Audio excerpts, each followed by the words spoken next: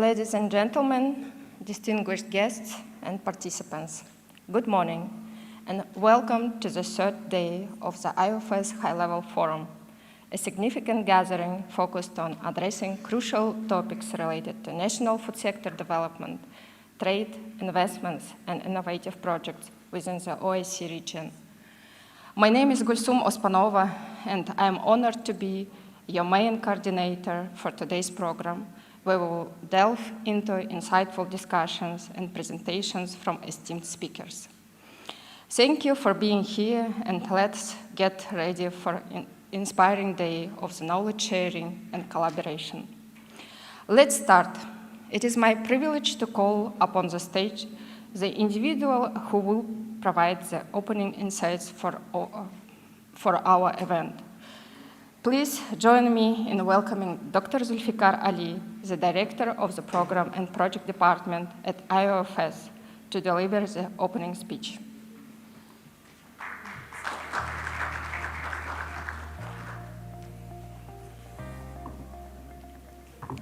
Bismillah ar-Rahman ar-Rahim. Salatu wassalamu alayka ya Rasulullah. Dear Excellencies, dear participants, ladies and gentlemen, Assalamu alaikum wa rahmatullahi wa barakatuh. It is my pleasure to welcome you all to the IFPA Sub-Forum on Enhancing OIC Food Markets, which is being held as part of second IOFS High-Level Forum. We are thrilled to have all the distinguished speakers and participants who are connected with the food business. It is my firm belief that this event will be an engaging and impactful discussion on critical issues surrounding food security, agri-food sector development, and intra-OIC trade. Before we dive into the heart of our forum, I want to extend a special thanks to His Excellency Dr. Masood Al-Mari, IFS Chairman, and the Ministry of Municipality for their unwavering support in making this gathering possible. This forum has united participants with varied backgrounds to tackle food security issues and examine creative remedies. As we enter the third day of the forum, our attention turns towards the realm of business, where we will explore methods to invigorate trade and investment in the agri-food sector among OIC member states. We shall also delve into the vital subject of national food sector development within OIC member states. Furthermore, we will have the privilege of introducing and scrutinizing various projects within the OIC. Our esteemed speakers, hailing from more than 10 countries, have gathered here to enhance the depth of our discussions. Excellencies, ladies and gentlemen, let me introduce the core mission and vision of the Islamic Organization of Food Security in a world where food security, agricultural development, and rural prosperity are paramount. IFS stands as a beacon of hope and cooperation with 41 member states, 4 of which just signed our statutes yesterday on the sideline of the 9th Ministerial Conference on Food Security and Agricultural Development at this very same event. And an observer country, we are committed to ensuring food security through socio-economic development and strategic programs. Our mission revolves around 5 key pillars: food security governance. We aim to facilitate effective food security policies and regulatory frameworks while monitoring the unique needs of our member states. Food crisis response. Addressing food crisis is paramount. We established food security reserves and humanitarian relief programs to support regions facing famine and instability. Capacity building deals with the strengthening member states' capacity across various areas, from gene banks to climate impact management, is a cornerstone of our approach. Fourth pillar is industry development, which is fostering competitiveness in the agri-food industry, is a crucial for local trade development and export growth. Fifth one is resource mobilization. Financial collaboration is key to sustaining our initiative. Over the past year, IOFS has undertaken over 30 tangible activities benefiting more than 1,500 individuals across sectors. Collaboration is at the heart of our success, with over 60 memorandum of understanding with partners and stakeholders. You may wish to note that we are transitioning our technical activities into implementation of cluster projects, including initiatives targeting food insecurity, water management, livestock farming, meat processing, bakery supply chains, and vertical farming.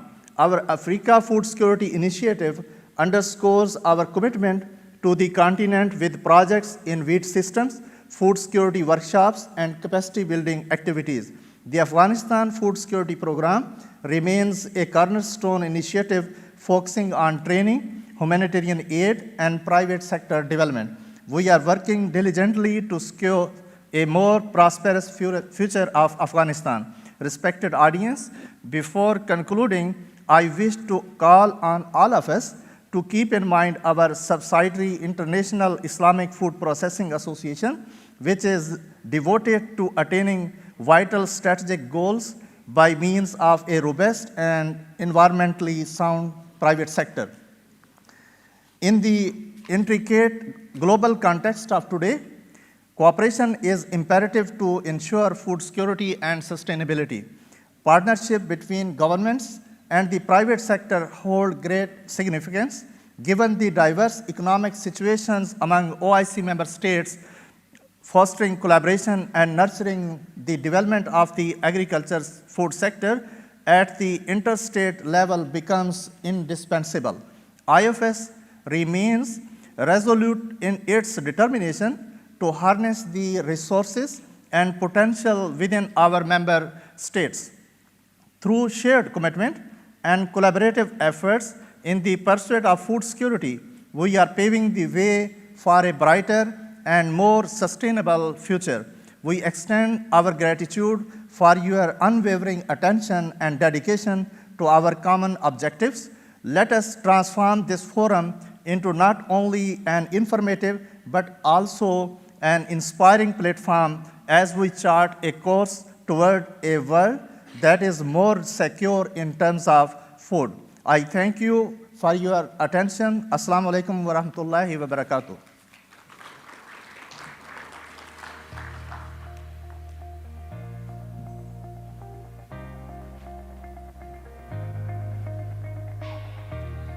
Thank you, Dr. Zulfikar.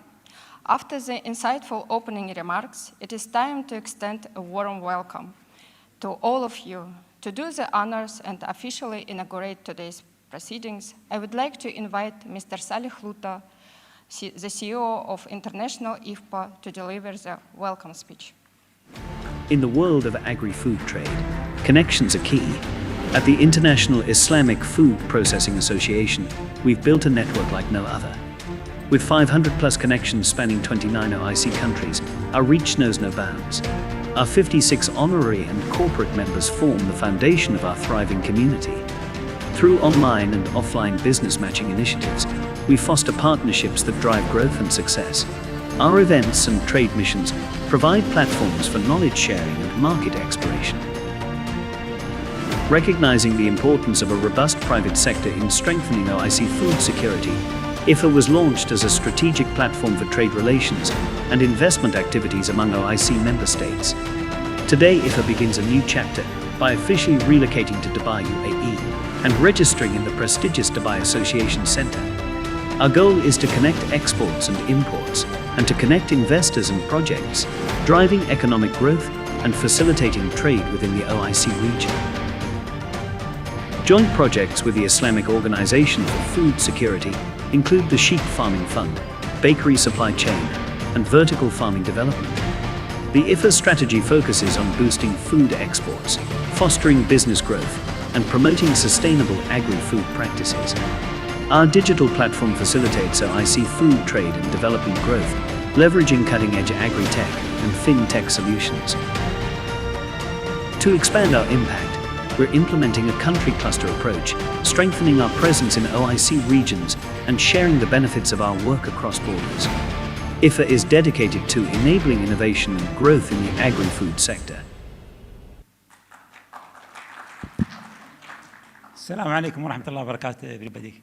In the beginning, I would like to thank really the Qatar government in organizing such event where we have all the stakeholders, mainly from governments and private sectors, to work together toward this great objectives, food securities among all the IOFS. My name is Saleh Louta. I will be taking you through a presentation just to explain for you what we are trying to do. Yesterday and the day before, I had the honor to be in the OIC Ministerial Conference, which was my first time to attend such meetings. And I have to admit, I realized 2 points, which is I want to share with you today. One is the potential and the support we have from these organizations to support these sectors and the food securities among all these countries. The other point which I noticed is the need for a private sector to play a role in this objective, to push and help provide food security among all the Muslim countries we represent. So this is why we have IFBA right now. I work very closely with the ex-DG of IOFS, Mr. Airlines, in putting a frame and structure and how can we execute and develop these organizations. So I will take you through a quick presentation. This is what I'll be discussing to you today. The strength of OIC, the IFBA potential, our role of how I see it, and then where we are right now and what we will be doing. It's a long journey, but I think with the support and the potential I saw yesterday in the OIC Ministerial Conference, I feel we sit in a very good position to take it forward. So when we talk about the strength of our organizations and with the support of the OIC, this is what we represent. 1.9 billion populations. This is what we represent in terms of coverages. So putting all this strength, all this together, and leveraging this, I think we have a big potential in helping all the countries which falls in the OIC. These are the things which we'll be focusing, and we start focusing in IFBA. How can we help domestic food industry? There is a big demand in terms of developing the processing industry, developing competitive food processing, and improve rural industrializations and decrease post-harvest losses. As I say, that the potential is huge for us to work together and take this organization to the to the higher level. See, when we look into the 57 countries of all the Muslim countries, it's a very difficult to manage or to organize. What we've done in IFBA, we start breaking it down to cluster. And each of the cluster, we will be identifying one country to become the facilitator for the whole regions. And we will be activating this facilitator by doing different activities. I'll show you what we've done already so far. So this is how we break it down. We have the GCC, and we have UAE and Dubai, where we have our office to become the facilitator for all this cluster. Then we have the Central Asia, and we have Kazakhstan, where the office used to be, become the facilitator and the place where we will be doing a lot of activities. Then we have Middle East, and we see Turkey could play a major role in terms of activating the overall clusters. Africa, we haven't identified one place, but very soon we will be identifying the right place. Then we talk about Southeast Asia, which we see Malaysia could be playing that role. What do we mean by identifying this country or identifying that place? This is the place where we will be conducting different events, different exhibitions, different trade activity, and we will make sure that this network work together in the same objective in 3 areas. One is promoting know-how, knowledge, best practices among the whole cluster. So in terms of know-how and knowledge. Second, trade. How can we create trade among these countries in terms of raw material and in terms of finished goods? Third, enabling digital and technology to help the overall sector. These are the 3 main objectives we had. One, knowledge, spread knowledge among all these clusters, among the all OIC countries.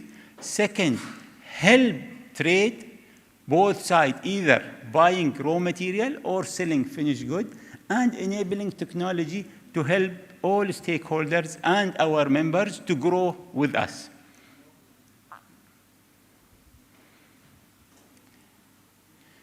These are the main services which we'll be providing for our members. One, trade enablers, as we said, outreach. How can we give them market access? How can we help them present their product better? This will require some research, some knowledge, some report to give them the best information for them to make their decision going forward. And alhamdulillah, we in the UAE, and Dubai specifically, we have the food and beverage group, which we have already good knowledge and experience how to activate and use this for the best of our members. Banking services, a lot of these members will require some financing, some help. This is what we will be providing through networking and through linking them with the right banking network we have. Digital platforms, as we said, we will be helping them to reach a bigger market, extra market. Credit insurance, logistics services. These are some of the services which we are already providing to our network in the UAE. Now what we are doing, we're expanding it to all IFBA members.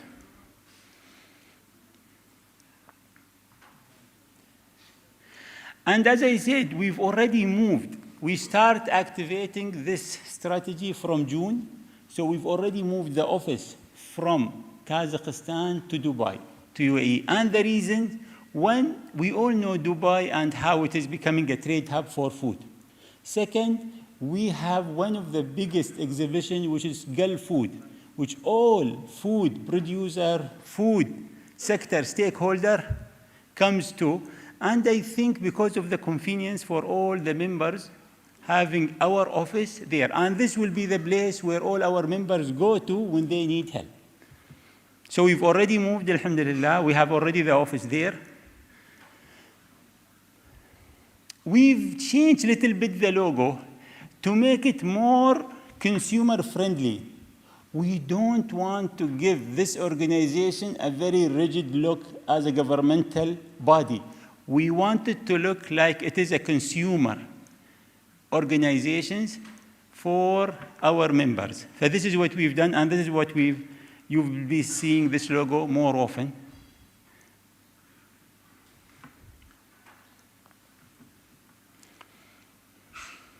This is our office in Dubai. We already have our digital platform, which I'll give you an idea also what we are doing in our digital platform. These are some of the activity we've done already. Dubai, June 2023, this is the day with Her Excellency Mariam, our minister, when we inaugurated the new office in Dubai.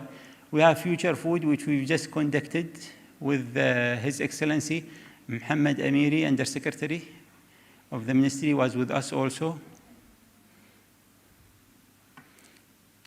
This is in Qatar, I remember, with His Excellency Masoud in March 2023. So we already start moving. We are in the initial stage, but I can guarantee and give you the confidence, alhamdulillah, of what I saw yesterday in the ministerial conference and what I saw today, that we are confident that we will be able to take this organization, inshallah, to the next level by engaging the right stakeholder, by activating the right event and the right action plans to the next level.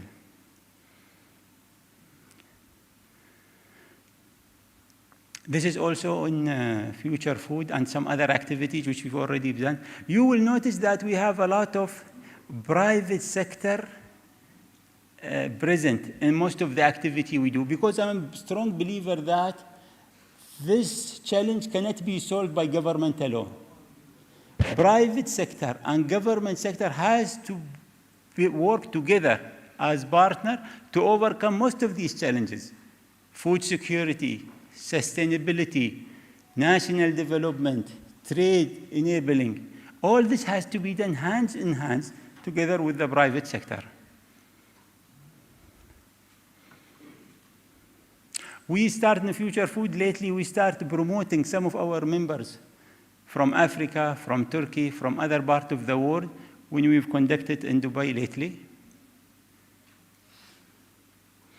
This is the latest development we've done in our food and beverage group, and this will become a big enabler for our members in IFBA, which is the digital platforms, to be able to connect all the 57 countries together, to be able to connect all the members who sits and who operate in IFBA will be difficult to do it without really enabling digital platforms. And this is what we have already actions through our food and beverage group. Now we'll be calling all members of IFBA to be part of that. That will give them so many advantages in terms of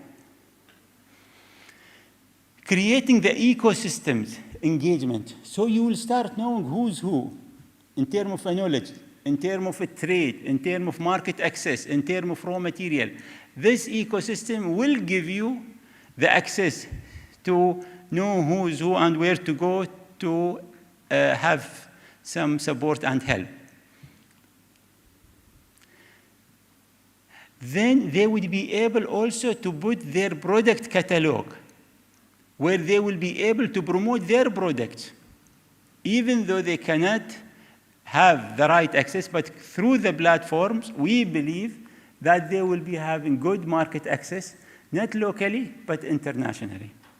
And that will be done for free for our members.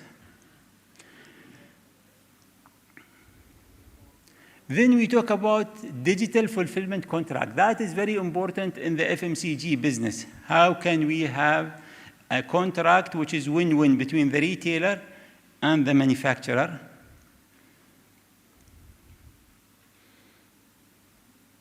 And then also through our cooperations with Alibaba, with global brands, we will be able to have their catalog to be embedded in these big market platforms where they will be having their products. So this is what's already been functioning, and we are helping our members in the food and beverage group in Dubai and the UAE. Now we are extending these services to be for all our IFBA members.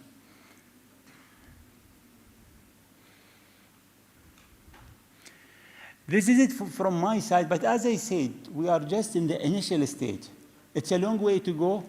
We are planning a full market or event calendar where we will be having activities in each of the clusters which I presented lately, and we will be having activities in every country we operate at. Thank you very much.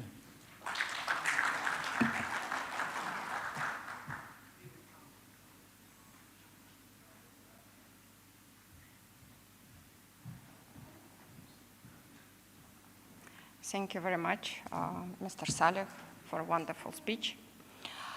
Now, as we are prepared for our engaging panel discussions, we are fortunate to have seasoned moderators who will guide us through these sessions. Please allow me to introduce the moderator for our first session. The moderator for the panel discussion on national food sector development is Dr. Shahlo Atabayeva, Program Manager of IOFS. Dr. Shahlo brings a wealth of expertise to the discussion, and we look forward to her guidance. Dr. Shahlo, please join us on the stage to commence the first session of our forum on national food sector development.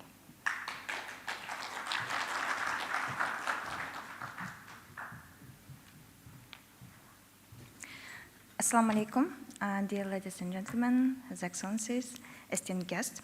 A very warm welcome to panel number 1, which is devoted to national food sector development, and I'm program manager of IOFS, which is responsible for rice development as well as healthy, safe food ecosystem. We'd like to start this eminent session and welcoming our esteemed guests and speakers. Today, we have gathered an extraordinary group of experts who will share their esteemed experience on food sector development. And in this, esteemed speakers will have an opportunity to present their topics and presentation within 15 minutes. We would like to welcome our first speaker, Dr. Hassan Ibrahim, agroeconomics expert of the Ministry of the Municipality of Qatar. Please, Doctor. Dr. Hassan Ibrahim will present Qatar National Food Security Strategy and Implementation Overview. Please take it. The second presenter of us is His Excellency Ehsan Ovud, the Secretary General of the Standards and Methodology Institute for Islamic Countries, SMIC, please. And His Excellency will present in-depth overview of the OIC halal market, as well as the topic which is significant in importance to show the share of the halal market in the OIC. Please, His Excellency. The third presenter of us, Dr. Dalal Assouli from Hamad bin Khalifa University, who will present us about who will make a presentation about the promotion of sustainable development and resilience within OIC. So after this, okay, welcome. After this, we will have a very good panel discussions, and I would like to give a floor first to Dr. Hassan Ibrahim. I would like to present Dr. Hassan Ibrahim. Dr. Hassan Ibrahim is an eminent professor who is gaining a PhD on food security in 2017 in the University of Jazeera in Sudan. He has more than 20 years experience, and from 2021, he is joining Minister of the Municipality of Qatar as agricultural economics expert. Floor is yours.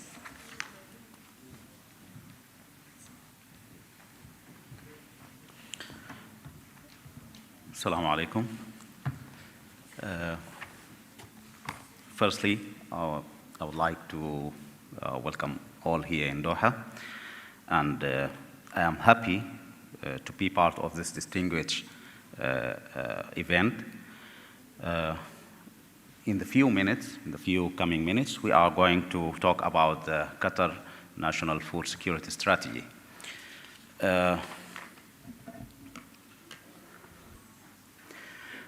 Before we talk about the strategy, we should refresh our minds with some concepts and definitions.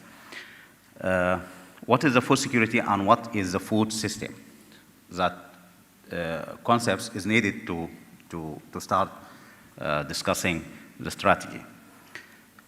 As you all know, according to the FAO, food security exists when all people at all times have physical and economic access to the sufficient, safe, and nutritious food that meets their dietary needs, and food preferences for the active and healthy life. This definition has 4 dimensions: availability, accessibility, utilization, and stability. What is the food system? Food system refers to all elements and objectives related to producing and consuming food and their effects, including economic, health, and environmental outcomes. Qatar food system is made by many stakeholders, such as consumers, traders, retailers, etc., and policymakers, They all made up a food system for Qatar.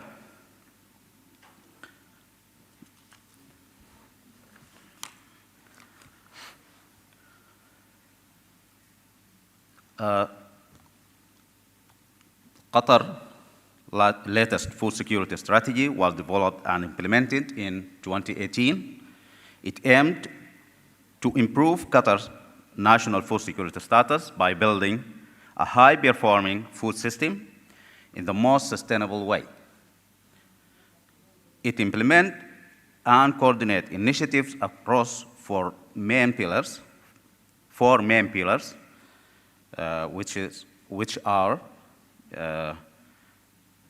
international trade, diversification, and boosting local production capacity, building a strategic reserve, and improving the efficiency of domestic markets.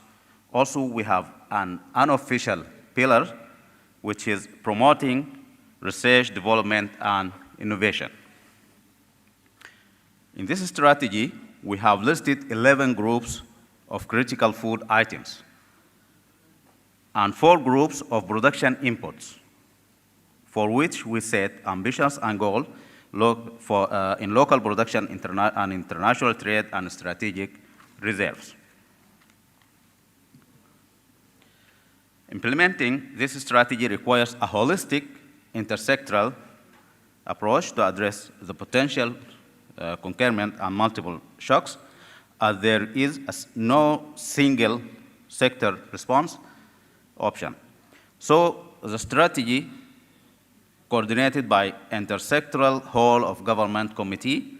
This committee includes members from all relevant public sector implementation partners. Now we can go on a quick overview of the initiative and ambitions we have progressed over the past few years for each of the 4 pillars.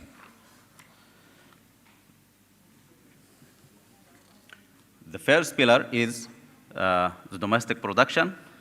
We aim to increase the self-sufficiency in perishable commodities. Here, our aim is to increase our local production capacity towards a higher level of self-sufficiency, but we cannot do and do not want to grow everything locally. We decided to focus our efforts on the most critical of all commodities, which is the perishable vegetables, dairy, poultry, and fish products. Because in times of crisis, it's difficult to guarantee supplies through trade and storage for these perishable items. Therefore, local production becomes the only avenue. We did achieve many of our targets in this pillar. We can now see strong representation of local produce amongst many categories. So as you see here, we have poultry and vegetables and dairy products. Also, we are in the process of implementing aquaculture projects that will relieve the pressure of the local fish stocks and help enhance sustainable levels of fishing and fish stock management in Qatar. Also, in collaboration with the local producers, we sought to test and implement the latest technology combining a high productivity levels and the lowest use of our precious resources of land and water. But in further production, which is critical input for the meat and dairy industry, we seek to minimize the use of groundwater by switching groundwater-based further production to the use of recycled water. In this pillar, we can conclude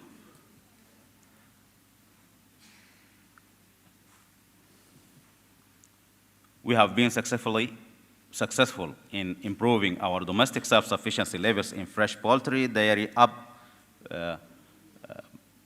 close to 100% in the production of greenhouse vegetables. We doubled our production capacity, but we still have a gap to fill. Some gaps are left in fish and red meat, and we need to produce more of our local fodder using recycled water instead of groundwater. All efforts to fill the current gaps to be taken up in the updated version of the strategy. The second pillar of a strategy is the strategic reserve.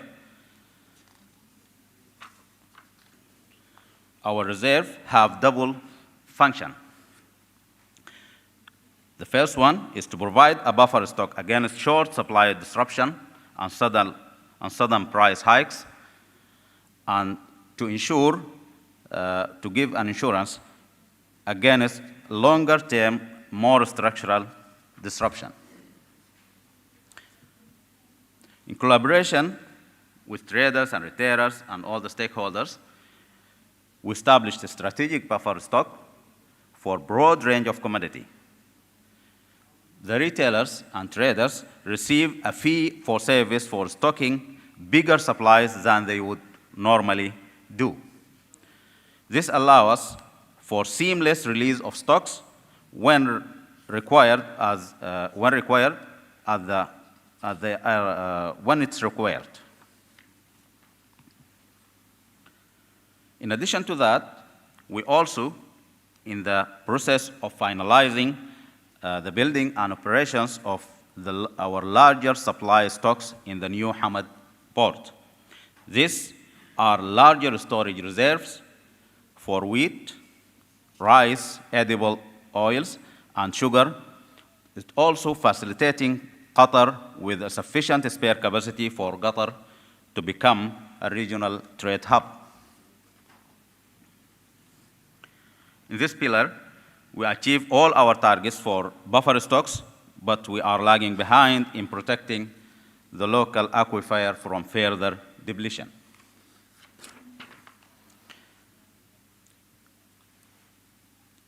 Now we move to the third pillar, which is domestic markets. The aim here is to improve the efficiency of domestic markets. Our efforts here was upgraded the facilities in the central vegetable markets, as well in the fish markets. Both have to international standards and sufficient capacity with the growing demands. We also established a farm support program facilitated by Mahasil to update and marketing of the fresh produce from over 200 farmers, also offering them a price guarantee for significant part of their harvest. Also, we have premium Qatari vegetable and Qatar farm programs that allow our local producers to fetch better prices at our major retailers in Qatar. Also, in our ministry, we facilitated an establishment of farmers' markets, al-Sahat, in 5 areas in Qatar, to allow farmers directly sell to the consumer.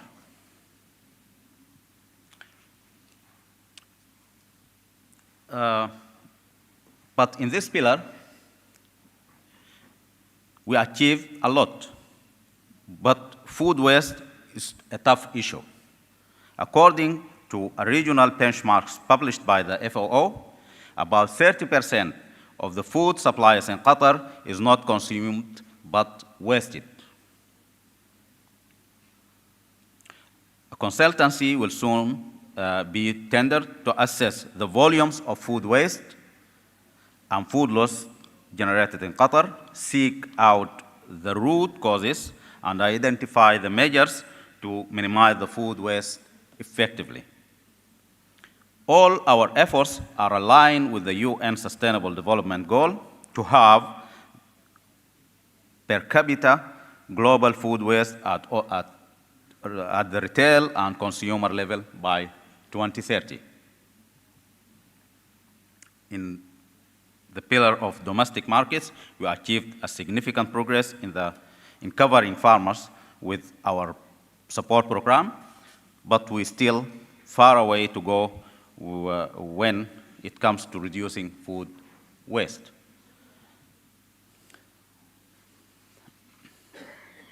The last pillar, the last official pillar, is the international trade, where we seek trade partner and trade route diversification to reduce critical supply dependencies. Before 2017, most food supplies came to Qatar over land. After that, the majority of our food supply now come over sea with the new trade routes. Within international trade, it was also our ambitions to become less dependent on single trade partners with goal to not have a single trade dependency with a single country higher than 35%. You can see here, this slide, that for rice, barley, and wheat, trade dependency was significant. For each trade dependency, we identified alternatives for trade diversification, which is shown here in this slide. As you can see, trade diversification was one of the areas where we did not achieve our ambitions and goals. In the updated strategy, which we are developing it now, we will come with some new initiative to tackle this issue. This is the fifth pillar. It's not an official pillar for the strategy, but it's a significant foundation for our food security effort in research, development, and innovation. In this pillar, we have a food security call, which launched every year. Now it's the fourth year, actually. It started in 2019.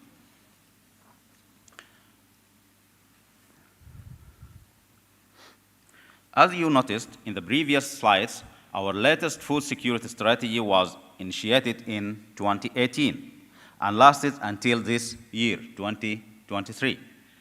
We are currently in the last stage of finalizing the update of our strategy for the coming period, 2024 to 2030, with a new strategic framework, which are aligned with other national policies and strategy, and has a clear vision statement and 3 condensed pillars instead of 4 pillars, guiding principles and enablers. It's all shown here in these slides. This strategy is expected to be launched in the next year. We broadly consulted with the majority of stakeholders in the Qatar food system to come to the new strategy and action plan.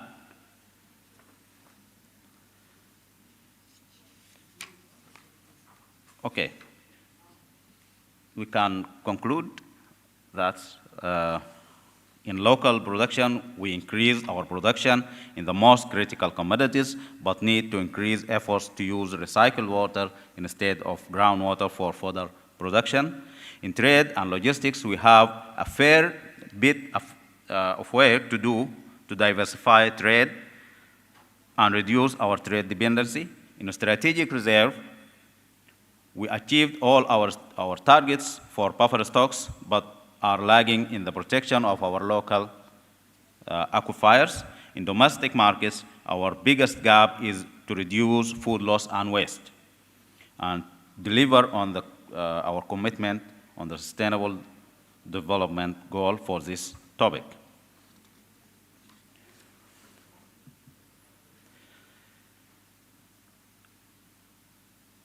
Our main goal is to have 100% supply, price, and quality guarantees for all critical and essential food items for whole population on a day-to-day basis, as well as in times of emergencies and crisis by 2030. We are seeking food supply insurance, a low cost to government whilst enabling the private sector to capture business opportunities in food security. The 4 strategic pillars have enhanced Qatar's food security and food system resilience in a comprehensive way. Apart from the high ambitions achieved by our current strategy, we are also considering additional initiatives for our upcoming strategy update to be launched in the next year. We cannot go into the detail of this strategy now because we are developing it.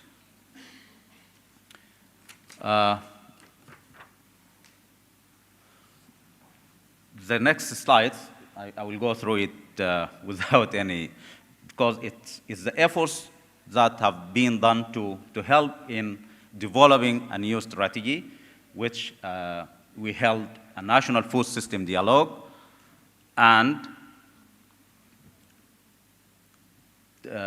we are trying to design a pathway for transforming to a sustainable food security. We are dealing with the climate change and try to adapt on it. Also, in this issue, we have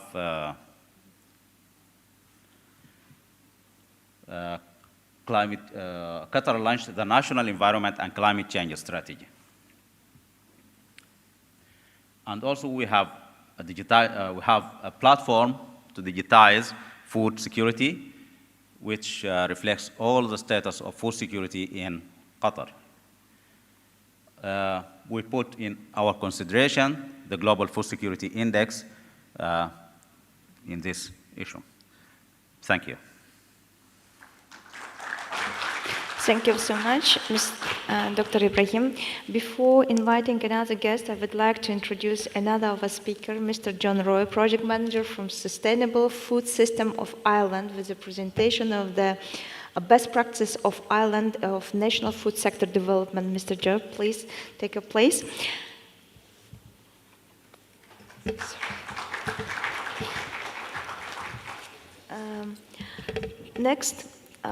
Next presentation will be presented by His Excellency Ehsan Avoud, Secretary General of the Standard and Metrology Institute of the Islamic countries, for the Islamic countries.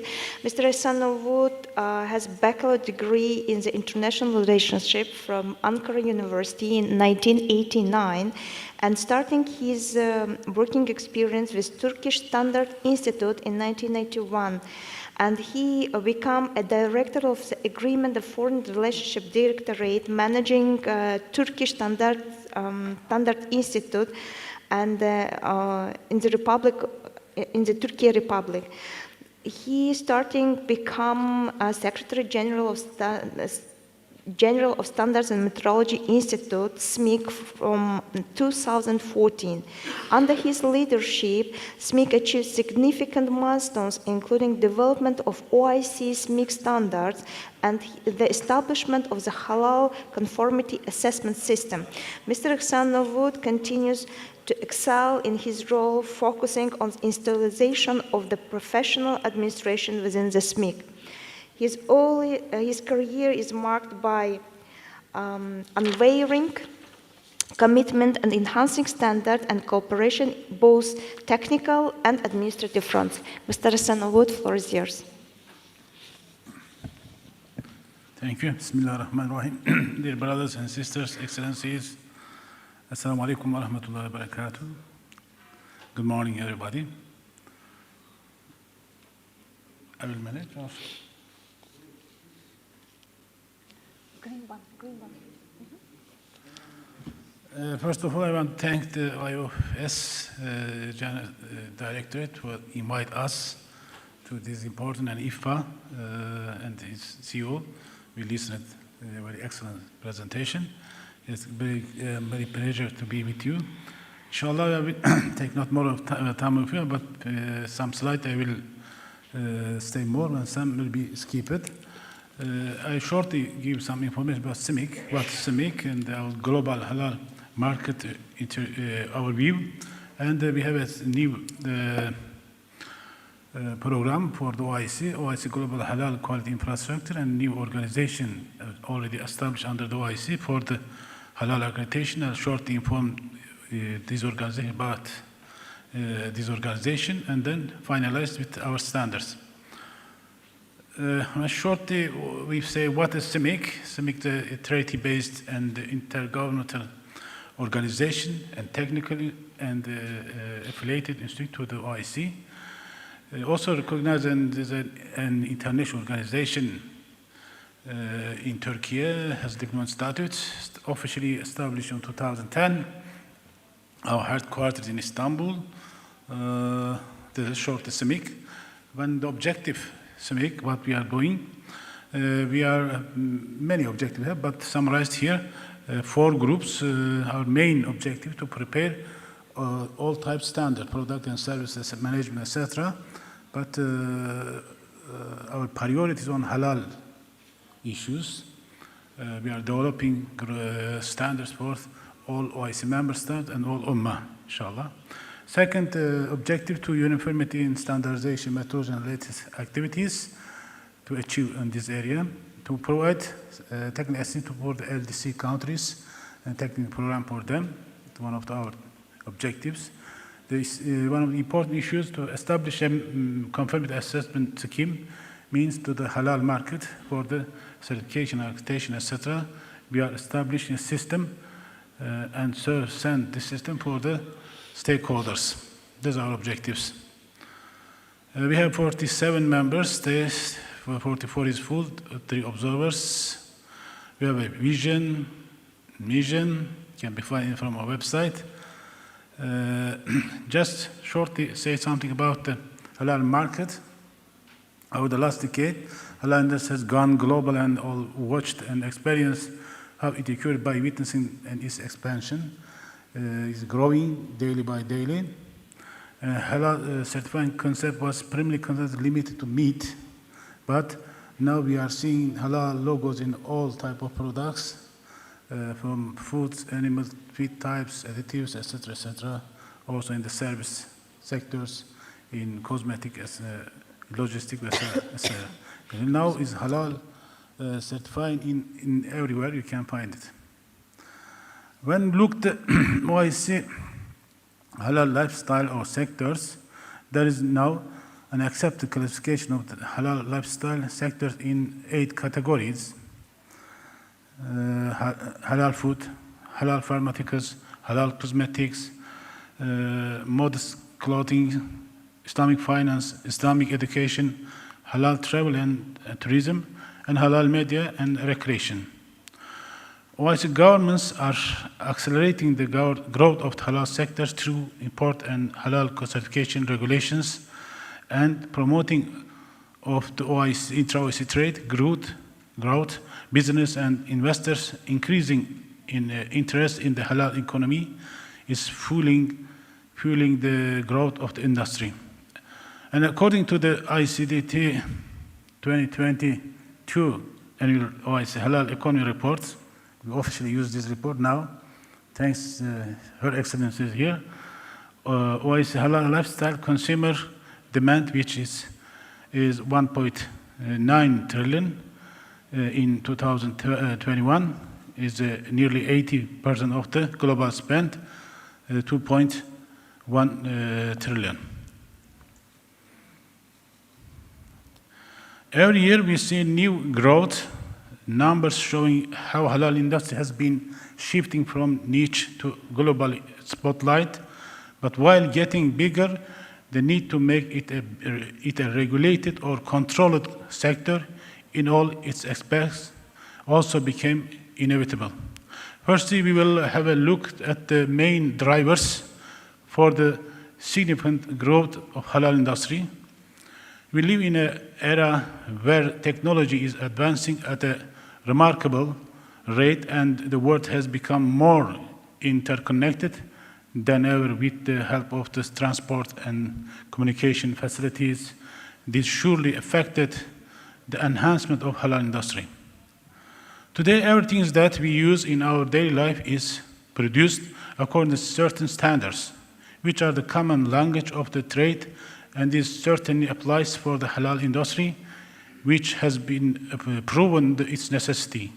Therefore, governments within the OIC countries are taking actions to regulate imports of products following the halal certification requirements and guidelines, especially through the designated national bodies. One of the strongest demand drivers in the Islamic economy is the Muslim population. As I said, this is 1.9 billion, about 25% of the world population. The increased purchasing power of several OIC countries also motivated regional and international brands to produce or serve according to the needs of the halal market. Many of the principles guiding the various sectors of the Islamic economy are universal and applicable to the consumers concerned about the environment. The awareness of Islamic rulings on halal and haram are increasing among the Muslim population. As the halal lifestyle is becoming one of the biggest factors causing the halal industry to grow, awareness of halal products and the production, distribution, and consumption process supporting them are making the halal lifestyle more attractive globally. Having summarized main drivers, I wish to emphasize that with this global system, which is constantly widening and deepening, we cannot expect halal concept to remain the same. And while getting bigger, we see some threats to the growth of halal industry. OIC countries are largely import dependent from all product sectors except fashion, and only about 18% of the products are sourced from OIC member countries. To strengthen the collaboration, OIC has set a target under the strategic program of the action OIC 2025 to grow intra-OIC trade from 20% in 2021 to 25% by 2025. Insisting on national approaches instead implementing unified OIC CIMIC standards has been hindering trade relations. If countries adopt and use OIC CIMIC standards, this will guarantee high-quality products and services, improve the process efficiency, and strengthen both the perception and the share of halal products in the global trade. There is another biggest challenge to halal industry, which is we all acknowledged, embracing national recognition, our accreditation system. National recognition is bringing halal certification bodies together and recognizing them to certify according to their own procedures, while accreditation is authorizing national halal accreditation bodies of OIC member states to accredit halal certification bodies. Accreditation system applied within CIMIC means the following the best practices and conducted for ages in other regional and international accreditation associations such as European Union, APLAC, and IF and ILAC. For the sake of the OIC economies, it is very important to understand the importance of having unified standards and a well-established quality infrastructure. That is why I will explain how essential standards are, how standard development works under the CIMIC, and benefit of the quality infrastructure for halal economy. The decades were spent with the country-based recognition system, and it seems that it did not work out well since the system is only serving the needs of a few countries. Meanwhile, CIMIC Accreditation Council members, after agreeing on the necessary internal documents, have started to accredit halal certifiers for strengthening consumer trust on halal. Here is very important issues, two-type approach to the halal market. Majority in the world still now looking the bilateral recognition. Now we have to be real, to change to reality and forget the national approach and concentrate on be unified. But in the system, key terminology is standards. If you don't have any same standards, you cannot be unified. If you have a different standards or different document, it is impossible. The standards is a very technical terminology. In our daily life, you have a different meaning, but technically is different. Standards, a document is prepared by consensus. By consensus means all stakeholders should be in part of this when they're developing standards. Not an office work document or any organization made document is prepared by all rated stakeholders, only approved by the authorized or recognition bodies like national or international organization, and the standards for common and repeated use. Standard means not for one organization. If a standard, everybody, all organizations should use same document, and as a nature, standard should be voluntary, cannot be compulsory. This is the main terminology. This is a type of the stakeholders from Chamber of Commerce, universities, private sector, research and development organization, consumers, etc. Second terminology is quality infrastructure. Each country has to have this structure. These are international rules. If you don't have this structure, you cannot make any trade. You cannot send your product to any countries. Also, you cannot receive any product from your borders. Normally, all countries has this structure. What they are standardization bodies, metrology institute, accreditation bodies, and the other conformity assessment organization like testing, management system, inspection, and certification. This is general rules. Then the World Bank published this scheme for all members, all countries, sorry. And then you can see this structure in all countries. They have national standards institution. Big country or small country, doesn't matter, from Brunei to America, each country has this system. They have national standards bodies, they have metrology institute, they have accreditation bodies. These three organizations is governmental, public. Sometimes if they're not by the government, they're authorized by the government, like United Kingdom. Because in the United Kingdom, the organization is like holding, but have a bylaw by the king. In Germany, they have also private, but authorized by the government. In other countries, established by law. In our countries, in Muslim countries, majority established by the parliament, more official. Went back to CIMIC. Last 5 years, CIMIC studies on a scheme for the halal, this structure, called infrastructure. We add here halal global. In your right side, you see all type standards will developed by CIMIC.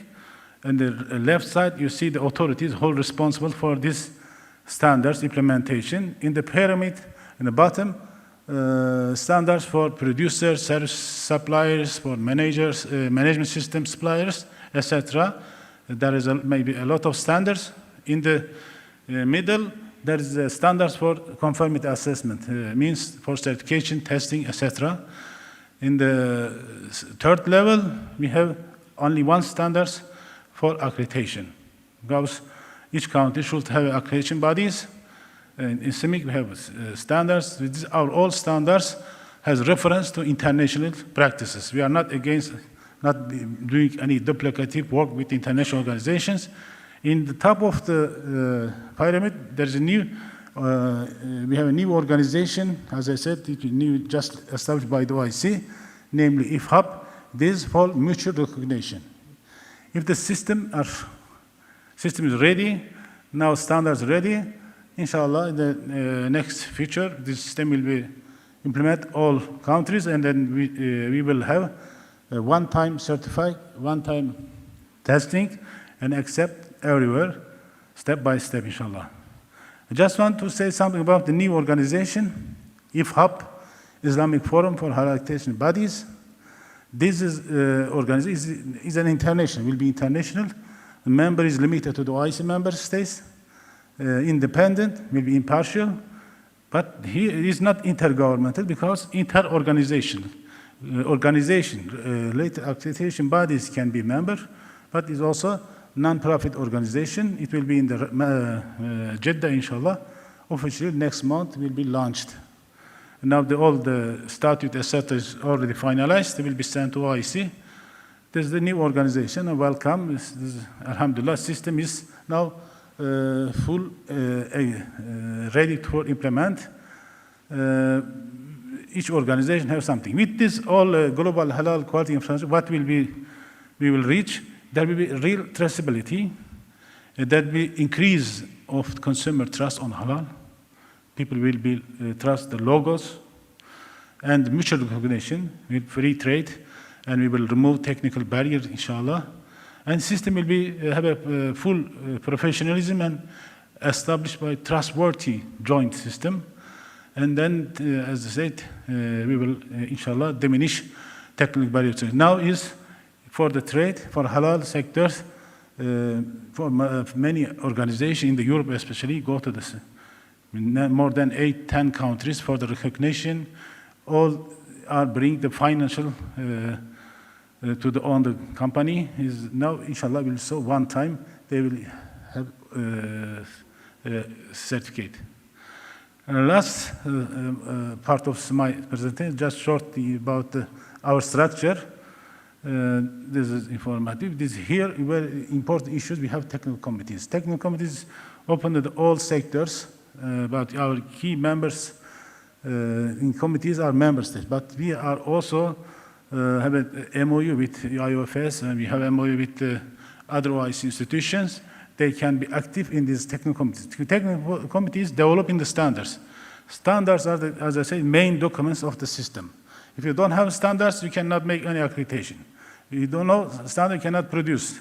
And you can produce, but anyone asks you, according to what you are doing, if you go give the logo, what's your criteria? Your own criteria or international criteria?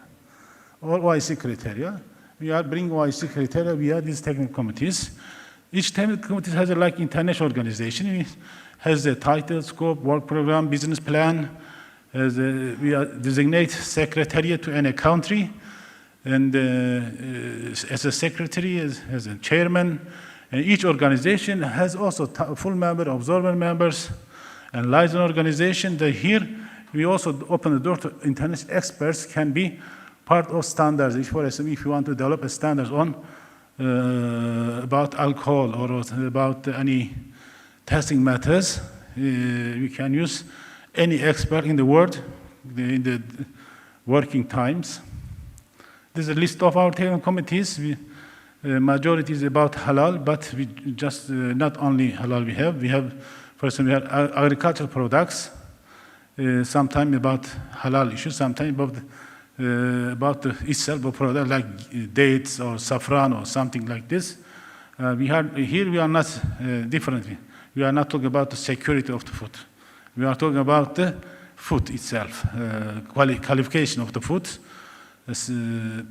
or some industrial food like industrial dates, industrial saffron or something like this, because already we have a lot of international standards about food or agriculture area by ISO, by Codex Alimentarius or WFAO, we are not going to duplicative work with them. If a country, if a member need any standards about this sector, they can develop. Standard not easy to develop not easy issues. A long journey. At least we have 6 stages. Some stage you have to wait for, 3 months, 5 months, 2 months for the voting. And if you have already have a developed document, we have a shortest path or track in 3 months or between 3 and 6 months can be published. When published, we say OIC CIMIC standard. Why we say OIC? Because we are doing this activity on behalf of OIC. This standardization works is a voluntary issues. If a country want to be work, it means this country work for other members. Because we cannot say everybody should be. This is not governmental issues. This is technical issues. If you don't have any experts, what we'll do in the committees, if you have experts, if you want to be part of, if this standard is very important for your economy, you have to be there. All the activities are done, doing under the security system, CIMIC information system, had many saved and have a password, etc., etc. High technology and artificial intelligence system are using. Here I just want to say something. When you talk about halal standard, what is Islamic rules in this fatwa issues? All Islamic fatwas are coming from the International Islamic Fiqh Academy.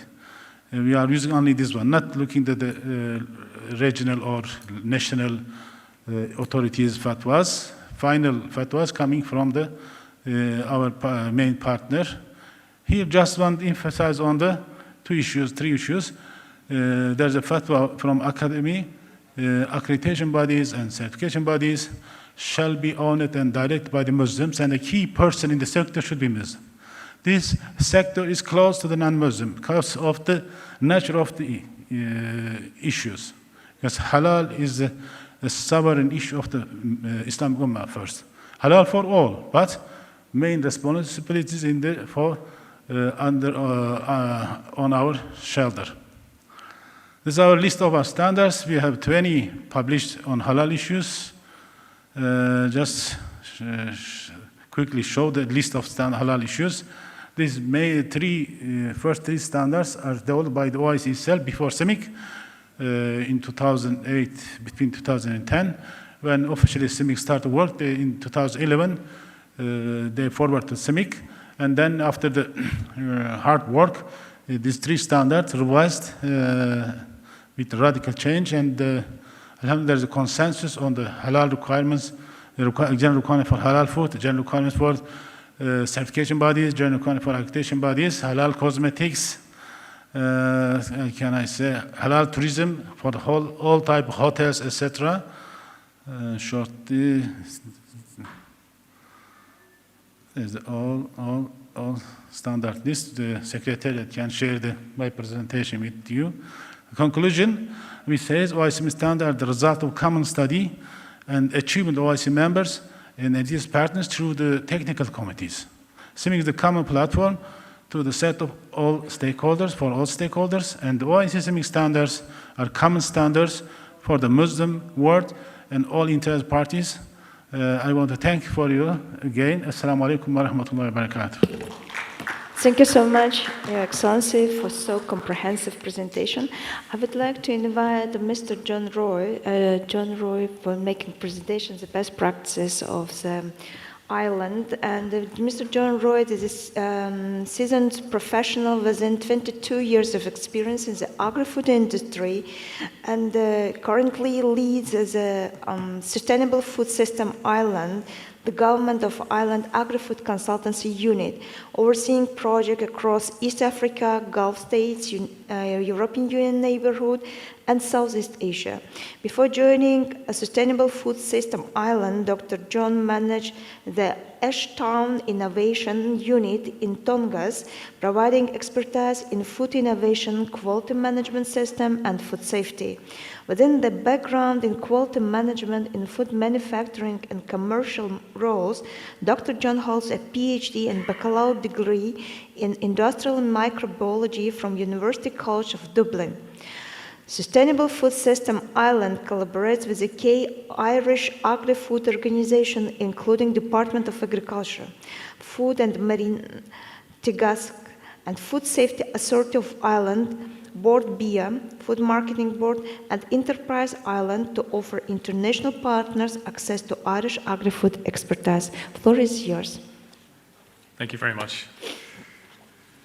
Okay, I'm going to talk to you today about Ireland itself and then the food systems in Ireland and why we are quite good at exporting food, producing food and exporting. Ireland itself is a small country. We're on the western edge of Europe, facing the Atlantic Ocean. Small country, small population, just over 5 million people. The land area is about 70,000 square kilometers. 62% of that land base is for agriculture, and the interesting thing there is 82% of the agricultural land is grassland. On that grassland then we have about 140,000 farms, and the farm size is about averaging at 32 hectares, so not very small, not very big, but in the medium range. So on grassland we raise animals, so our agricultural base is shifted towards animal production.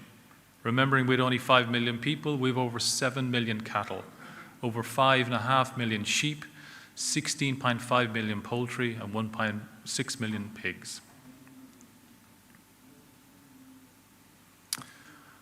From those animals, we produce a lot of animal products, and we export those animal products around the world to about 190 countries. We export about 90% of what we produce. And in 2022, exports in the food and drink area were at 16.7 billion. So it represents a significant part of our industrial base. It represents 7% of employment and 7% of gross national income. So exports are also increasing every year. In 2022, they increased by 22% over the previous year. Some of that is due to currency fluctuation. Okay, so Ireland's focus down through the years is through national strategies. We produce a series of rolling national strategies. These are market-driven.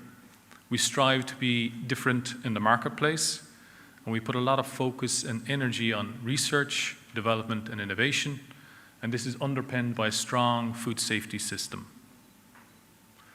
Looking at our rolling national agri-food strategies, these really came about at a time of crisis, post-financial crisis, 2009. When the industrial base was hit by the financial crisis, we turned towards, okay, we have a very strong agricultural base, we should be improving on this. So every 5 years, we have a 10-year vision where we want the sector to be in 10 years' time. We revisit that every 5 years because things change. The current one is Food Vision 2030, and this is the timeline to get that strategy in place. Just before the previous strategy ends after 5 years, we put it out for public consultation. So everyone's asked, all the stakeholders, the public, NGOs are all asked, what would you like in the new vision? We open an open policy debate, and then the minister calls together all the stakeholders. About 30 stakeholders representing farmers, industry, NGOs, and state bodies meet. And they're chaired by an influential chairman who must be respected by all the bodies in the room. They meet over a period of time, they issue reports, and finally they issue a draft report. This one took a little bit longer than previous ones because we had COVID, pandemic, and we also had Brexit. So things were shifting all the time. Eventually, the finished strategy was published, and straight away we hit the road, okay? We go to implementation. The minister convenes a high-level implementation committee representing the state bodies and invited guests. They meet 4 times a year. They publish an implementation plan. And certain sectors then, key sectors in the agricultural sector, have activation groups. We published our first implementation report this year, and we published the number of targets that were already achieved, which are low because the strategy is new, 3%. The number who have started, the number who've substantially close to target, and the ones that haven't started because they're waiting on outputs from a previous action. In total, there are 200 actions. We took the idea of a sustainable food systems approach in this, and the idea was that Ireland would become a global leader in sustainable food systems. By market-driven, we use our state agencies, network of offices throughout the world. Board BIA, the Food Marketing Board, they have offices in their strategic markets. The ministry has agricultural attachés in the embassies in key markets. The Business Support Agency also has offices in key markets, and we also use the embassies as well to filter back opportunities and areas that companies need to focus on. So there's this two-way constant between the market and the home base. When it comes to differentiation, about 10 years ago, our Food Marketing Board, Board BIA, did a survey of suppliers. And what they found out that 72% of suppliers were buyers, 72% of buyers were looking for suppliers with strong sustainability credentials. We knew we were strong in sustainability, but we didn't have a standard. So we introduced the world's first national sustainability program called Origin Green. 10 years since it started, 90% of what we exported is in this standard. That represents 55,000 farms and 300 companies. And 71% of those companies have said that being a member of Origin Green has provided them a competitive edge. When it comes to innovation, we believe innovation is key to maintaining the markets that you have, but also attaining new markets and the growth of the food sector, increasing jobs, increasing market share by producing new products, new services, new solutions. We strongly believe in linking the public and private sector, so linking the research base with business. We also believe in de-risking innovation for the business sector. We've also introduced this term called co-opetition. It's where we get competitors to cooperate together to build new products.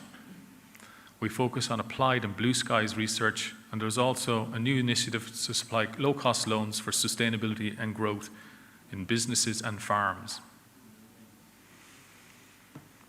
Not only do we believe it's strong, or it's important to have strong food R&D, we invest in it.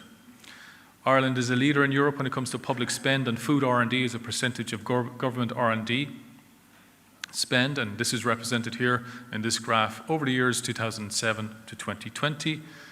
And also in agricultural R&D, Ireland leads when you metric is euro per inhabitant. We can see it here.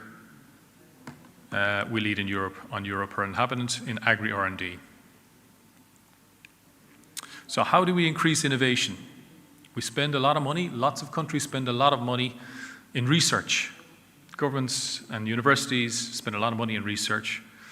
The private sector is very good at commercializing products, getting them into the marketplace. But there is this known valley of debt between research and commercialization. So what do we try and do? We try and build a bridge across that valley of debt, bring public sector and private sector closer together with a strong focus in there. So two agencies, Enterprise Ireland and Teagasc, are funded to do this. We look at the farming sector. How do we get knowledge transfer from the farming sector to private farms? In Ireland, we have a lot of research farms in the dairy sector, beef sector, sheep sector. These are state farms doing research, testing solutions. But really, to get that into the private sector, we need demonstration farms. And these demonstration farms are private farms owned by families, running their own business. And there's actually a lot of competition to be a demo farm because you get intensive advisory from the state advisory authority. And this is where you get peer-to-peer learning. Farmers will say, okay, in a research farm, it's okay for the research farm, it will never work on my farm. On the demo farm, these are real farms. So they see these outputs from research solving issues on a real farm, and they say, okay, it works here, it might work for me. There's also discussion groups. We've learned from other countries like New Zealand, where there were strong discussions groups in the dairy sector. We've implemented that in Ireland, where you get a group of farmers together with an advisor solving problems. The state extension authority also has contracts with clients, and then they disseminate information for all farmers. I won't go into too much detail on this slide, but this is from Enterprise Ireland, the business support agency. This is the focus on getting the research base out into products. So there's a commercialization feasibility study for researchers to do a feasibility study. Can they commercialize their product? There's also a commercialization fund to link researchers with business. And hopefully from that, you get high potential startup companies. So there's a supply pipeline to get them into high potential startup companies. Can we embed business in university campuses through technology centers? So what we've done is we've clustered companies in certain sectors to solve problems together, because very often these companies, they might do some innovation themselves, but they don't have a lot of resources. They don't have equipment. They don't have a production line to stop and trial new products. In these technology centers, they can do that. It's pre-market, close to market. And then the companies, once there's a common output, they can diversify and do products from that output themselves. Further back the pipeline and research centers, this is more blue skies thinking. And these are all, sorry, I should have mentioned, these research centers and tech centers are food focused. We have other ones that are not food focused. So we have APC, which is interfacing food and medicine, Vista Milk, which is putting sensors all the way through the system, and BioOrbic, which is looking at circular economy. Looking at food startups, there's a national accelerator to get the new startup companies from entrepreneurs. Some of these are serial entrepreneurs, and some of them are just people with a good idea. So 3 state agencies have come together. These state agencies have different remits, different focuses. Enterprise Ireland will say what's commercially viable in the marketplace. Chagas will provide the technical input, and Board B will say what's the consumer insight in these new products. So together, they run a national accelerator. It's been running for 10 years. 107 companies have come through that. They're now employing 500 people. 50% are exporting. And in 2022, there was 60 million turnover. These are all new companies. All of this is underpinned by food safety. The state spends a lot of resources in ensuring that we have a robust and effective food safety system, and it's core to market confidence. This is highlighted really in the Global Food Security Index, where Ireland is currently ranked number 2 in the world. And this is across 4 metrics. The final one there, or the second one from bottom, is quality and food safety. That's all from me. Thank you. Thank you so much, Dr. Roy. I would like to introduce another speaker, Dr. Dalal Assouri. Dr. Dalal Assouri is Assistant Professor of Islamic Sustainable Finance at Hamad bin Khalifa University in Qatar. She was previously visiting academic of Durham Center of Islamic Economics and Finance in Durham University Business School. Prior to that, she worked as International Islamic Liquidity Management Corporation in Malaysia, where she assisted with the establishment of the cooperation on Sukuk program. Before that, she had several corporate finance positions in Europe, where she had exposure to the African, European, and Latin American markets.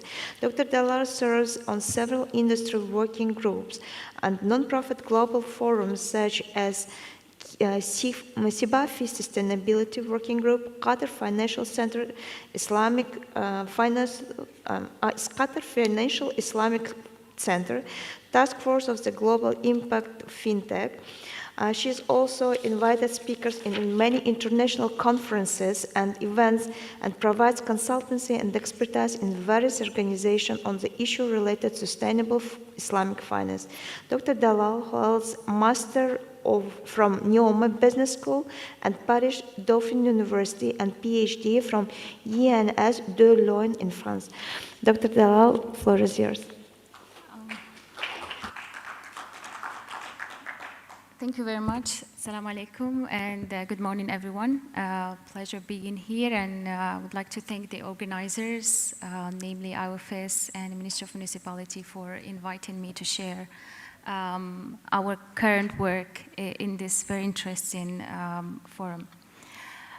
Just to give you a bit of a background where this study comes from, and I'm glad that it comes after the distinguished presentations of the panelists who spoke about the bridge between academia and the industry.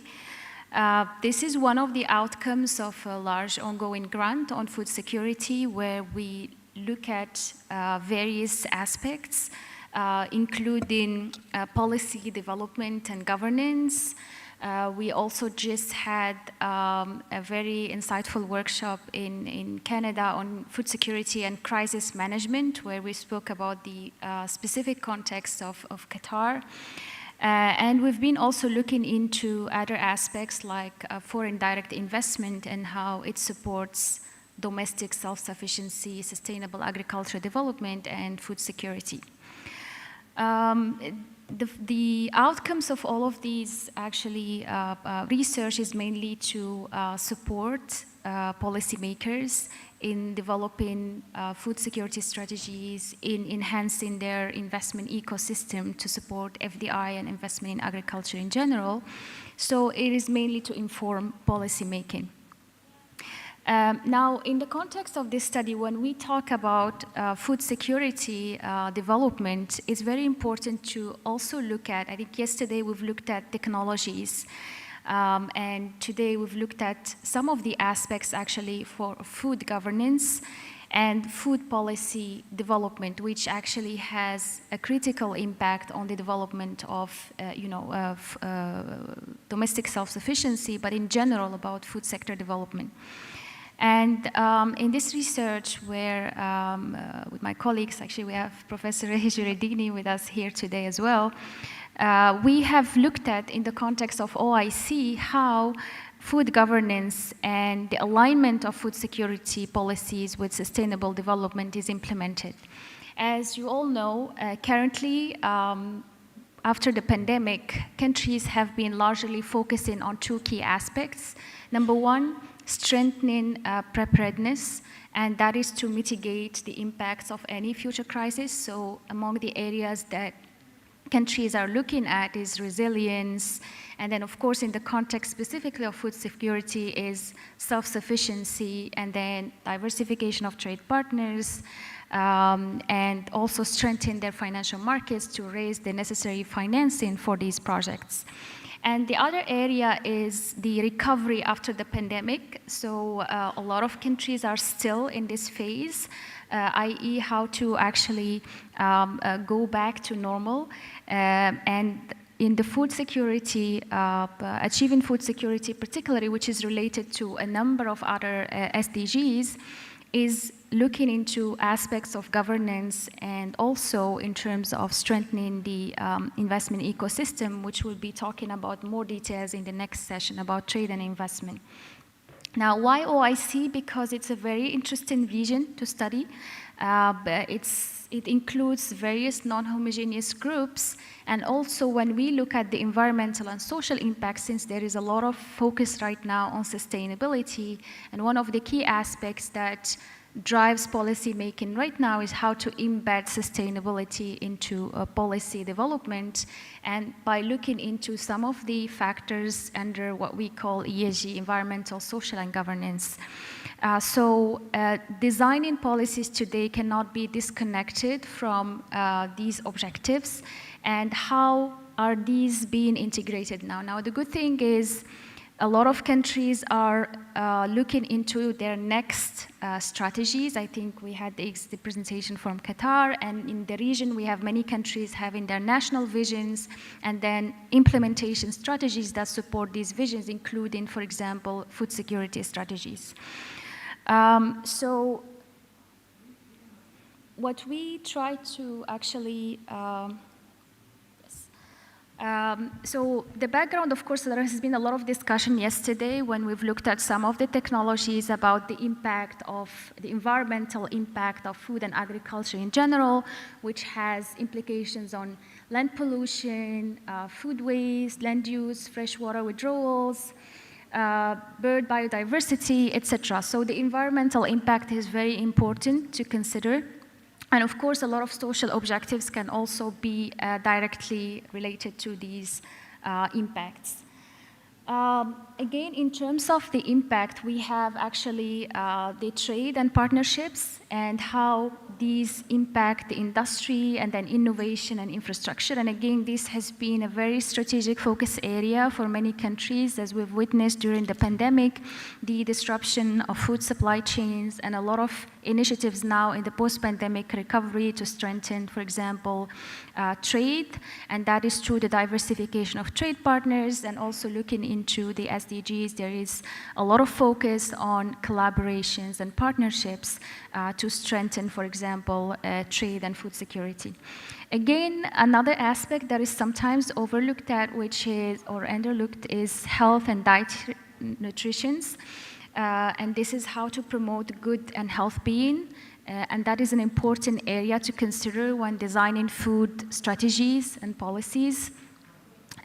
This also supports the objective of zero hunger by 2050 of many countries, and also looking into the contribution to the GDP, where specifically agriculture is one of the major sectors in the context of the OIC. However, there are issues with regards to productivity and then to some of the other challenges related to water scarcity, weather conditions in some of the countries, etc.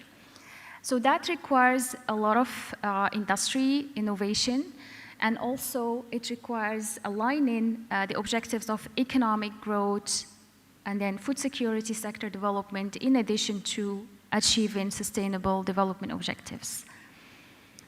Now, when we look at the interconnected, I spoke about some of the negative implications for of the COVID-19.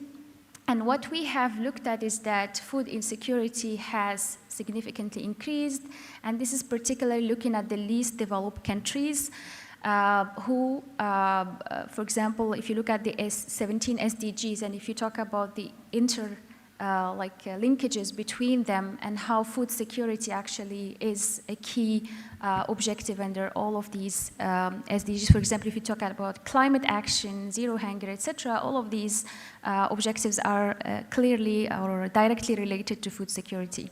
Now, the idea is how to strengthen or improve food availability, food access to decrease hunger, and also talking about reducing poverty, while also strengthening health and resilience on how to deal with crisis, and of course dealing with inequalities. And this is the objective of inclusivity, whereby any food, for example, security strategies should also address the objective of inclusivity in the sense that it targets all segments of the population.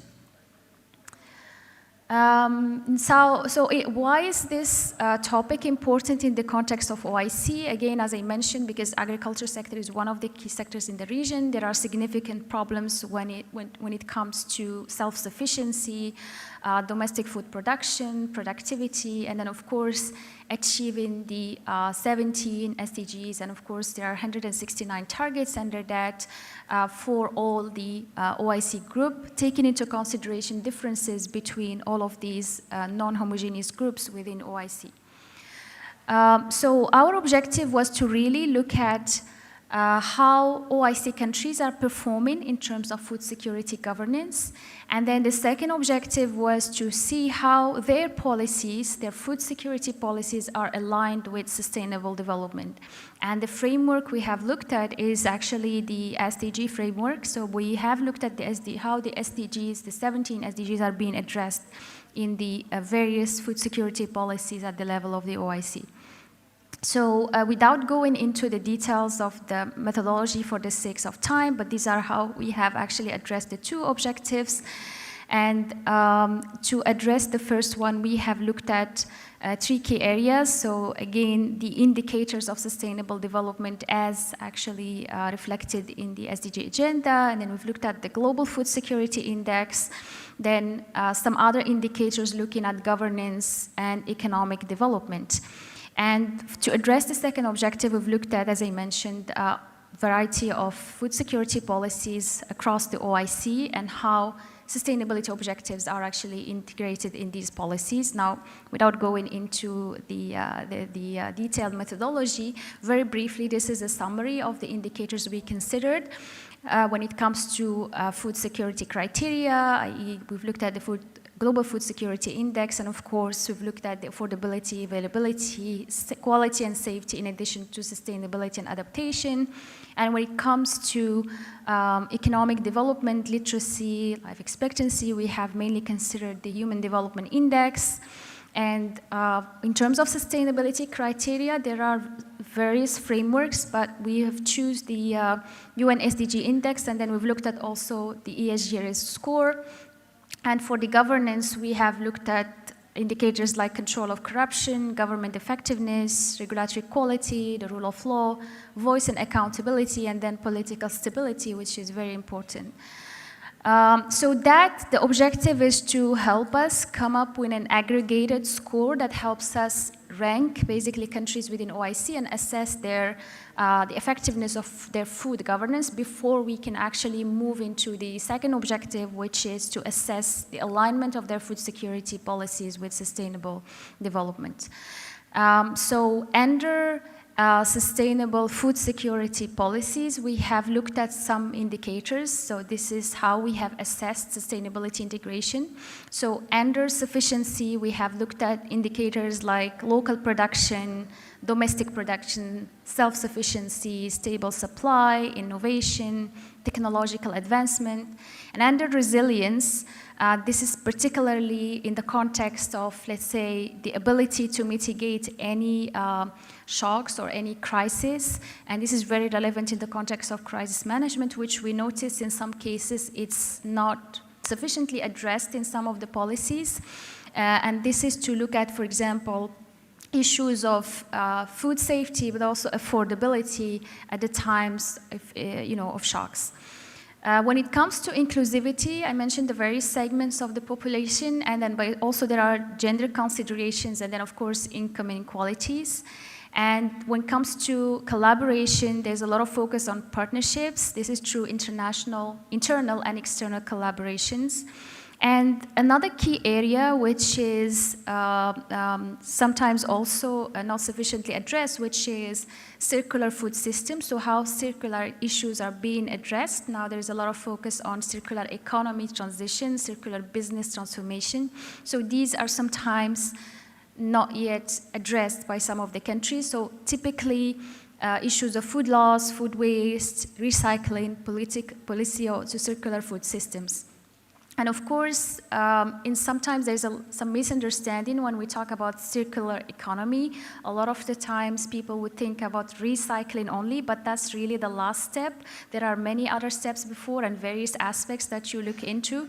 So this is one of the areas that require more attention from policymakers when designing policies that address food security. There's also food literacy, which is very important, and this typically looks into literacy on diet, nutrition, and then human development, sustainable agriculture. We have seen some of the examples yesterday, and this is further enabled through, technology, nutrition, and then one of the very important area, which is sustainable finance. And of course, the next session we'll talk in details about trade and investment, but one of the major hurdles or challenges when promoting food security and promoting food sector development is actually access to finance, which is one component actually, but broadly talking about sustainable finance and in the context of OIC is actually taking into consideration synergies between the conventional definition of sustainable finance as it is practiced in other countries, and of course, Islamic finance in the context of OIC. So strengthening these synergies has the potential to mobilize more funding for these projects, and we've seen some examples yesterday that actually for which funding could be a challenge.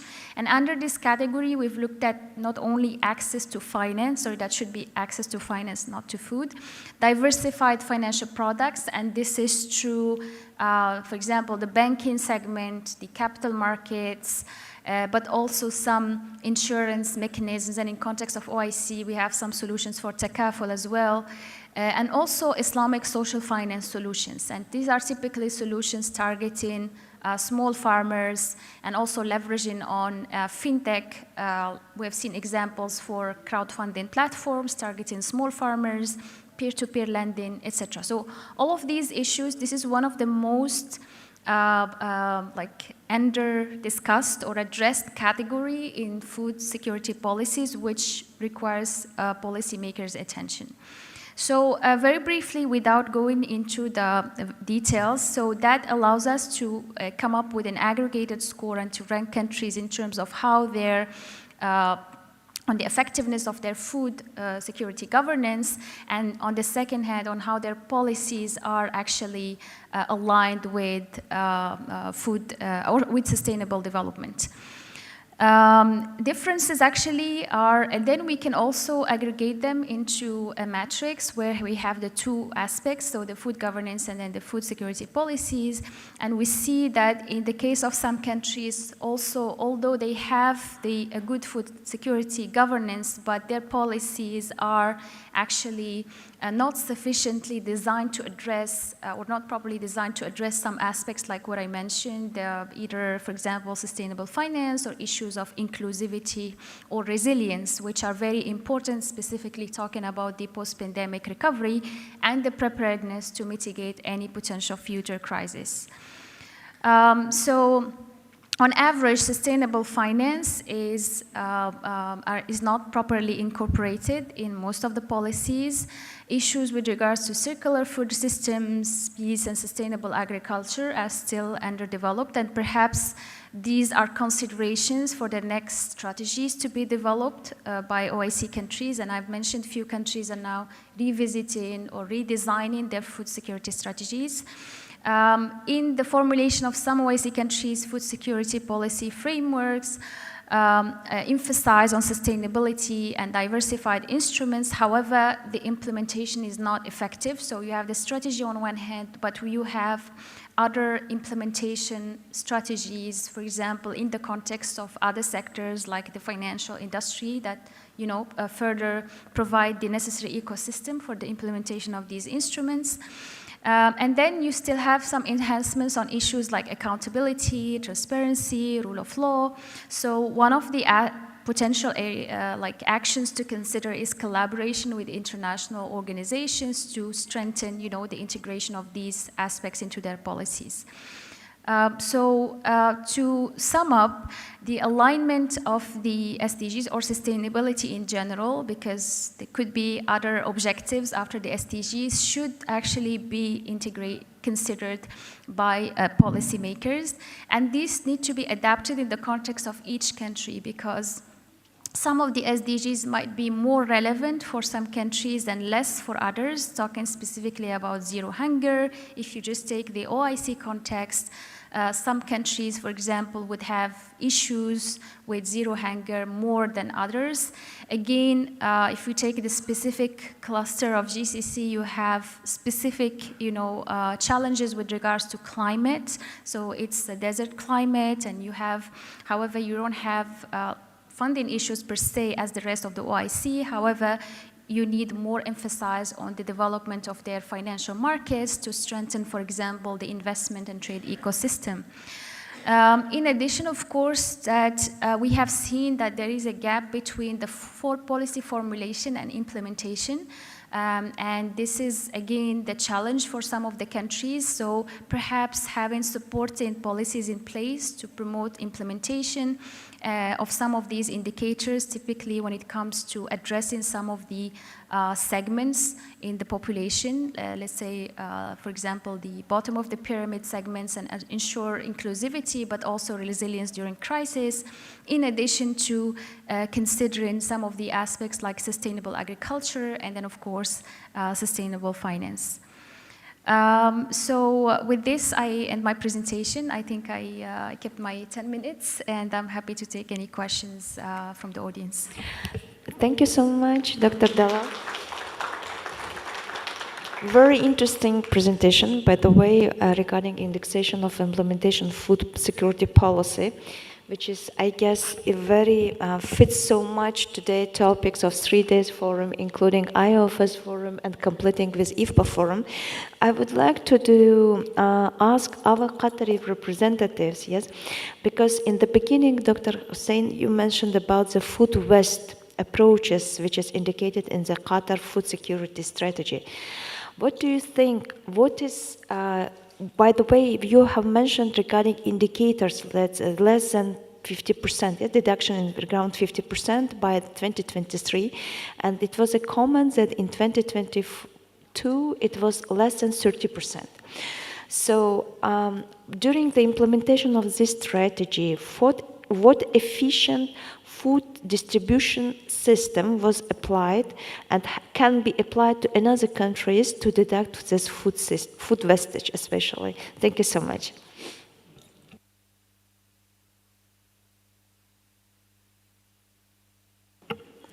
Okay. Thanks for the question and for the opportunity here. Allow me to answer in Arabic for more elaboration on that. بخصوص مؤشر هدر الغذاء، المستهدف هو تخفيض الهدر بالنصف، بمعنى 50% من هدر الغذاء، تقليل نصيب الفرد من هدر الغذاء بما يعادل 50% بنهاية 2030. 30% المذكورة في الدراسات الأساسية بتاعة الفاو هي بتتكلم عن إنه الفود ويست أو 30% من الغذاء في قطر يتم هدره، يعني وهي دراسة أو أرقام غير واقعية، لأنها معمولة على أساس الدول المحيطة وما إلى ذلك. الممارسات الحقيقية اللي ممكن تسهم في الوصول لبرنامج خاص بحد الهدر الغذائي، يعني في أول خطوة فيه هي توفير المعلومة الفعلية والحقيقية عن الموقف الخاص بهدر الغذاء والفاقد من الغذاء. وكلنا نعلم إنه في فرق بين الفاقد في الغذاء اللي هو بيمتد من الإنتاج في كل مراحل الإنتاج حتى مرحلة تجارة الجملة، والويست يبتدي من مرحلة تجارة التجزئة وحتى المستهلكين النهائيين وقطاع الخدمات. فالخطوة الأولى أن إحنا في دولة قطر بنسعى لأنه نعملها عشان تساعدنا في التخطيط السليم هي إجراء دراسة تمكننا من إنشاء خط الأساس لمؤشري هدر وفقد الغذاء في دولة قطر، إضافة لبعض المعلومات التفصيلية عن أماكن توليد نفايات الطعام، المسببات، مساهمة كل فئة من الفئات اللي بيحدث فيها هدر للغذاء، بيمكننا من التخطيط السليم في إنه أين تكون التدخلات المناسبة فيما يتعلق بتخفيض أو الحد من هدر الغذاء. Thank you so much. I would like to maybe just to complete our Qatar discussion, yes, regarding food industry development.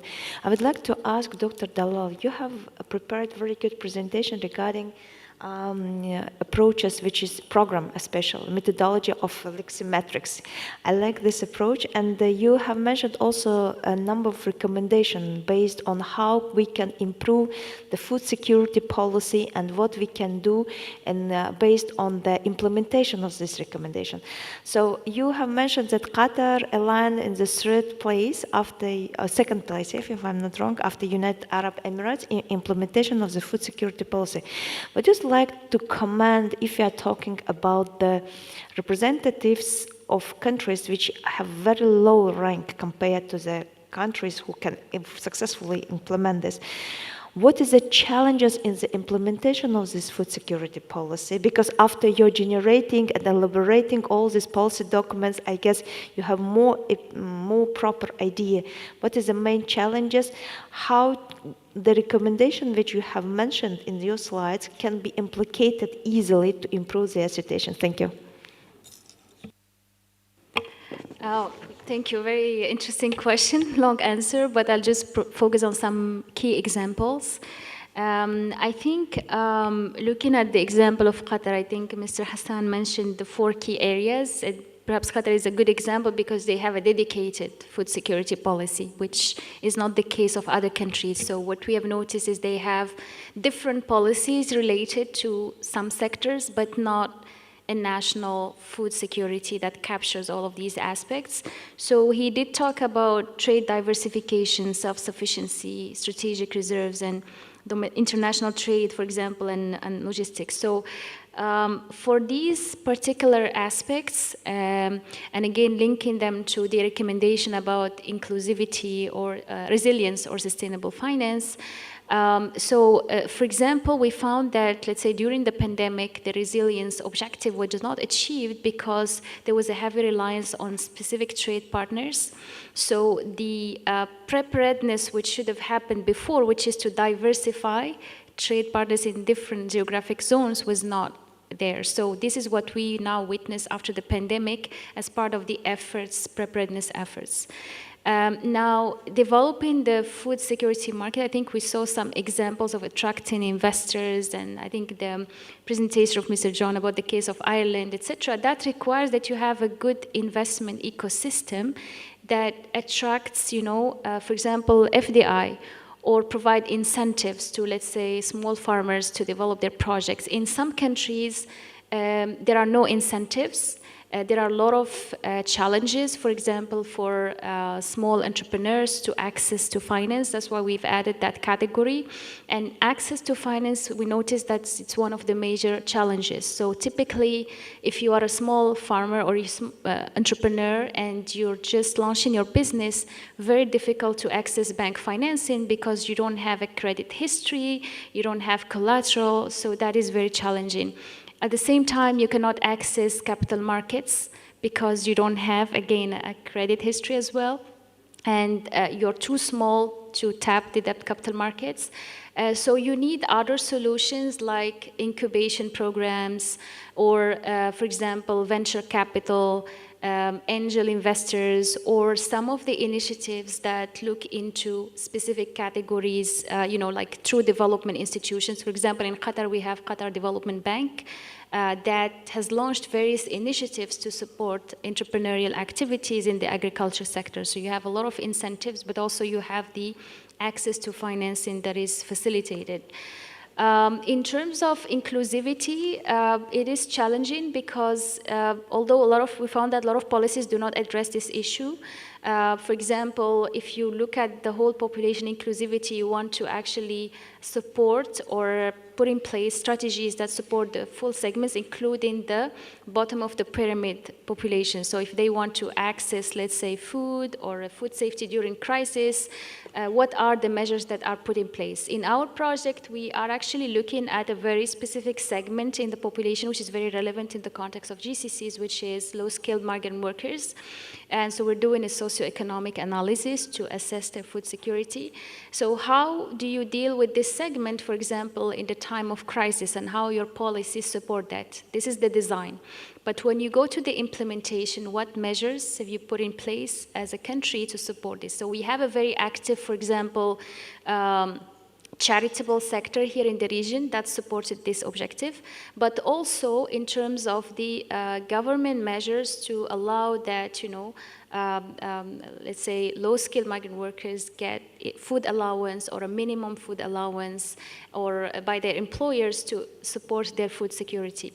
In the other countries where that ranked really low, either they don't have any measures, for example, when it comes to sustainability, any issues related to sustainable development are very, very underdeveloped. And for the simple reason is, I think some of the feedbacks from these countries is that we have to focus first on the issues of access and availability before, which one comes first, sustainability or food access and food availability? We had this debate in the financial industry as well when we talk about sustainable finance, but actually both should be addressed in parallel, because if you focus on sustainability, in the long term, you actually ensure access and availability, especially with the current challenges of climate change. So these are just some examples, but of course there are more. Sure. Thank you so much, Dr. Dalal. I would like to ask His Excellency Iksanov Wood regarding, you mentioned regarding recognition of halal standards in the OIC member states. It's not a secret that the differences between adoption of the different standards and methodology systems, yes, in the OIC member countries is very different. What do you how many, let's say, what difficulties you met when you are just putting like a priority in the implementation strategy of the SMIC on making let's say one recognition center? And what do you think, what is the future of the halal market in OIC? Do we have any potential to be provided by only OIC member countries and deducted the number, for example, non-OIC member states? Thank you. Thank you very much. In the halal sector, halal industry has its own problems because starting originally from different culture, different continent and different countries, each country established a system for themselves. Now we are talking to be harmonized and remove the barriers, and we turn back the single system. For example, in Malaysian, it has a certified to be accept here accept to Saudi accept to Turkey, Kazakhstan. We are trying to find the solution. Why we still have this problem? Because these countries, majority system is established by the religious authority. I see, for example, in Kazakhstan, I saw them, the religious organs thinks it's the owner of halal. Because they're not owner of halal industry. Their responsibility limited to fatwa issues. If the religious people in the commercial issues, everything are mixing. Rules are mixing. Standards is technical issues. We need ulama, we need Islamic affairs in the sector, but something starts wrong, or like a building, if your first stone is wrong, the whole building will be wrong. The halal sector start like this. I hope that the new system OICs the authorize this issue, regulate the system. Step by step, the country will back to reality and to recognize each other. But the second problem here, when I saw that many countries, they want to be recognized by other one. If you have, for instance, I'm a halal certification body, I need another certification body's recognition. This is wrong, because you are a counterpart. Sometimes you are competitors. If you look these types in halal sector, you are mixing everything. You will be judge, you will be lawyer, you will be producer, you will be everything. We have to back to reality and because it's a main challenge, yes. While we are just another non-OIC member countries have more access compared to OIC member countries, because it's a complication between understanding of recognition of the different standards within countries. I'm not so talking about out of the OIC countries. Here, the authorities of the countries, like accreditation bodies, standard bodies, should be show their have to have their responsibility. If they wait and they look the market to the another actors, the system will be collapsed at least in this country. And now it's a good sample. We have 3 countries. One is Turkey. They have accreditation bodies. The second is Saudi. They have good system for the recognition. The other Pakistan starters. But the other, the rest, still looking at their nationality, including Qatar person. Qatar give the authority to Ministry of Health and then make a recognition list, not professional, not standards, not rules. Recognition matters. Recognition for the temporaries may help your country, but not the future. Thank you so much, Dr. His Excellency Wood. I would like to ask Dr. John regarding your experience. You have worked in East Asia, in Gulf areas, especially in African countries, and now you are working with just consultancy unit in the island. I would like to ask you, based on your experience, yes, what do you think, what can be elaborated in better measurement of the food governance and to in food governance and policy implementation, especially if you are talking based on the Dr. Dalal presentation as well, yes, to the country-specific of OIC, and what measurements should be applied to show better performance of this food governance. Thank you. Okay, thank you very much. Yeah, I think when you come to criteria and measurements and indicators, I suppose when we came up with our original strategy, or the current strategy, Food Vision 2030, we looked at a food systems approach. And I think this is on vogue now with the Food Systems Summit and the stock-taking moment. And there's an awful lot of interest around food systems and how do you measure it and what's the concept. And it's quite a difficult concept because we're inclined to think linearly and straight lines, but food systems is a matrix. It's a complex. It involves lots of different ministries, and how do you involve them? So there's a lot of interest and a lot of people struggling with the idea. But if you break it down into 3 areas, there's only 3 pillars in the food system. It's economic sustainability, it's environmental sustainability, and it's social sustainability. Those 3 pillars, and that's how you work it through. When it comes to economic, we're all familiar with that. We're all familiar with how you measure economics. When it comes to jobs, number of innovations, the output per hectare, viability of farms, and do farm surveys, etc. Environmental is becoming stronger and stronger area, which is more difficult. And when you're competing against survivability and profitability, on the other side you have sustainability, it's difficult to cross that. But what we've done in Ireland is we've looked at the marginal abatement cost curve, which gives an indication of different areas that you can look at in the farming sector that can solve specific problems. And we can see a lot of this taking traction as well across OIC. But these are simple things like changing the fertilizer, changing when you use the fertilizer, how you spread animal manure on land, when you do it. Animal breeding is a very useful tool to increase economic viability, but also address climate change issues. You can breed animals that produce less greenhouse gas emissions. And also switching more organic, and we heard some presentations yesterday on organic production. This will enhance in the environmental factors. Social one is the one that people struggle most with. Okay, how do we measure social issues? This is more qualitative than quantitative, but issues such as very often when you're dealing in the farming sector, you're dealing with isolated people living in rural environments. Mental health can be an issue. How do we encourage young farmers in as well? And how do you measure that?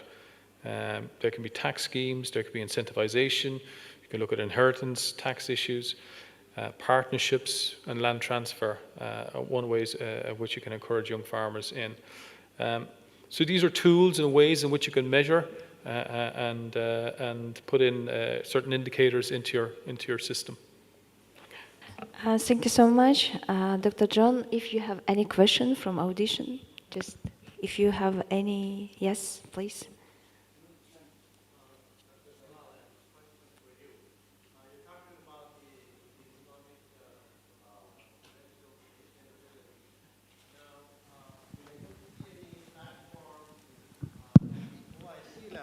Thank you. I don't see any platform at the OIC level that addresses the issues of the subcategory countries. You have divided them from one to, the four different clusters that you had put them together. Now, I'm wondering if there is any work being done to have, other than the ISDB, to provide funding for technology companies, as more and more technology companies are going to come to increase the food production. There is no other choice left now. So is there any platform that you see that can be established by the OIC organization? That's a good question. If you're talking specifically about to support financing, or you're talking about the technology itself separately? Supporting technology companies. For example, I'm in Silicon Valley. There is plenty of venture funds, but I don't see among the Muslim countries venture funds that could support. So if there could be venture funds, venture funds that could be backed up by the financial institutions, for example. Like in United States, we have a lot of banks, they have venture funds. Is there anything like that exist in the Muslim world? It's a good question, and actually we've been debating about it for quite some time now, because we see more and more innovations. So if you're talking about specifically Islamic venture capital fund, we don't have many.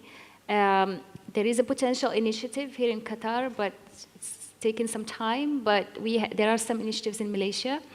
Recently, there is an attempt to develop a network of Islamic angel investors.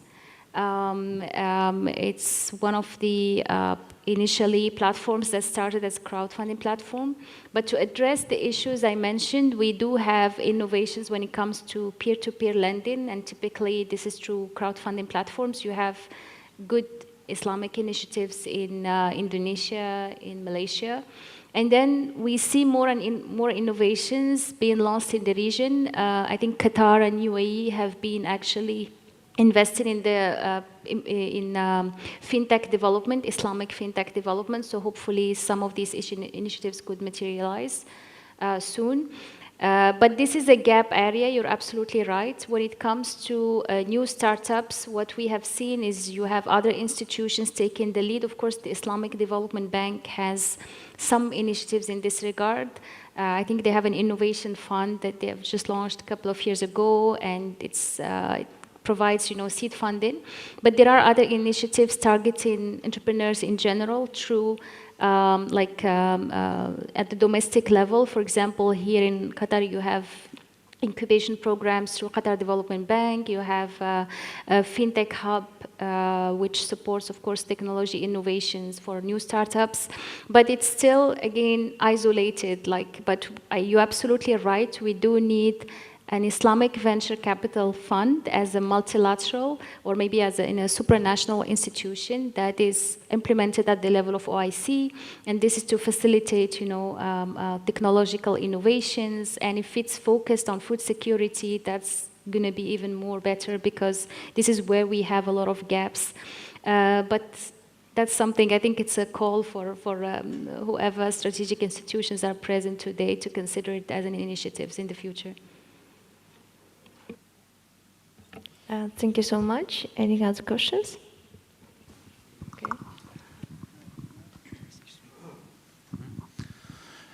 Thank you so much for your presentation. I want to ask Dr. John.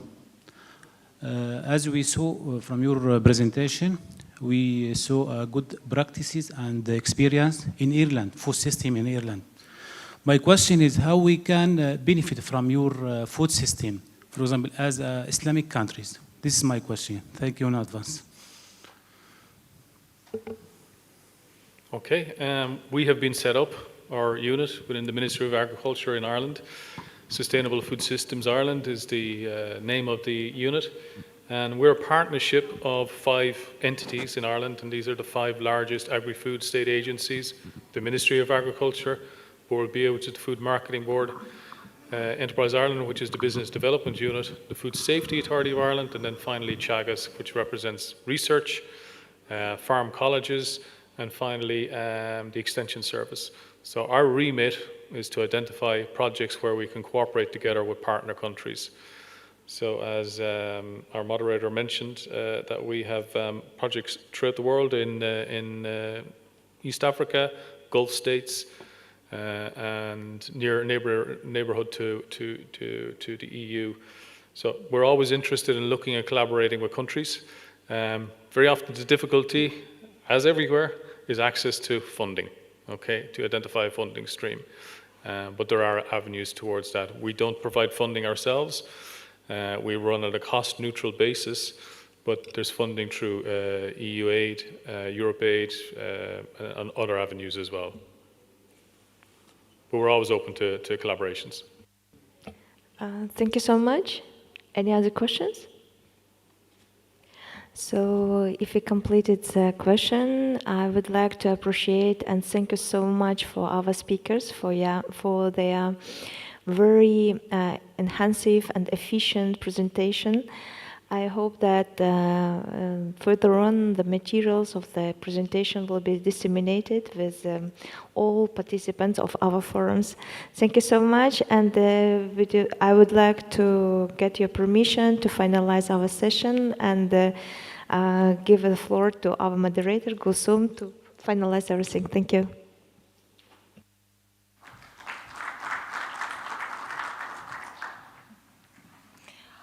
Thank you, Dr. Shahlo, for your exceptional moderation of the first session, and our esteemed speakers for their valuable contribution. I believe all of you will agree with me that the session was enlightening and informative. Now let's capture this moment with a family photo to commence our time together and allow us to award with the certificates of appreciations. And afterward, we invite you for a short coffee break for 5 minutes. Okay, let's take a photo.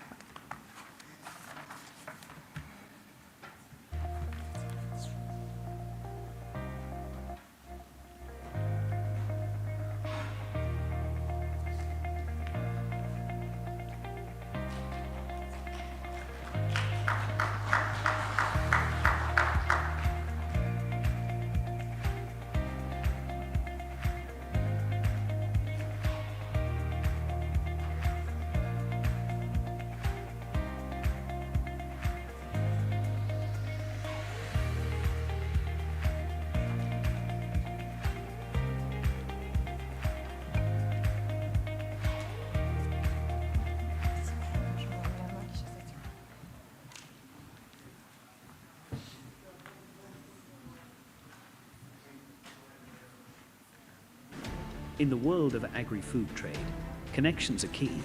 At the International Islamic Food Processing Association, we've built a network like no other. With 500 plus connections spanning 29 OIC countries, our reach knows no bounds. Our 56 honorary and corporate members form the foundation of our thriving community. Through online and offline business matching initiatives, we foster partnerships that drive growth and success. Our events and trade missions provide platforms for knowledge sharing and market exploration. Recognizing the importance of a robust private sector in strengthening OIC food security, IFA was launched as a strategic platform for trade relations and investment activities among OIC member states. Today, IFA begins a new chapter by officially relocating to Dubai, UAE, and registering in the prestigious Dubai Association Center. Our goal is to connect exports and imports, and to connect investors and projects, driving economic growth and facilitating trade within the OIC region. Joint projects with the Islamic Organization for Food Security include the Sheep Farming Fund, Bakery Supply Chain, and Vertical Farming Development. The IFA strategy focuses on boosting food exports, fostering business growth, and promoting sustainable agri-food practices. Our digital platform facilitates OIC food trade and development growth, leveraging cutting-edge agri-tech and fintech solutions. To expand our impact, we're implementing a country cluster approach, strengthening our presence in OIC regions and sharing the benefits of our work across borders. IFA is dedicated to enabling innovation and growth in the agri-food sector.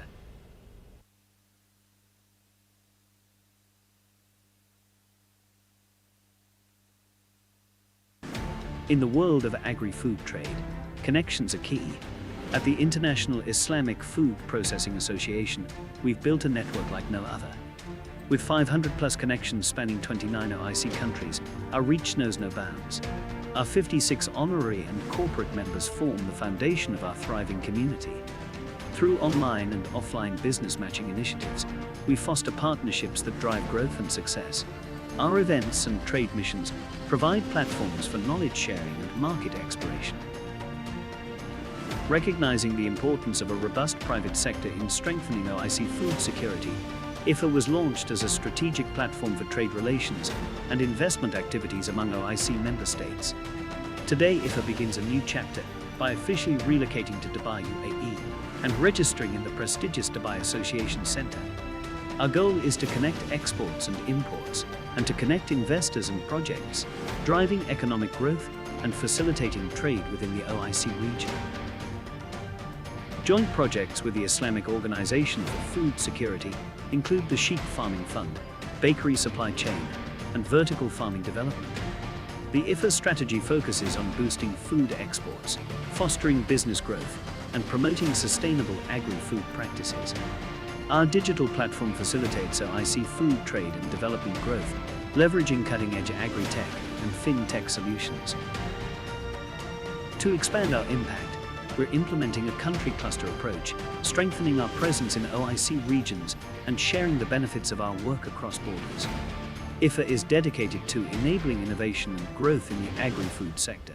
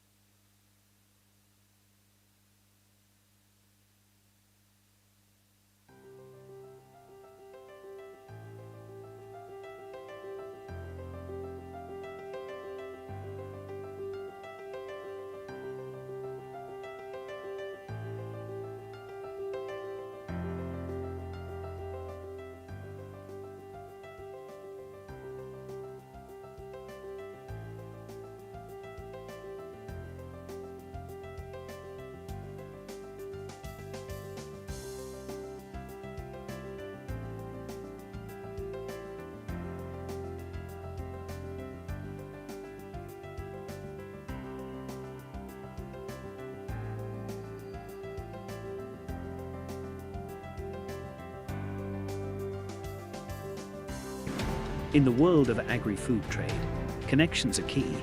At the International Islamic Food Processing Association, we've built a network like no other.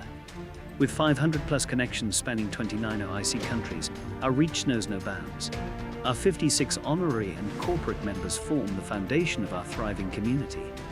Through online and offline business matching initiatives, we foster partnerships that drive growth and success. Our events and trade missions provide platforms for knowledge sharing and market exploration. Recognizing the importance of a robust private sector in strengthening OIC food security, IFA was launched as a strategic platform for trade relations and investment activities among OIC member states. Today, IFA begins a new chapter by officially relocating to Dubai, UAE, and registering in the prestigious Dubai Association Center.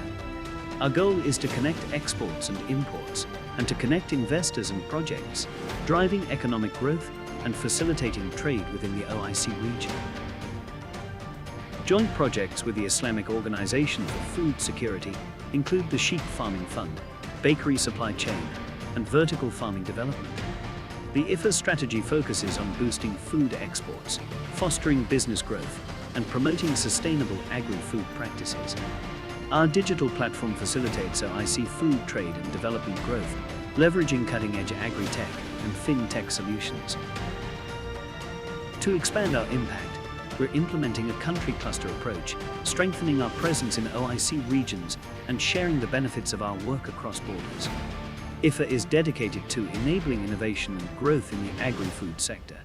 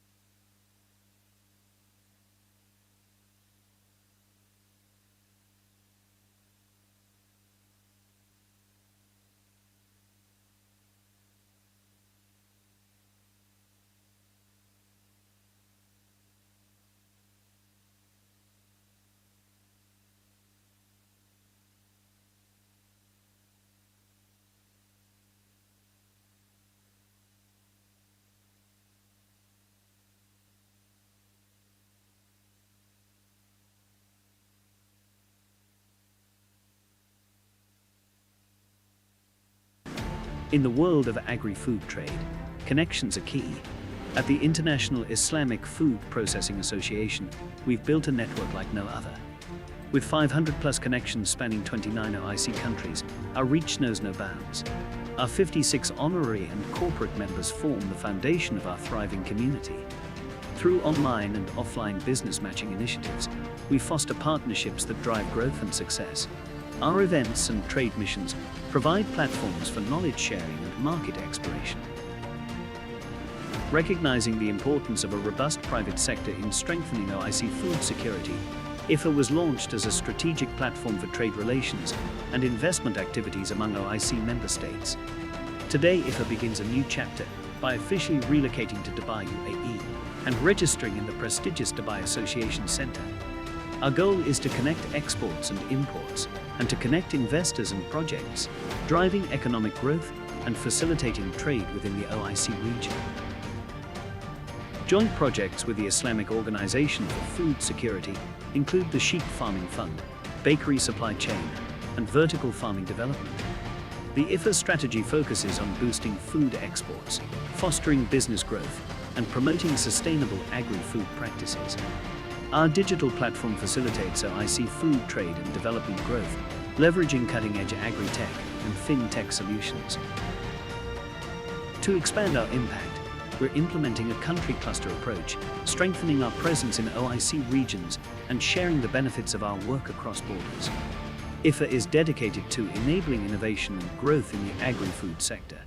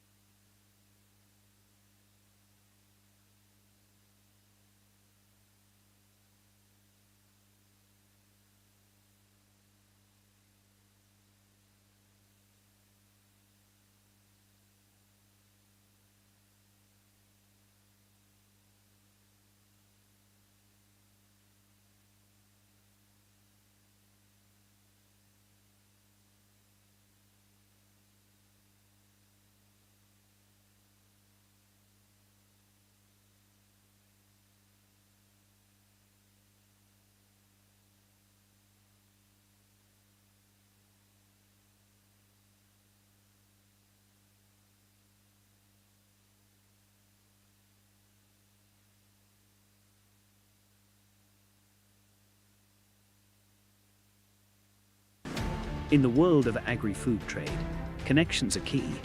At the International Islamic Food Processing Association, we've built a network like no other.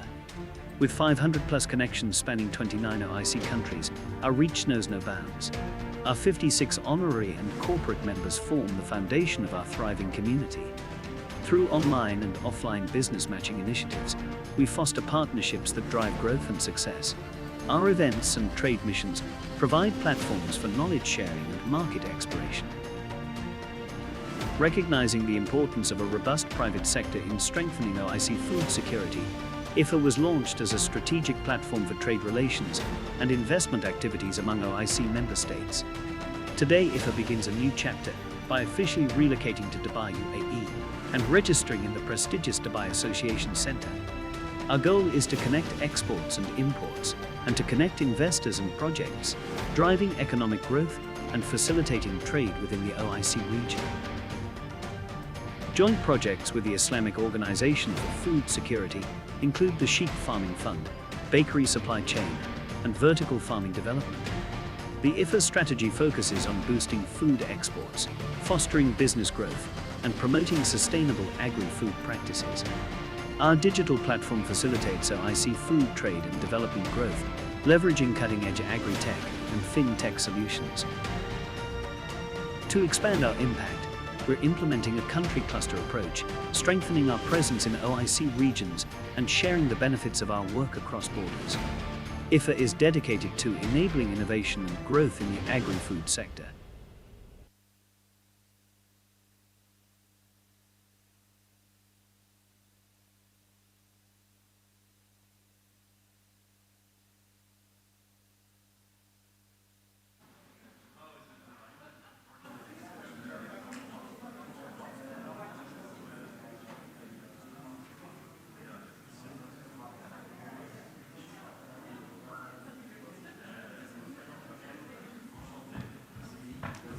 راس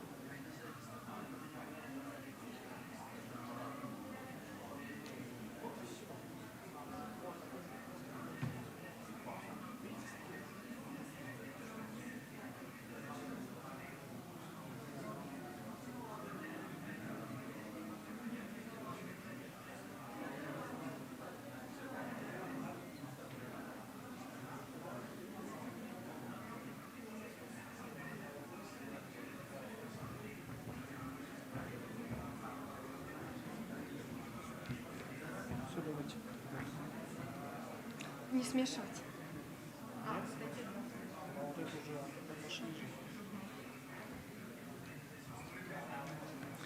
Let's start our second session. Please take your seats.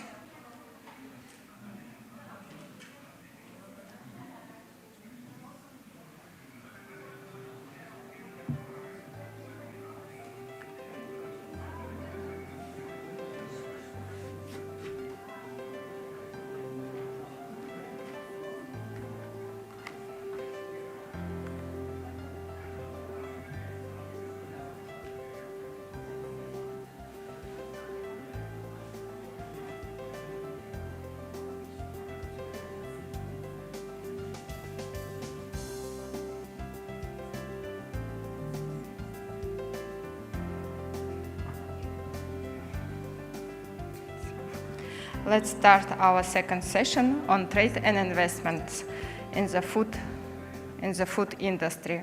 For our second panel discussion on trade and investment in the food industry, we are privileged to have Dr. Dalal from Hamad bin Khalifa University as our moderator. Dr. Dalal's knowledge in this area is highly respected, and we are in capable hands with her guiding this discussion. Dr. Dalal, please, stage is yours.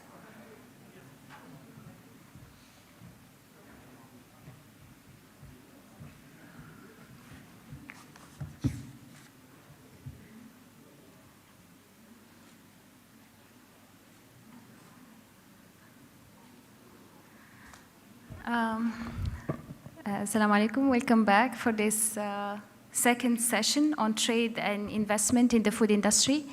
I know this is one of the very important areas of focus when talking about food security because of the various challenges in terms of promoting trade and investments, and especially in the context of the various, crises that the world is going through right now, including conflicts, pandemic, etc. So this session aims to address this gap. So and just to give you an indication, in 2021, global agriculture exports reached a significant milestone at USD 1.7 billion, which is a substantial food increase of 2.7 since 2005. This has been predominantly driven by exports, which constitute 85% of the total agriculture trade. At the same time, if we talk about investment trends, the development flow to agriculture includes government expenditures, credit agriculture, and FDI. These are three very important components that require policy attention. In terms of FDI, for example, between 2012 and 2021, global FDI inflows declined by 6.2% from 1.75 trillion to 1.65 trillion, while FDI outflows increased by 4.3%, rising from 1.5 trillion to 1.57 trillion. And most of these trends are actually due to various factors, including the increased cross-border mergers and acquisitions related to global restructuring by multinational companies, but also in terms of the pandemic, which had negatively impacted actually FDI outflows and inflows. And on the other hand, we see a lot of countries working on their investment ecosystem to strengthen FDI and therefore to support agriculture development and therefore food security. Now, in the context of OIC, we know that agriculture is one of the major sectors for most of the countries. It has significant implications on economic development, on job creation, and other, social and environmental factors. However, we know that there is a trade deficit within OIC when it comes to agriculture, in addition to other environmental challenges such as productivity that negatively impact productivity. This includes, of course, water scarcity and stress in many countries, requiring, of course, alternative agriculture techniques that we had the opportunity to see some of them yesterday. So therefore, the question is, how can we strengthen trade and investment ecosystem to promote all of these solutions, taking into consideration, of course, resilience, sustainability, and sustainable development in general, including, of course, the economic objectives. Now, in this session, I have the pleasure to moderate this session and to have distinguished panelists from various backgrounds. So we'll be talking about international perspectives, but also country initiatives. The first panelist is Her Excellency Mrs. Latifa Abdullawi, Director General of the Islamic Center for Development of Trade. Please join us on stage. And of course, she'll be sharing with us her perspectives from the ICDT. The second panelist is Dr. Harun Selig, senior expert of the International Islamic Trade Finance Corporation, one of the leading multilaterals, part of the Islamic Development Bank. The third panelist is Mr. Ahmed Mukhtar, senior economist leading the strategy and policy team at the regional office of the FAO in the MENA, another leading organization when it comes to food security. And then the fourth panelist is Mr. Abdul Wahid, Secretary General of the UAE Food and Beverage Manufacturers Group, who will be talking about the perspective of UAE, which is one of the country studies will be discussed in this session. The fifth panelist is Mr. Mohammed Al-Harthi, CEO of Oman Food Investment Holding Company, NITAJ. The sixth panelist is Mr. Ahsan Bajwa, team leader of Pharmonix PVT Ltd Pakistan. This will be an example of their showcasing their initiative, and it's very interesting to see also in the context of Pakistan with few interesting projects when it comes to trade and investment. Unfortunately, Mr. Tilek and Mr. Mohammed Awais couldn't make it to this session. So we have with us Ms. Amal Al-Ahmadi, which is the head of research and development section at the Ministry of Climate Change and Environment in UAE. And finally, Mr. Afzal Hussein, founder, CEO of Al Mukarrama.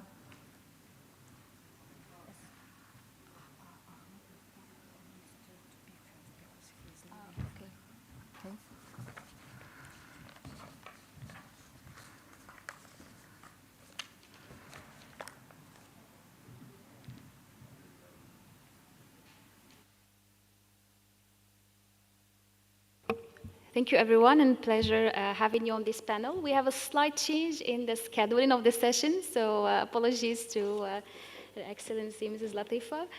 We'll start with Mr. Ahmed Mukhtar, because he has some urgent commitment that he needs to leave immediately after his presentation.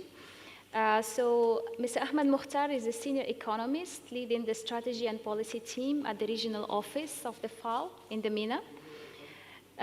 He's leading the economic analysis and reporting on FAO's priority areas in the Near East and North Africa to support the achievement of the Sustainable Development Goals, including the socioeconomic aspects of food security, rural transformation, food and agriculture policy, institutional reform, sustainable and health food systems, natural resource conservation and climate change impacts. He has over 20 years of experience and had led many projects since he started his career.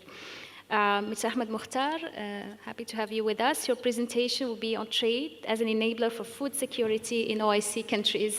The floor is yours. Assalamu alaikum. Thank you so much, Doctora, for permitting me to present. In addition to the food security, we have to cover our job security and meet the ministers and others that is necessary. Okay, thank you. So I'll present on the role of trade as an enabler for food security and nutrition, more from a policy perspective. What does the organizations like FAO or the international organizations have gained in terms of experiences, and what should be done, particularly for the OIC as a region. I think we heard a lot since yesterday on the importance of trade and investment just in the last sessions as well.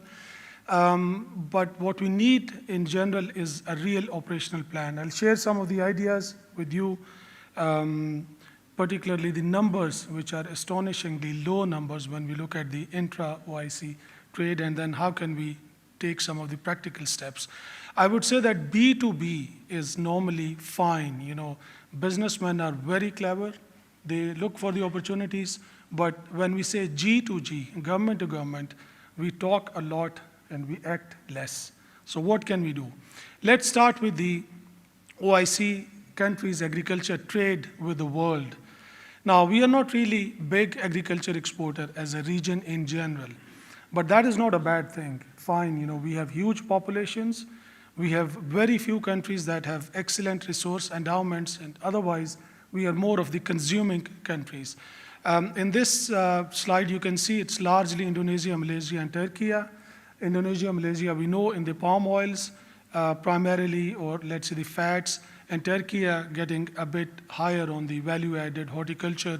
Egypt is doing well also. Of course, UAE ranks very high, but we know that it's the exports mostly, not the production. But other than that, countries are relatively humble when it comes to the global landscape on agriculture trade.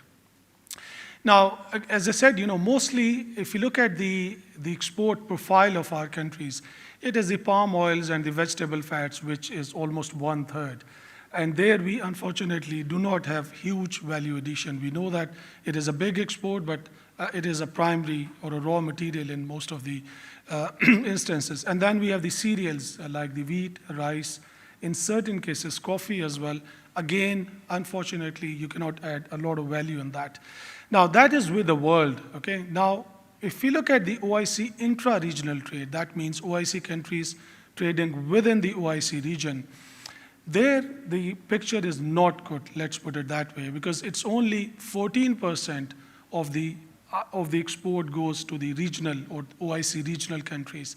And there again, the top items you can see palm oils or vegetable fats, wheat, and then to a certain extent cotton and few other things. Now, there we have a huge margin. We are consumers, as I said. As a region, we consume almost 40% of the total world's imported food, as we say, and the populations are growing in many of our countries. Why don't we really establish a framework? Now, when we say framework, of course, it looks like a cliche because we do have free trade agreements within the OIC region, of course. The good examples like GCC as a customs union, we have DE8 cooperation framework, we have many others, but we don't really have an operational plan for that one. Okay, now there is a room for increase in the regional trade. We are working on a map that I'll show you towards the end that we have done for the Arab countries to establish the exact trade potential based on the econometric modeling. But in general, if you look at the items, we still have a huge margin in particularly the value-added products, or even if you are doing the traditional vegetable oils, palm oil, rice, and others, it's not much within the region. The green areas over here are relatively okay. For example, wheat, a lot of wheat goes from OIC countries to OIC countries, but palm oil is outside, vegetables and food preparations go outside the region. Okay, now why do we say that trade is an enabler for food security? I think it's more or less known fact, but this was a conceptual model that we did some years ago, that if you just take trade as international trade, imports and exports, we know that it has causality with the production in the country, the prices, competition, distribution, and the government budgets or the fiscal allocations as well. And all of those factors actually do impact directly the food supply, the household incomes, and the government services, particularly the food safety and related services, and in certain cases, the subsidies and fiscal services provided. And all of those, or improvements, or let's say reduction in those type of pillars, would impact the 4 dimensions or 4 pillars of the food security, which are availability, access, utilization, and stability. Now, the point here to make is that most of the times when we talk about food security at the government level, at the public sector, it is the ministries of agriculture or let's say the relevant ministries, not the trade ministries. And we have a little bit of disconnect between these two constituencies, and it does not really usher well when it comes to the overall international trade management of food and agriculture, including some of the negotiations at the bilateral, plurilateral, or the multilateral level. I would not go into detail of this slide, but this basically shows the possible short, medium, and long-term impact of trade on food security or different pillars of the food security. You'll have a copy of this one, and you can see it is, it depends on the country, and of course, the way you use or utilize the trade tools. Now, this year, FAO does, as you know, the flagship report on food security and nutrition, which is the SOFI report. And this time we did a focus on trade and trade as an enabler for food security. So I've already mentioned that, it impacts, the trade impacts all types of, all pillars of the food security, but most importantly, in our region, let's say particularly Arab region or MENA region, water and land are scarce resources, and they're decreasing day by day. We are unfortunately not good in the natural endowments or agriculture. So we have to resort to the trade, and we would be. In fact, Arab region is one of the highest and would be actually by 2032 on per capita basis, highest per capita dependence on imported food, and that's not a good factor. Of course, we know that trade, if facilitated in a better fashion, which unfortunately is not the case when it comes to food and agriculture. The trade, we say that is facilitated, but due to many of the non-tariff barriers, the standardization and others, we do face a lot of problems. And in some countries, I should have brought a slide of the tariffs in Arab region when it comes to the agriculture. And in some countries, the applied tariff on food and agriculture is 65%, which is beyond comprehension, that when we are importing country, all of us, why do we need to have those high tariffs? But anyways, NTMs, as I mentioned, the non-tariff measures are extremely important, particularly the standardizations under sanitary and phytosanitary, to harmonize that, to enable the regional countries so that they can speak to each other, their standards can speak to each other. All of the organizations, development organizations or players are working, but unfortunately, countries are relatively protective, and particularly in our region. So some of the recommendations I'll quickly go through. Of course, we have seen the recent episodes after the Black Sea crisis. Everyone is talking about either shortening the supply chains, food supply chains, or diversifying the food supply chains. And my message is that OIC has a potential, both to shorten the food supply chains and to diversify the food supply chains. If 80% of our cereals are imported from the Black Sea region right now, let's say in the Arab, by region I meant Arab region, why can we not use some of the unutilized or untapped resources in countries that have huge land endowments for cereals? For example, Sudan, within Yemen has good land, and Iraq to a certain extent, Pakistan, Afghanistan, these are the countries that have huge unutilized lands. Then, as I said, an operational focus on the regional trade is extremely important. Harmonization of non-tariff measures is important. And then most importantly, we need to have the governance, human capital, and institutions for the for investments and enabling investments into agriculture trade. That was discussed in the previous session. I mean, these might sound like the words, but when you go into the technical details, it becomes very apparent that the reason we do not have investments into food and agriculture, by the way, in last from 2012 up to 2020, in the 8 years, just 3, I don't have the data after 2020, it was only 2% of the total FDI in the Arab region that went into agriculture. That includes the technology and the smart technologies and climate change mitigation and so on and so forth. Not a good indicator to show. If we do an OIC level, that would also be, unfortunately, not really good. We are doing the World Investment Forum on 16th to 20th of October in UAE, in Abu Dhabi, and all of these issues would be discussed, and we are trying to come up with so-called declaration or some outcome paper to discuss how can we operationalize these investment plans as well. So all in all, we need to have transformed agri-food systems. That is what FAO is working for, so that we can have the trade-offs properly calculated and then the policies and plans implemented. Now, allow me, because I have to justify my presence here, that what does FAO is doing in the region, most importantly in the MENA region, the Middle East and North Africa. We have now increased our service to the member countries in terms of policy monitoring, reporting, and comprehension.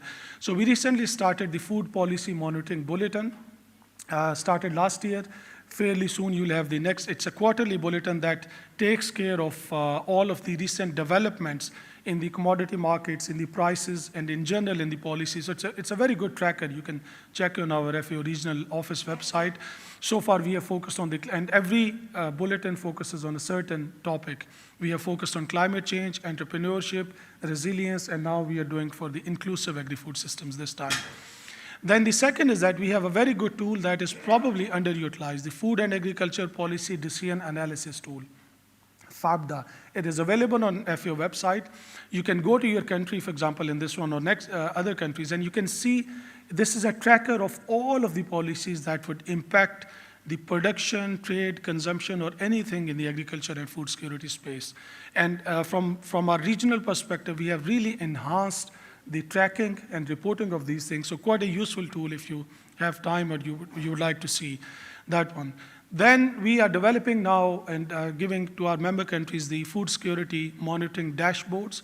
It is a real-time monitoring for the governments in order to understand where they are going, what is the trend, are there any alerts that they need to cater for, and so on and so forth. So these are not just visualization dashboards, by the way. We have developed an econometric model that goes into this one, and then country, for example, in this case it was Jordan, they give us the policy questions or directions that they want to check or test, and then we develop and hand over the model. Then, then we have recently developed, and I hope to launch it within the next couple of months, and that would be very useful, I think, for this discussion, a regional dashboard on untapped potential of agriculture trade. So this dashboard, it's available for test, I mean, if anyone is interested, but we would formally launch in a couple of months. We have taken the NENA, the Near East and North African regional countries, and we can expand it to OIC, where we basically go product by product level, and not only that, we track the existing flows, but for the first time, we are actually calculating through an econometric model the untapped potential. For example, Egypt exporting to Qatar, for example, or UAE exporting to Sudan, and vice versa. At the product level, what exactly is the potential? And that potential is based on the consumption, the patterns of consumption, imports of that country, and the export surplus or exportability of the exporting country. So it's, for the first time, I would say we take a pride in this one, that people would have on their hands that if I'm focusing to country X, should I even focus in my product? Is there any potential into that one? Because one, as I said, is the B2B, where businessmen know that whether there is a businessman who can import my stuff, but governments also need to know. For example, out of this map, I can tell you, because we are sitting in Egypt as a regional office, Egypt has an untapped potential of exporting to Saudi Arabia of $162 million. 162 million, although Egypt is a big agriculture exporter as well. But they had been focusing more on the horticulture towards Europe and developed markets, while Saudi Arabia's premium market, as we say, is still empty. So there are many things, in this trade map that would come out. And as I said, this is done for the Arab region for the time being, but we can expand it to the OIC. So with that, I end my presentation, but I'm available for any of the questions or clarifications for the next 10 minutes. But really appreciate your adjustment and kindness. Thank you very much.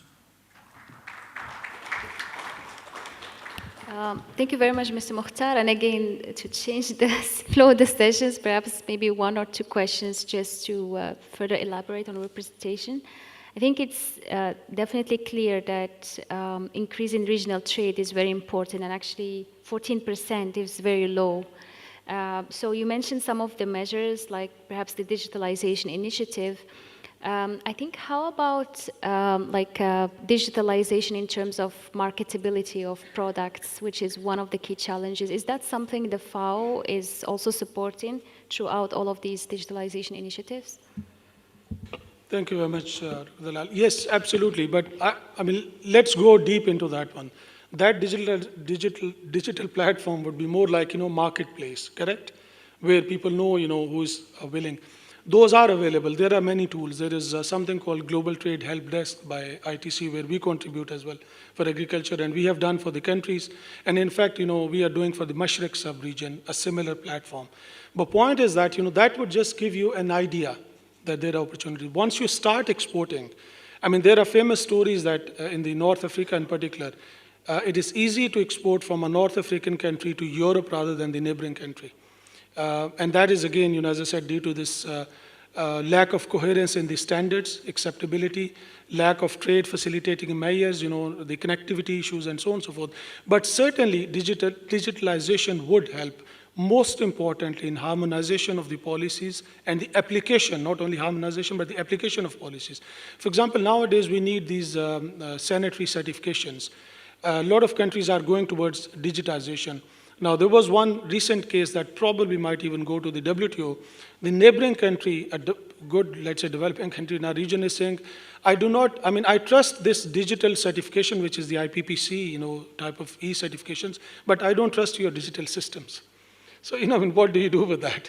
So, information has to be there, I agree with you, but it is basically making that information into action and enabling platform by the governments, where I think gatherings like this, we have to find some of the pathways. And of course, as FAO or all other organizations, we were discussing with Dr. Latifa, I think we would be coming up with some plan maybe at the OIC level to mitigate these type of things. And I'm sure, I think in her presentation, she's covering that. Thank you.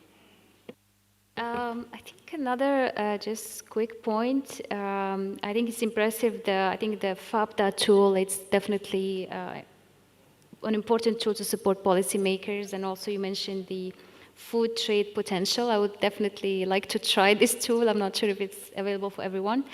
But do you also consider sustainability? And I think you made a very interesting point of neighboring countries not exporting to each other, but considering maybe another country in another continent. But now, as we're talking about sustainability, environmental impact, there is now carbon footprint. So there is a carbon implications if you are, let's say, in North Africa, you're exporting to Brazil instead of exporting to countries nearby in Africa. Are you including these indicators in this dashboard as well to support with policy making? Yes, absolutely. By the way, first, the trade map, as I said, if you want to test, we can send you the link, but it will be publicly available to everyone when we launch it. Secondly, one tool I forgot, it's a Food Policy Monitoring Analysis, FPMA tool. If you're interested, kindly have a look at that as well. It's a real-time, retail-level pricing mechanism that we track, and we are developing, now it is global, but we are developing a regional one tailored. Now, on the sustainability, I think we were probably one of the first organizations who developed, there is a tool called SAFA tool, the Sustainability in Agriculture, Sustainability Assessment in Food and Agriculture. SAFA is an excellent model that you can see. In that model, you have an app, for example, that you can download. And if you're a farmer or you're a decision maker or you're a cooperative, you can actually track all of your sustainability footprint. You can connect that to sustainability certifications if you have to comply, which of course there are a lot because there are 472 sustainability certification schemes in the world. Even that is not sustainable in my view. So if you go to the SAFA tools, I'm sure you'll find quite a lot. There is a whole methodology, there is a guidebook, there is a web app, and then there's a telephone app for the sustainability, because that is at the core. I mean, this is where we have to not only to make sustainable agriculture systems, but also tracking the sustainability for the agriculture trade as well. Thanks. Thank you very much, Mr. Mukhtar. We're very cautious for the time, so thank you for making it to today's session, and we thank you for I'll your stay for 5 remarks. minutes and then leave. Thanks. Okay, thank you very much. We now move to the second presentation with Her Excellency Mrs. Latifa Abdelawi, Director General of the Islamic Center of Development and Trade, who will be talking about OIC agri-food trade. And before, actually, I would like to introduce Mrs. Latifa, who is the 6th Director General of the Islamic Center for Development and Trade, ICDT. She assumed her duties on February 1st, 2020, and before her appointment, she held the position of Director of International Trade Relations at the Ministry of Industry, Trade, and Green and Digital Economy of the Kingdom of Morocco from April 2013 to February 2020.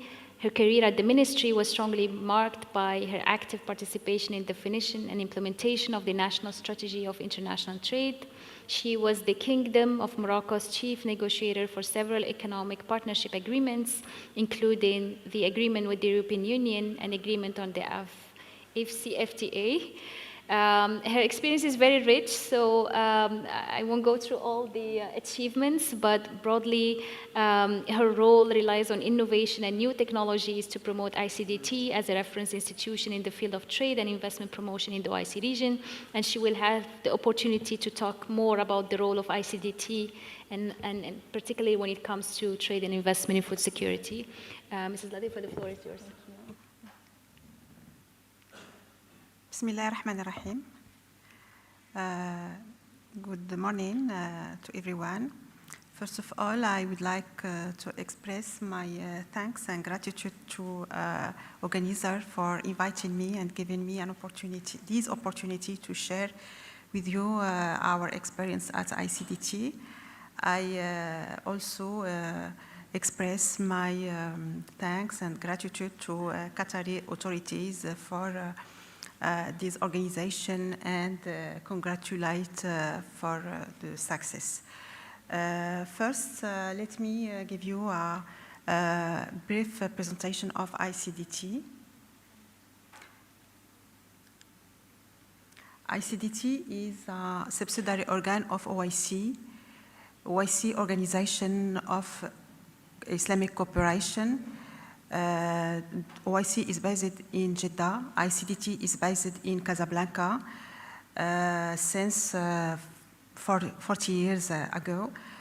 Our memberships are 57 countries in Africa, Asia, Arab worlds, and 2 Caribbean countries, Suriname and Guyana. Our mission is facilitation of trade and investment among OIC countries.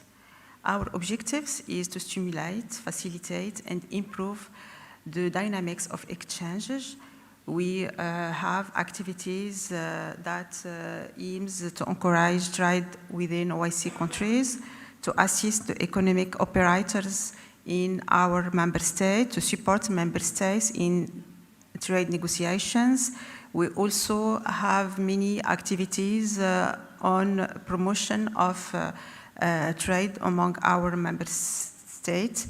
We have also for mission to disseminate information about trade and investment and to promote products and to contribute in capacity building of our institution, but also our human resources in diverse activities. Agribusiness or agri-food is at the top of our priorities given the importance of this sector in all our member states. This is some activities that we organized the last years in promotion, trade promotion. We organize every 2 years a OIC fair, general fair.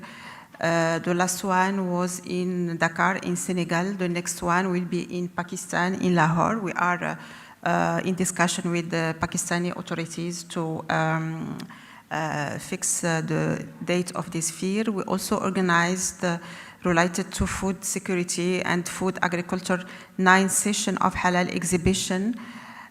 We organized also an exhibition, specific organization or agri-food in Arabia Saudi from 2018 to 2017, and we are discussing to reorganize sessions or new edition next year's. The ICDT also strive to develop and to promote investment among our member states. We have launched an integrated program on investment, to ICDT Investees. The objective of these programs is to bring investors from OIC countries to meet projects in other OIC countries. Until now, we organized 2 editions, one in Senegal, in Dakar, and the second in Mauritania, Nouakchott, and we are now preparing the next one that will be in Chad in December, 13, 14 December of this year. We have also in our program many buyer-seller meetings. The objectives of these meetings is to meet buyers and sellers on strategic products The next one will be in Cameroon about coffee, and will be held on next November. Trade facilitation is also a very important issue that we address at ICDT.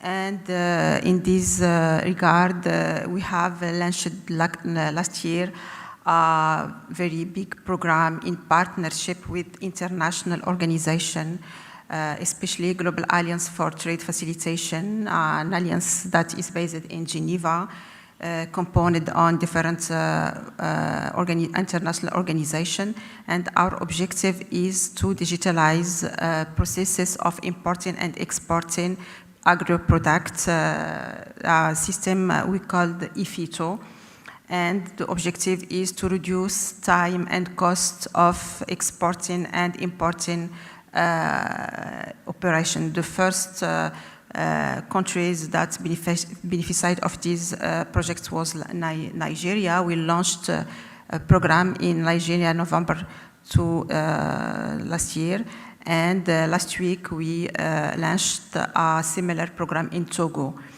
Our ambition is to have this IFITO system in all our OIC countries. IFITO system contribute heavily to reducing costs and time of operations of importation and exportation. In our center, we have developed information system, very deep information systems that provide information and studies related to trade of agricultures.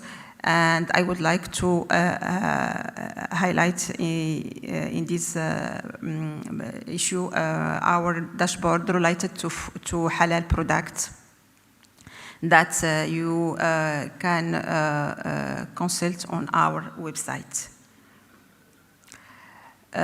We also at ICDT, and in line with our mission, have many programs of capacity building addressed to women, youth, and vulnerable population in our area. And in this slide, I present to you a program that we are that is ongoing now, and the objective is to empower women in rural area in issues related to market accesses.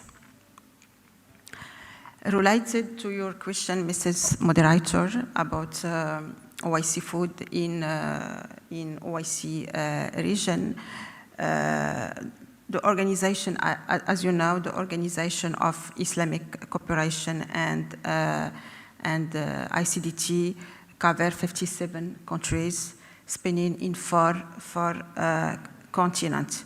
And agriculture and food trade among OIC countries is substantial, given the vast range of climate and environment, agricultural environment in our region.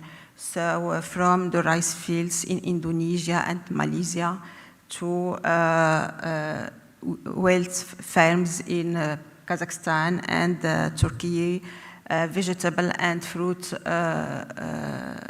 farms in Morocco, date palms in Qatar and Arabia Saudi, we have a very, very rich and important production of agri-food. But in terms of figures and in terms of numbers, agricultural trade has grown significantly in recent years. The share of agricultural food among OIC countries in global food in OIC countries has risen from 18% in 2011 to 25% in 2021. But there is two challenges we have to address in our region. The first one is the concentration of trade among 10 countries in our region. 10 countries in our region represent 17% 75% of our OIC, intra-OIC trade. The second challenge we have to address is less of diversification of exchanges products among our countries. For example, and as presented by my colleague from FAO, and as we see in this presentation, OIC countries have more trade and exchanges without countries in the world. And exchange among our OIC countries is less than 25%. The second issue we have to highlight is about products. For products, for example, I want to share with you some numbers. For example, the most imported notable products and cereal and food preparation with 25% of intra-OIC imports, followed by basic products like coffee, tea, cacao, and spices, with 16%. The most exported products are fats and oil, accounting for only 31% of intra-OIC exports. This situation demonstrates that our intra-trade is growing more and more, but our trade is still concentrated on few products and few countries. This is why we need to put up strategies to address this situation and to diversify countries and products, and then ensure food security for our population. The question we have to address and strategies our countries and institutions should support should be summarized as is presented in this slide. The first issue, in our view, is to look for alternative sources of food for food supply in our region. We need to focus on new sources of importation and exportation. We need to support and strengthen intra-regional food trade from countries in our region through, for example, development or implementation, fully implementation of agreements that exists at level and regional, bilateral and regional levels among our countries. The second issue we have and must to address by putting appropriate strategies are improving market access in food sectors. For that, we have urgently to reconsider tariffs barriers and non-tariff barriers that block or that impact our exchange. We need also to harmonize our standards. Mr. Ihsan Ovot presents us this morning program, OIC program related to halal standardization, but at our region we still need to harmonize, to develop, to drive implementation of halal standards.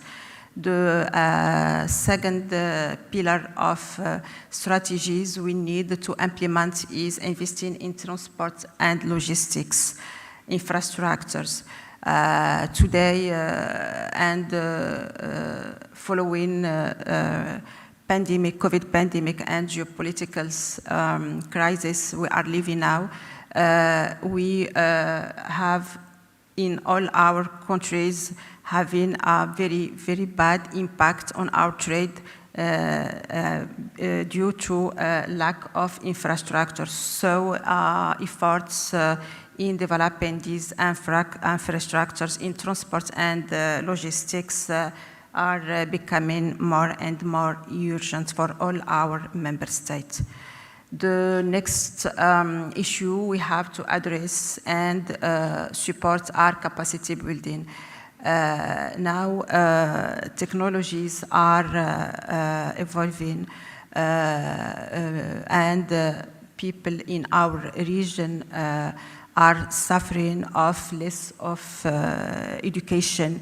This is why as institution, ICDT, but also all other institutions related to trade and investment, we need to develop more and focused program and capacity building program for human resource farmers, women, youths, and vulnerable population, but also capacity program for our institutions in our member states, institutions related to trade, promotion, institution related to trade, investment, and for institution working in standardization.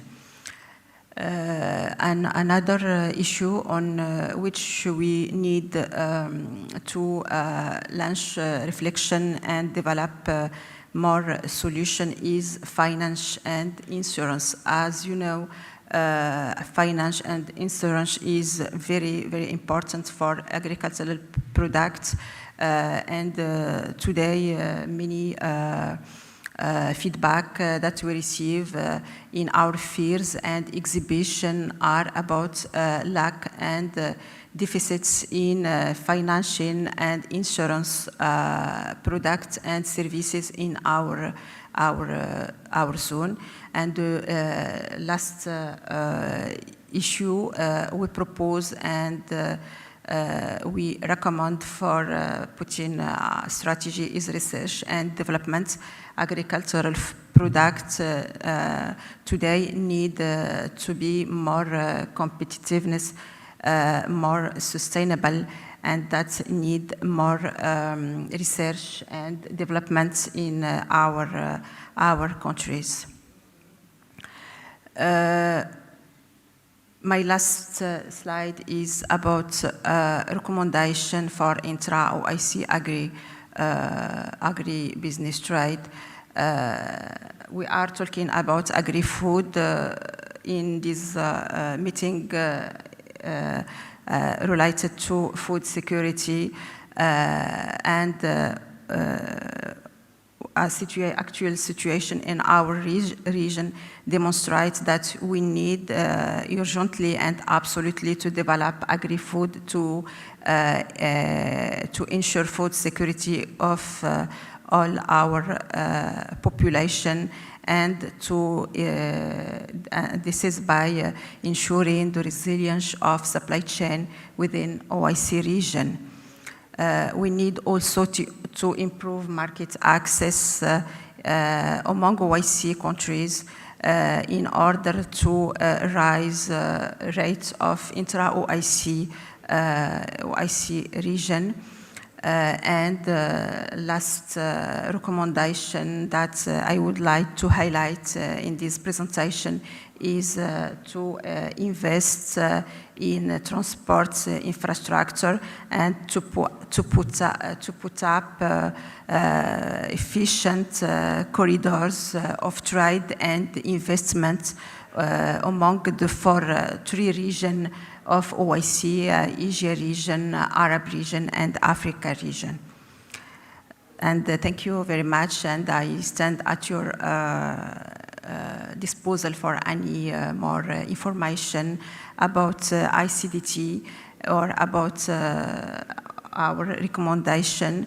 And I would like to seize this opportunity to invite you to visit our website and to participate as a private sector actively to our upcoming activities. Investment forum in Chad.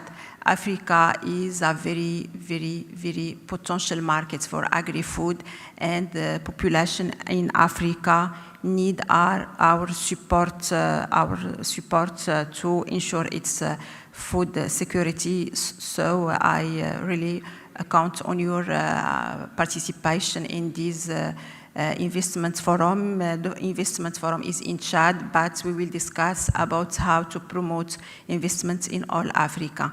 And the other activity I would like to invite you in is the buyer-seller forum that we will organize in Cameroon in partnership with Cameroon activities about coffee. And coffee is a strategic product in our region, a product that creates value added for many African or OIC countries in Cameroon, Cote d'Ivoire, Uganda, and a product that we import from outside OIC countries. I believe that Cameroon meeting will enable us to reorient our importation and contribute to improve intra-OIC country trade. And I think that I stop there, and thank you very much. Thank you.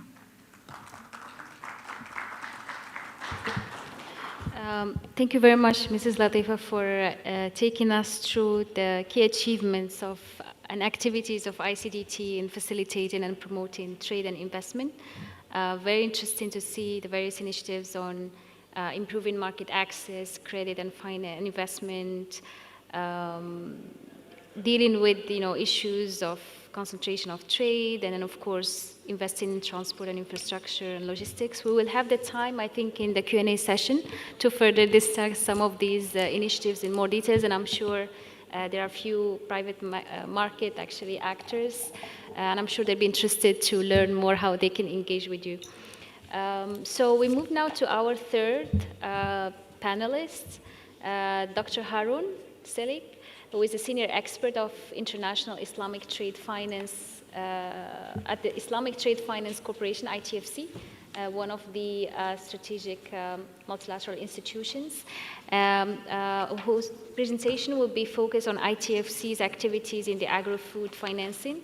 So Dr. Harun, after studying economics at Bill Kant University and University of Virginia, Dr. Harun began his career as a consultant with the Union of Chambers of Turkey. He also possessed private sector experience in Turkey, where he held managerial positions in companies in the telecommunications and energy sectors. He joined the Islamic Development Bank in 2006 and later transferred to ITFC, which is the trade finance arm of the IDB, where he worked in various departments, including strategy, business, innovation, trade finance, and managed various portfolios dealing with various countries like Pakistan, Bangladesh, Turkey, and Albania. So Mr. Selik holds a PhD from Istanbul Zaim University, and his thesis was entitled Islamic Instruments for Agricultural Finance in Turkey and Demand Analysis. Very interesting topic. So the floor is yours, Dr. Harun. Thank you very much, Dr. Delal. Assalamu alaikum wa rahmatullahi wa barakatuh.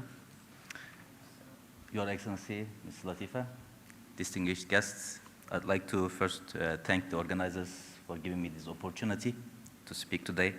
I'll keep my presentation very focused on ITFC's engagement in agricultural trade, trade development, and trade facilitation activities.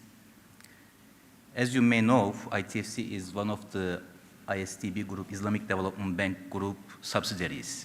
In ISDB, we have three specialized institutions. One is ITFC, International Islamic Trade Finance Corporation. The second one is ICD, which is for private sector project financing. And the third one is ICEC, which is for export and investment insurance. So my institution is the trade arm of the ISDB Group. We serve the 57 member countries of the OIC, and our mandate is basically to promote trade through trade financing and facilitation among the OIC member countries. So I'll skip quickly. So where we operate is basically as OIC countries distribution. And this is a financial institution, but it's a multilateral developmental organization. So our motto is advancing trade and improving lives. It's not only a financial institution. Our main target is to improve lives. So today, the focus is about the trade finance. So this graph shows since the inception of ITFC in 2008, our total trade financing approvals exceeded $70 billion. This last column is the first half of 2023. So I hope the year-end figure will exceed $6.8 billion. So when we look at the breakdown, sectoral breakdown of the ITFC financing, basically the energy sector is the bulk. We consider energy as one of the main inputs of all economic activities and a strategic input for all economic activities. So our focus is in the energy sector. But then the agriculture, food and agriculture sector comes as a second with 16%. So since the inception, 2008, we have provided almost $12 billion. This figure is as of the end of June 2023. So I assume as of today, we already exceeded $12 billion. So a little bit detail about our food and agricultural sector. As you see, there is a momentum increasing, especially starting from 2021, where we face the food security crisis in the world as an outcome of the COVID and also the Ukraine conflict. So ITFC responded quickly to the world crisis with increasing the trade finance. From the developmental point of view, we serve the SDG 2, which is zero hunger, definitely. This is one of the main targets, strategic pillars of ITFC. So the Islamic trade finance, as you would know, is basically providing finance for the buyers through some Islamic instruments like murabaha. So that's why the financing is towards to the buyers of strategic commodities. In agricultural sector, it could be the food itself or the inputs used for food production, like fertilizers. The other sector we finance is for the export of production, food production. And for this sector, mainly we provide financing in strategic commodities, such as cotton, groundnut, and grains, because these products are crucial for some economies, especially in Africa and CIS countries also. So when we look at the geographical distribution of our financing, we have mainly Middle East, Africa, and CIS countries. The largest beneficiaries as of today is Egypt, Burkina Faso, Cameroon, Uzbekistan, and Senegal. So I'd like to talk about our food security response program. In 2022, ISTB Group approved a food security response program, FSRP, to address the ongoing food security crisis. This is approximately a $10.5 billion program for a 3.5-year period, starting from 2022 July, 3.5 years. And ITFC, as a group member, committed $4.5 billion for this program. And I am glad to inform you that as of today, after 14 months of starting of the program, we already approved more than $2.3 billion under this program. Our target is $4.5 billion, but in less than 1.5 years, we already exceeded 50% of our target. And in this graph, as you see, our cumulative target 2022 remaining half year and 2023 was $1.730 million, but we already exceeded that target, although the year is not, and I hope we will add another $500 million by the end of the year to this figure. So this slide summarizes our FSRP food security program involvement by country and by sector. As you would see, Egypt is the largest beneficiary. There is an organization called GASC, General Authority of Supply Commodities of Egypt, which is responsible for strategic commodities import of the country. And this is our client in Egypt importing wheat, and ITFC is providing financing for wheat importation. So far, the total financing exceeded $1.6 billion to Egypt. And as per our estimation, this funding is benefiting almost 34 million people in Egypt. This is an estimation based on the annual food wheat consumption and the wheat price. Other countries, Indonesia, we provide financing for private sector for palm. In Burkina Faso, this is basically the cotton production company, Sofitex. But the financing here is directly going to the farmers. And the farmers are using our funding for their food production as well. So that's why we consider under the FSRP program. We also have a collaboration with Afrexim Bank for our mutual member countries. And recently we closed a syndication for $350 million, $25 million.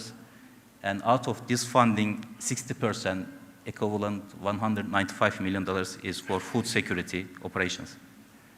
Senegal, Maldives, STO is a state, again, strategic commodities trade organization, using our funding for wheat importation. Uzbekistan, we have funding directly to the farmers. In Tajikistan, again, financing the food security, the wheat importation. Tunisia, this one is for fertilizer. And Jordan operation is actually an ISTB operation, not an ITFC operation, because the food security program, ITFC has a dual role. One is to focus on its own financing and also to execute ISTB's, Islamic Development Bank's trade funding. So what I mean, ISTB has a $200 million operation for Jordan, which is related to food supply, and ITFC as a trade institution, ITFC implements the importation of grain. So under this operation, we are issuing the LCs and also we are processing the disbursement. So this is basically our FSRP involvement, and inshallah it will grow. And if you see the total number of people benefited, estimation of course, benefited from our funding so far in 14 months is exceeding 36 million. And also another 378,000 farmers are benefiting from our financing. So as I mentioned at the beginning of my speech, ITFC is not only a finance institution, but also we are focusing on trade facilitation, trade development, capacity building activities. So in this slide, I will show some examples under the FSRP program. So we have, starting from the FSRP, we have completed four programs, projects, one in Algeria. The Indonesia coffee program is a multi-year program for 5 years. We are training the coffee farmers with some sustainable production techniques. We also have warehouse training for Tajikistan. And also we have a joint activity with Arab Organization for Agricultural Development. So here I'd like to highlight the AATB, The Arab Africa Trade Bridge Program is one of the flagship programs of ITFC. It's a multi-year, multi-donor program. And as part of the AATB, there is another component of FS, a food security component, for $1.5 billion. This is something recent, and it will be implemented during the next 2.5 years. So these operations, these projects are ongoing. The AATB program I mentioned. Then we have the common African agro-parks. There is a wheat production project in Mauritania. We conduct agribusiness matching in different parts of the world, in Africa and in Asia.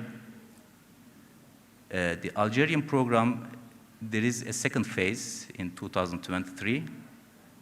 Similarly, the food security program with Arab organization is the second phase. I mentioned about the Indonesia coffee development program. And finally, we have Maldives fisheries sector integrated trade development program. So I just wanted to give you a brief introduction about ITFC's trade finance and trade development activities. And I thank you for your attention, and I'll be glad to try to answer your questions. Thank you very much.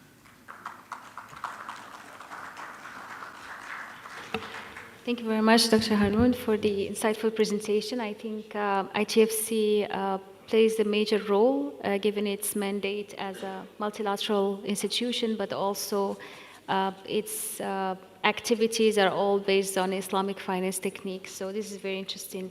And we'll have a chance, of course, to elaborate on some of the projects you mentioned in the Q&A session.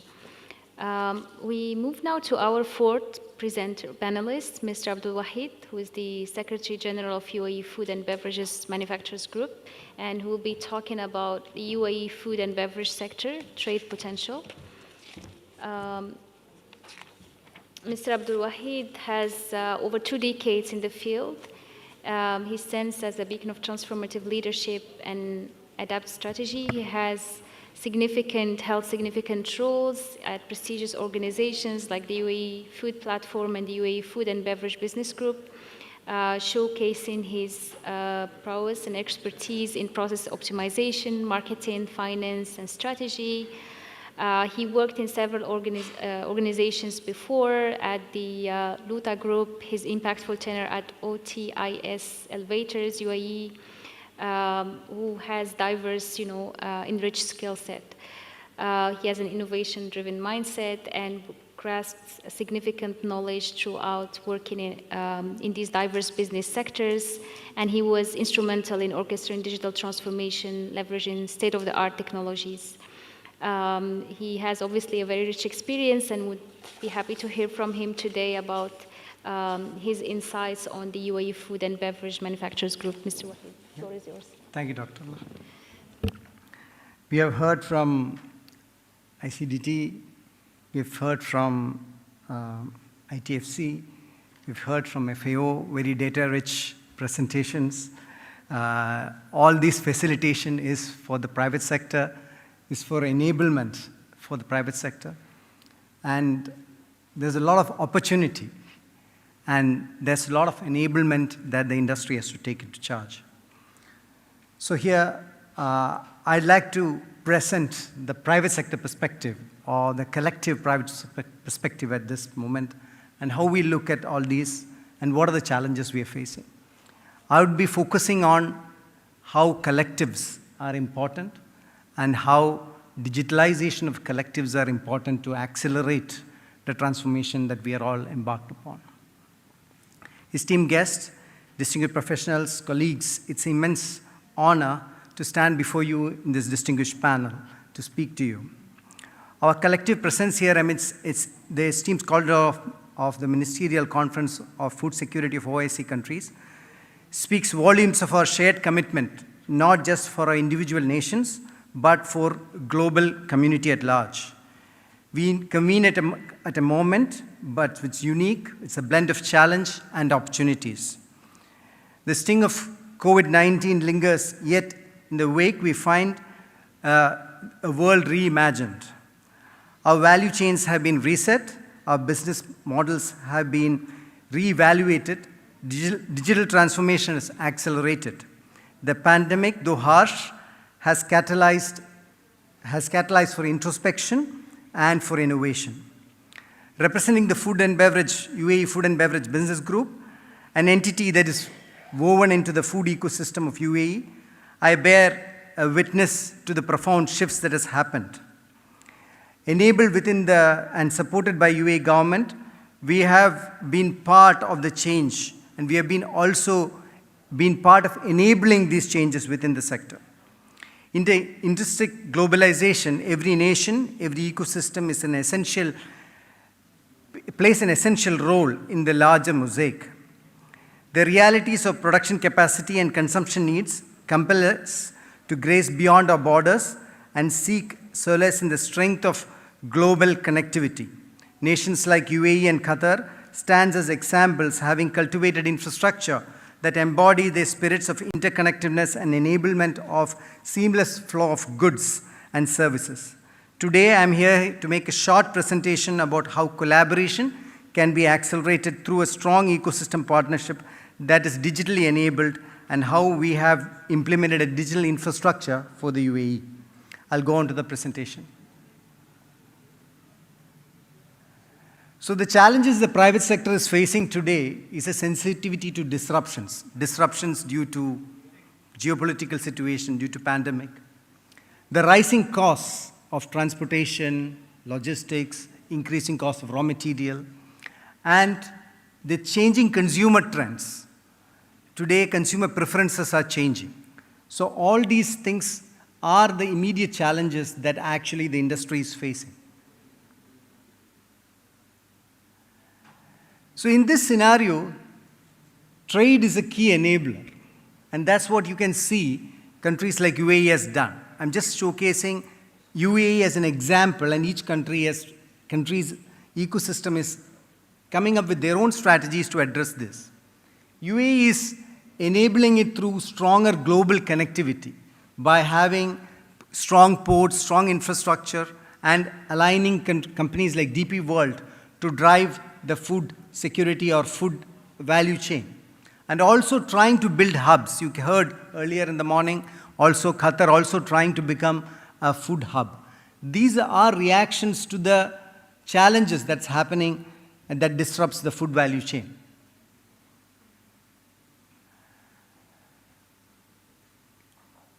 Countries that have a strong infrastructure or building a strong infrastructure like UAE, and those who have invested into the infrastructure of the food ecosystem are having to play an important role in the inter-OIC trade.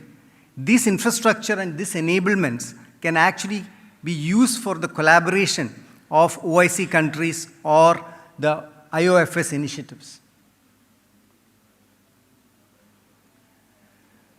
So it is this collaborative opportunity that we should exploit. And we have heard about the investment opportunities, the investment enablement that's coming from the ecosystems by the facilitation entities within the OIC network that has to be used to accelerate the inter-OIC trade.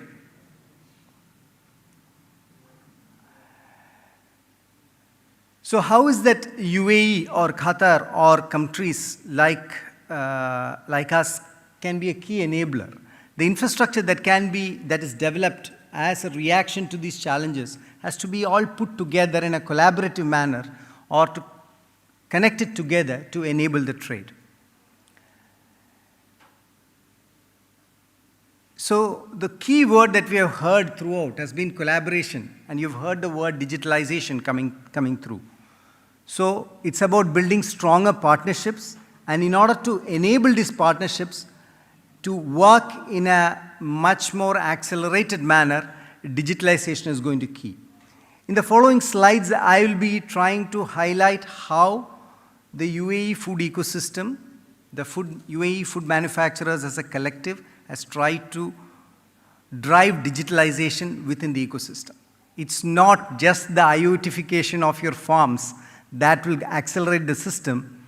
It is the collectives, initiatives that has to be digitalized and connected with each other to enable the ecosystem. To give you a short perspective of UAE has more than 600 manufacturing units. You can see the manufacturing capacities are underutilized. That is why UAE government, you'll hear from Madam Amal later on, that how we are enabling more CEPA agreements to attract more partnerships to create value-adding structures within the country. So as a food ecosystem enabler, as an association, what we have done is we facilitate and drive various initiatives that sort of accelerate the efficiency of the system. So primary challenge is to address the immediate challenge of the food sector, and there are many regulatory issues that we have addressed. These include price control, export barriers, unified regulation, the VAT systems and the tax systems that's been introduced, and rising commodity prices. So we've been trying to address that. We drive that through digitalized, through campaigns on sustainability, circular economy, food bank, made in UAE initiatives, having emeritization labs, and improving energy efficiency through programs like Innovation Lab, digital platform, and so forth.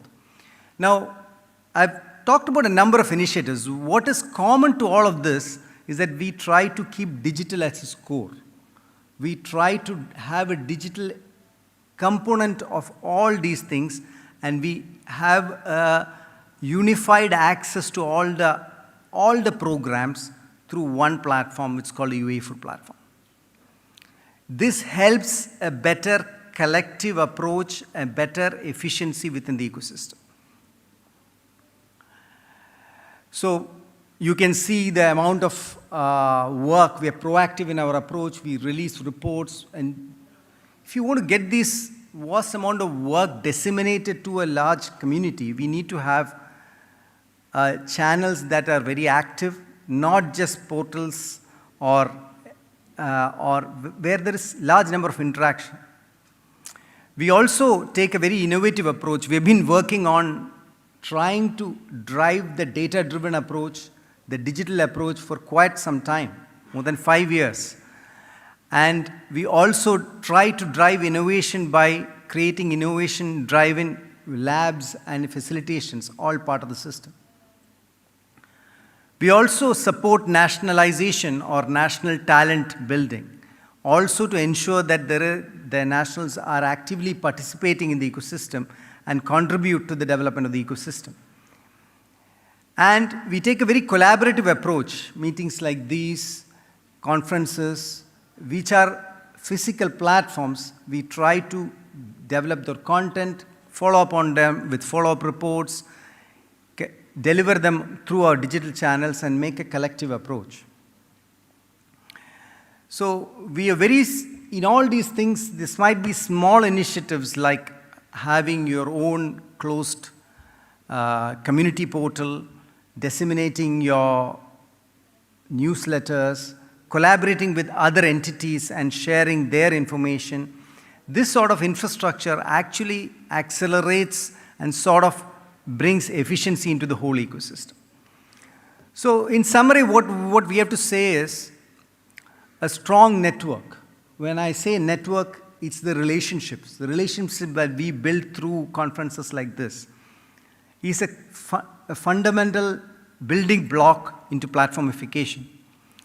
And we use the ecosystem and we connect it with technology. We talked about various platforms, and we have to make a platform of connected ecosystems. And this will enable better efficiency of the whole entire ecosystem. So this is an example of how we have sort of architected our product of our platform. For ecosystem engagement, we have got an application called Tribo, where we disseminate all our reports in micro-publishing format. We have a Zoom virtual office where which you can connect. You have a follow-up mechanism through a robotized mechanism of reaching out to the ecosystem players or to the participants so that there's a good communication. Then we build on it. We build on it with the digital product catalog, which is a product catalog with the entire country, where all the products that are registered in the country, that are marketed, are created into an open API platform. So this is not a customer-facing platform. Anybody can build an application or an e-commerce platform by connecting to this platform. And the companies, the principal manufacturers, can sign digital agreements by which they are able to develop their BDA agreements and settle them online. And we also have a delivery mechanism like warehouses, delivery partners, marketing agencies, all are connected. So in fact, we have created a digital infrastructure that helps you wire your new business models. The old business models are getting transformed, and we have to transform from the existing business models and transition slowly, and we are creating the infrastructure for that. And this open API system is open development, where we are co-creating with the participants and developers and connecting with the existing players. There is no point in competing with the existing platforms. It's all about collaboration and taking this collective network going forward.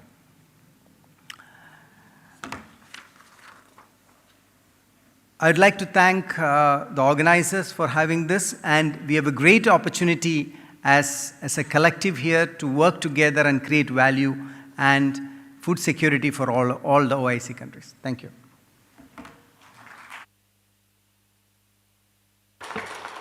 Thank you very much, Mr. Abdul Wahid. Very interesting to see the experience of UAE in terms of developing food and beverages manufacturing, and definitely digitalization is a key focus areas. I think we're talking about digital economy transformation, and seeing that in the context of food and beverage manufacturing is very important, and definitely it's a role model in terms of positioning UAE as a hub, as a global hub.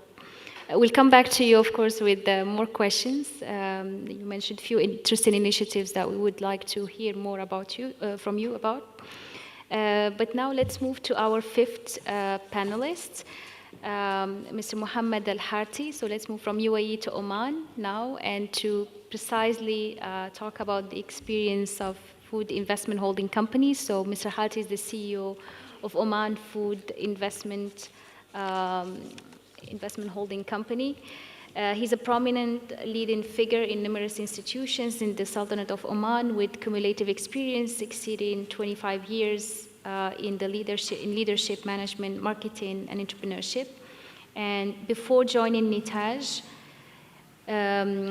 Sheikh Mohammed Al-Harti held active and leading roles in multiple organizations such as Omani Holding Company for Environmental Services, BIA, and Oman Shell Company for Marketing and E-Commerce. He worked in many key areas, including institutional restructuring, strategic planning, enterprise management, business development, and the list is really very long. So we're very pleased to have you with us, Sheikh Mohammed, and the floor is yours for your presentation. Bismillah ar-Rahman ar-Rahim. First of all, I thank the organizers, IOFS, for the invitation. It's my honor to be here today. I'm going to give you an overview of the opportunities in Oman and what is it that we do as Nitaj. Oman's population is 5.1 million as of September of 2023, with a GDP of $114 billion. Agricultural's contribution is 1.3%, with an aim to take it up to 1.5% by 2030 and further as of the Vision 2040. Total food consumption in Oman is around $7 billion. Oman is strategically located. It has 3 international airports, 5 seaports. It's open to the ocean, of course, so that's very strategic. 3 free zones, and 2.5, first of all, number 1 in consecutive years in the World Bank Index of Doing Business. For 7 consecutive years. 2.5% of the shipments gets inspected, making Oman top 5 countries in the world. We're connected to 200 direct lines to 86 ports. I'll move on in terms of import and export, trade exchange. Our top partners in import is UAE, as number 1, China, India, Qatar, and Brazil. In terms of exports, we export to the UAE again, that's number 1 trading partner, Saudi Arabia, United States, India, and China.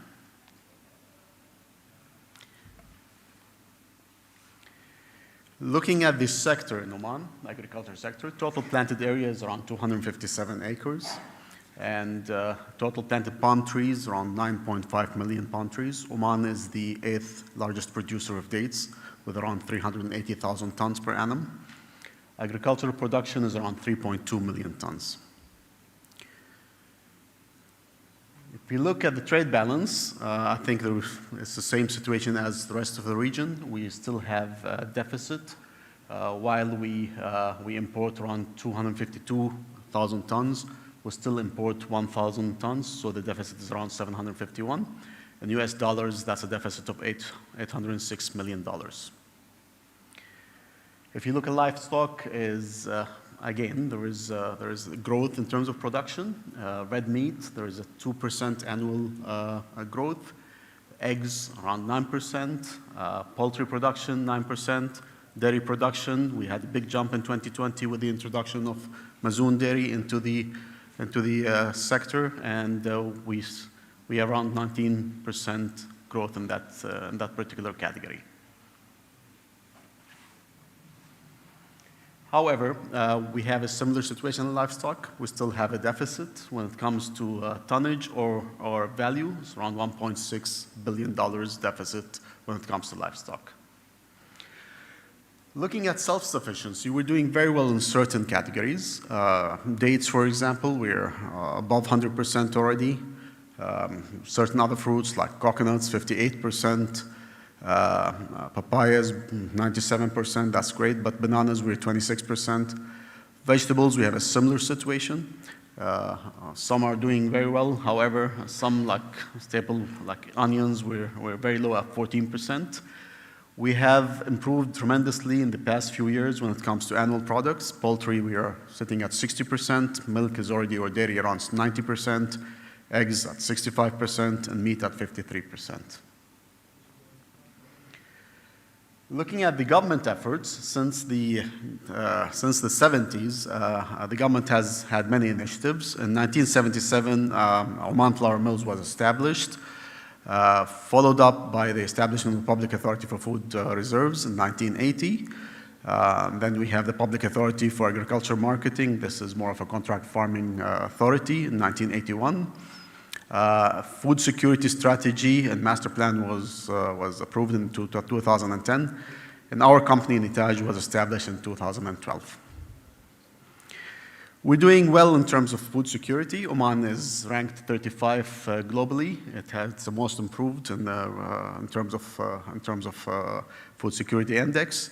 Affordability, we're 21. Availability, we're 34. Quality and safety was 42, and we need to improve further in sustainability and adaptation.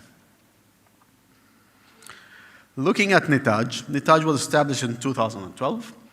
So I'll just move on just for sake of time and go to the portfolio.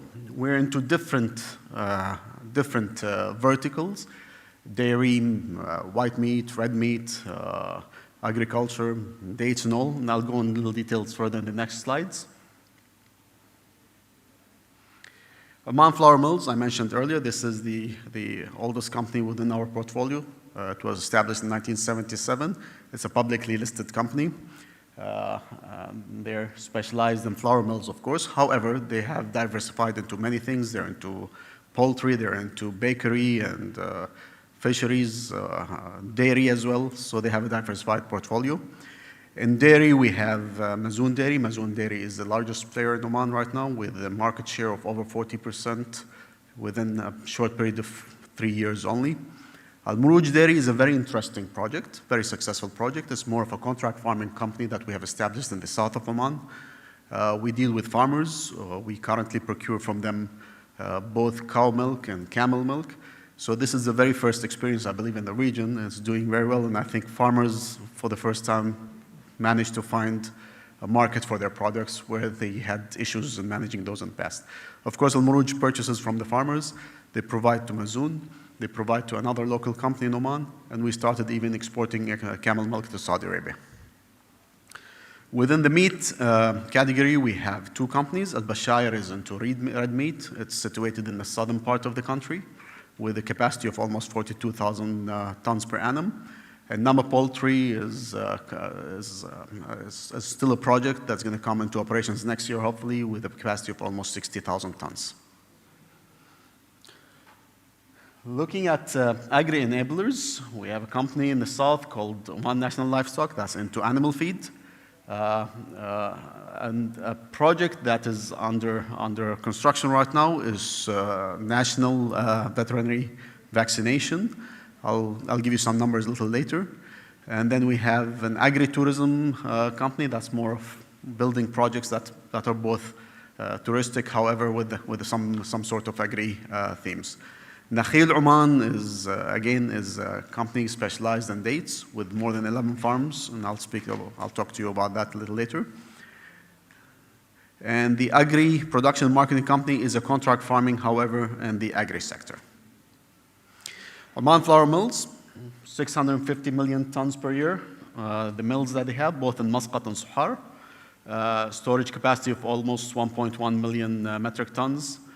Table eggs, they produce 730 million eggs, both in Oman and the UAE, and 6 million birds per annum.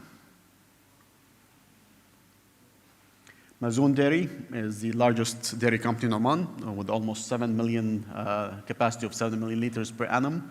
We have, this is a little outdated, but we have over 11,000 cows right now within our own farm. And we have a reach in Oman and a very limited reach right now to Yemen and UAE and other countries. Al Muruj Dairy, I mentioned that earlier. This is a contract farming company with our own brand of camel milk, Watani, and the capacity of almost 6.5 million liters per year. Al Bashair is a red meat company with 42,000 metric tons capacity. We handle almost 65,000 heads per year. Nakhil Oman, 11 farms with a capacity of planting 420,000 date palm trees. We are currently at around 350. We have a facility in Nazwa to process different products coming from dates with a capacity of 35,000 tons. And we also have a tissue culture center, a state-of-the-art tissue culture center, and we produce with a capacity of almost 160,000 palm seedlings. Oman National Livestock, that's a capacity of 144,000 tons for animal feed. That's an agri-tourism development. This is a newly developed company, and the vaccine company will produce almost 960 doses, million doses per annum. Our network, we have reached to a good portion of the globe, and we intend to expand further, inshallah. These are all our brands. Now, future opportunities, we try to tackle the areas where we have low self-sufficiency and see where we could invest further, and we're open to co-investments with other partners around the globe. We're looking at possibility of looking at areas of seedlings and grains and fruits and vegetables. That's an area of discussion right now. Production, processing, agri-logistics, we're doing well. However, the seedling and some of the other inputs are still something that we need to work on. We're looking at also growing other crops like potatoes, onions, garlic. These are areas where we have low self-sufficiency. And the livestock sector, we're doing pretty well with dairy, red meat, and poultry. However, we need to improve when it comes to animal feed, and this is, I think, a challenge in the region. It's extremely expensive, and we're just working on different solutions to see how we could bring that cost down and bring down the price to end consumers. I think I summarized this, and sorry, I may have taken 10 minutes, and thank you, Doctor.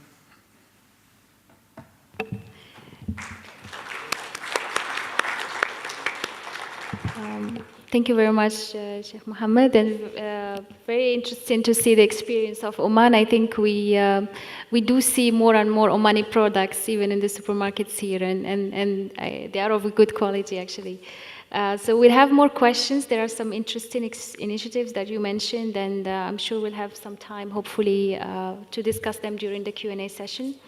We'll move now to our sixth presentation with Mr. Ahsan Bajwa, who is a team leader at Pharmonix, Pakistan, and he will be talking about model support centers, another interesting area in the context of food security development. Mr. Ahsan is a University of Engineering and Technology, Lahore electrical engineering graduate with 30 years of entrepreneurial experience. His extensive practical involvement in farming spanning from 1999 and covering approximately 3,000 acres provides him with invaluable insights into the field. He's a driving force behind two pioneering initiatives, Farm Dynamics Pakistan, FDP, dedicated to the latest precision agriculture solutions, and Farmonix, provider of cutting-edge farm mechanization services that we'll be talking about today. And he also serves as an advisor to the Planning Commission's Subcommittee on Agriculture and Water and holds a board of directors role at PAMCO, which is the Punjab Agriculture Marketing Company. Mr. Ahsan, the floor is yours.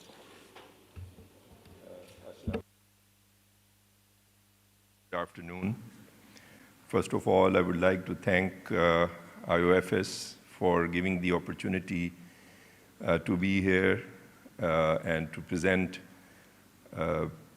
ourselves as Farmer Ambassador of Pakistan. AZ Corp is a family farming business company involving now the third generation. The first generation started the farming in a very challenging area of Pakistan, and the second generation started innovating and taking it to the highest end. Now the third generation is fully involved very passionately to linking it in the world community, and every possible innovation that we can think of in the local environment, we are trying our best to put it in. So I'll start my presentation. This is actually, the title picture is our dream, to see every common small farmer of Pakistan having thumbs up. My presentation would be basically a small journey through our farming journey, and then where Pakistan is standing right now, and where we are standing, and where we wish to go forward, and joining hands with the community, the international community. So I'll start with a small video which will introduce you to Pakistan and then our journey.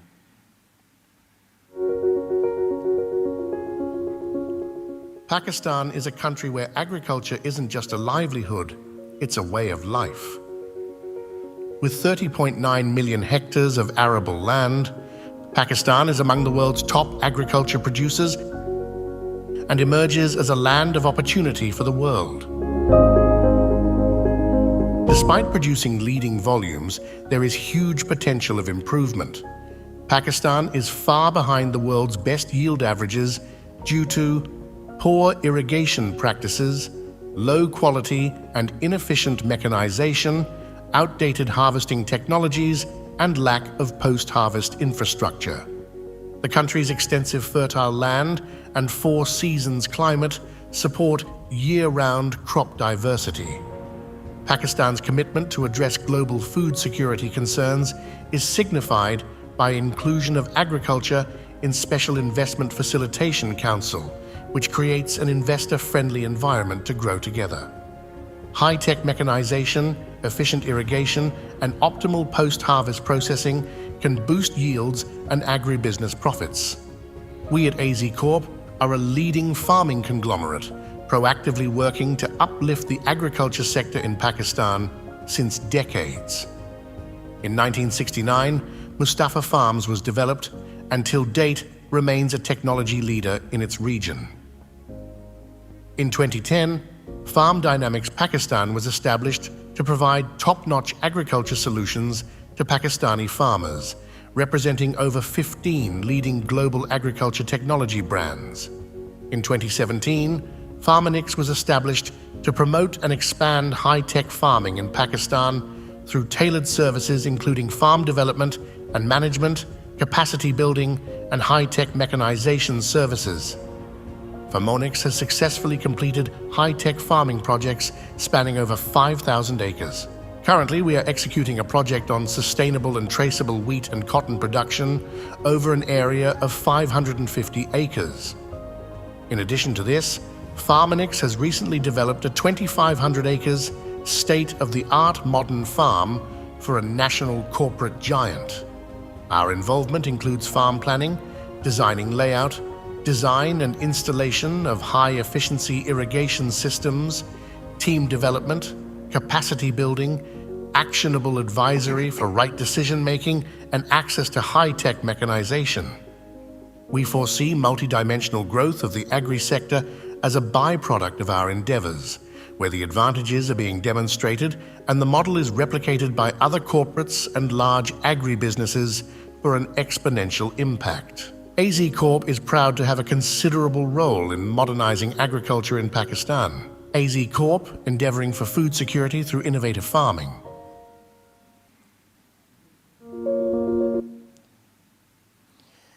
So since the beginning of the involvement of second generation, which is myself, and having engineering background, could never understand why there is no precision in the farming.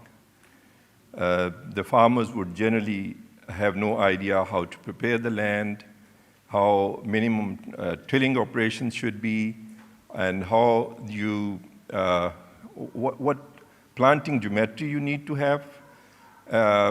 He would get an advice from the seed companies, from the government, from the extension departments to use kgs of seeds, whereas this was not the requirement. So the world is going on the plant geometry, the number of plants per acre. So that was a start of our innovation, and then it spread to the irrigation and mechanization and so on. So, but all these innovations and technologies are very capex intensive and very difficult for a common farmer to adopt that. So we started with the concept to promote services and to develop service centers in the whole farming, for the whole farming community, and where they don't have to spend on the technologies, but they can definitely hire the technologies and get their business done. So our solution is basically developing farm service centers which can provide all the services to, from A to Z to the farmers throughout the production cycle of any crop, and enabling then access to the high-tech technologies like high-tech mechanization, irrigation, and then providing them quality inputs. And when you do all that, then advisory is very important to hold farmer's hand and taking him along throughout the production cycle. So that's what basically we are doing.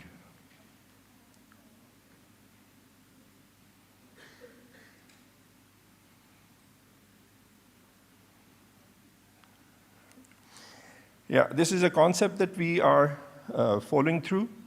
This is a complete production cycle of any crop. You start from the land preparation, seedbed preparation, and you end up with having your produce in the storage. There's a, if we talk of Pakistan, Pakistan is very low on, as we said earlier, low on technologies and innovation. So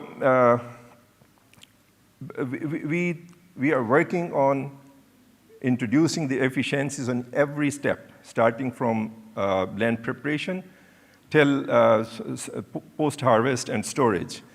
Currently, the practices are that when farmer moves from one crop to the other, he would simply either burn or sell his crop residue, whereas we are changing the mindset and the practice.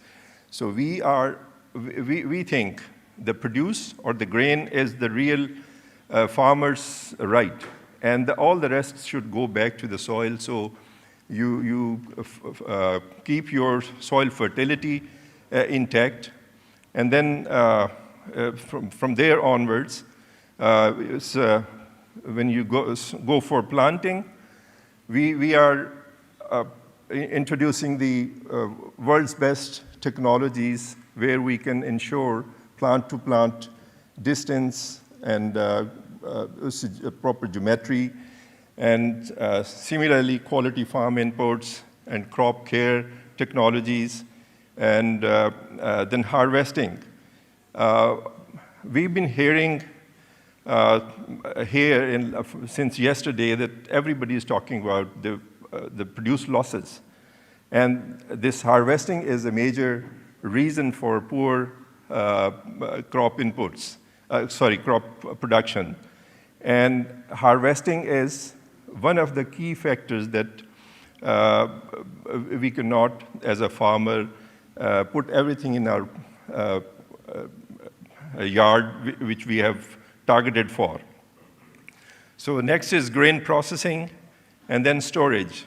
And this is the complete, and then crop sale. This is the complete model that we are working on as a concept of a service center. And we are trying to introduce on every step the innovation and farmer efficiency to reduce the losses and get the best maximum for the farmer.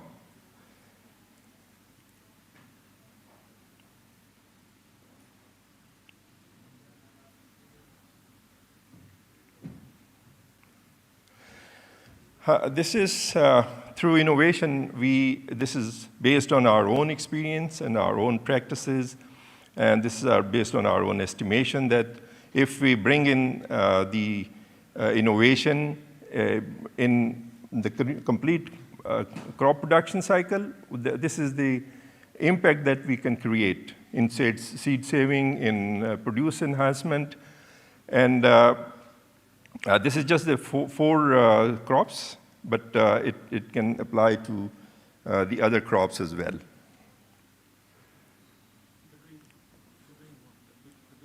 Yeah, okay. Yeah, oh, sorry, thank you. So this is having a focus on the farm service center.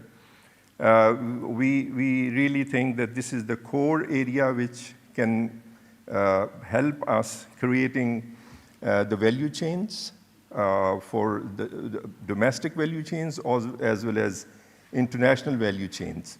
So farm service area would be basically enabling the farmer to produce the best, and then may it be the livestock or meat, or may it be just the agriculture farming. So the farm service center would be as a concept of IOFS is as a model support center, can really play the key role in developing this. And that includes everything from A to Z, the whole solution.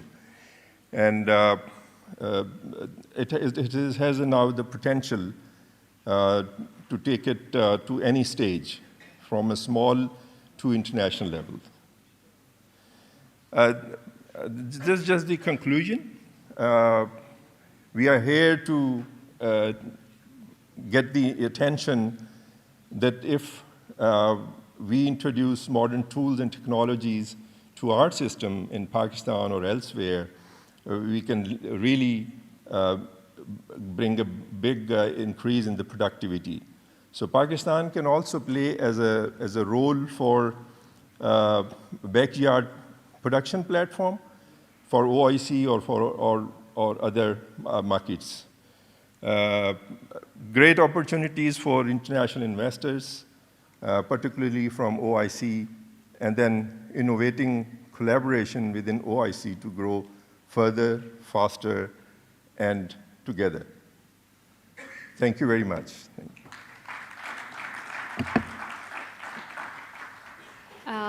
Thank you, Mr. Bajwa. Very interesting, the idea of corporate farm model, and then, I mean, it's one of the very important services that are needed, especially for small farmers who do not have the capacity to develop all of these areas by themselves. I think cautious about the time. The session is really interesting that we didn't notice that we are far behind our schedule. We move now to our 7 panelists, Mrs. Amal Al-Ahmadi, who is the head of the Research and Development section at the Ministry of Climate Change and Environment in the UAE. She also manages the food security file, and she is a geneticist and a public policy expert in food security and in science and technology. She has worked on food security file in the UAE for the past 7 years and contributed directly to the development and implementation of UAE's food security strategy.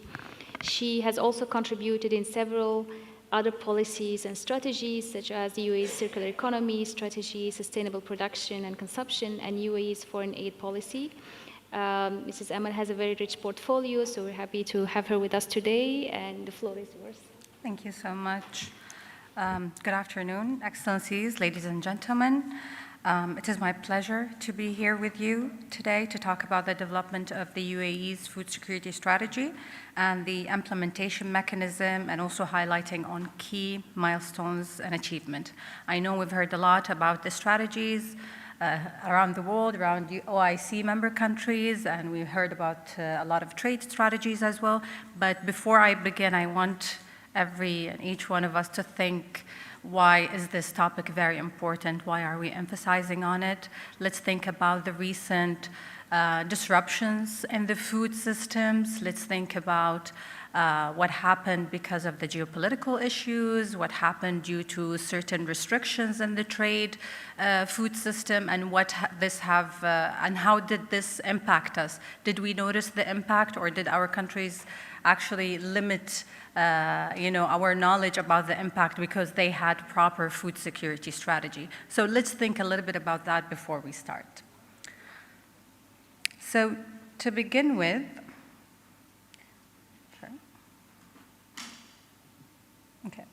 I'll start with His Highness Sheikh Mohammed bin Zayed Al Nahyan, the President of the United Arab Emirates, quote. His quote that emphasizes that ensuring food security is a collective responsibility that starts with each individual act all the way to the interactions between the community and the public and private sectors. Then we go to the definition of the food security for the UAE. The definition of the food security for the UAE is aligned with the global definition as we define it by enabling the UAE's population to have access to healthy, sufficient, safe, and nutritious food for an active, healthy lifestyle. Also at affordable prices at all times, including emergencies and crises. So, globally, the macro trends, mainly around the 4 key dimensions, are impacting the food security and influencing how countries actually respond.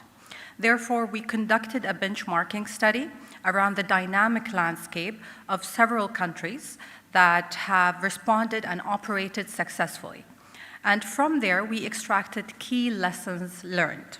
Developing the strategy, we started with an overview of the history of the food portfolio in the UAE, where we started analyzing the legal, political, economic, social, and technological, and even the environmental and regulatory landscape as well. As an example here, I'm showcasing, because there are a lot of landscape we analyze, but this is an example of the legal landscape in the UAE for the food system, where you can see that it used to be led by different entities, from the federal government all the way to the local government and local authorities. I will not delve more into that because that's going to take us a lot of time. So, in realization of the significance of this file and the ever-evolving regional and global trends, in 2017, a decision was issued by the UAE Cabinet to create the position of the Minister of State for Food Security. And Her Excellency Mariam Al-Miheri was appointed as a Minister of State for Food Security, who is now the Minister of Climate Change and Environment after the integration of the file into our ministry.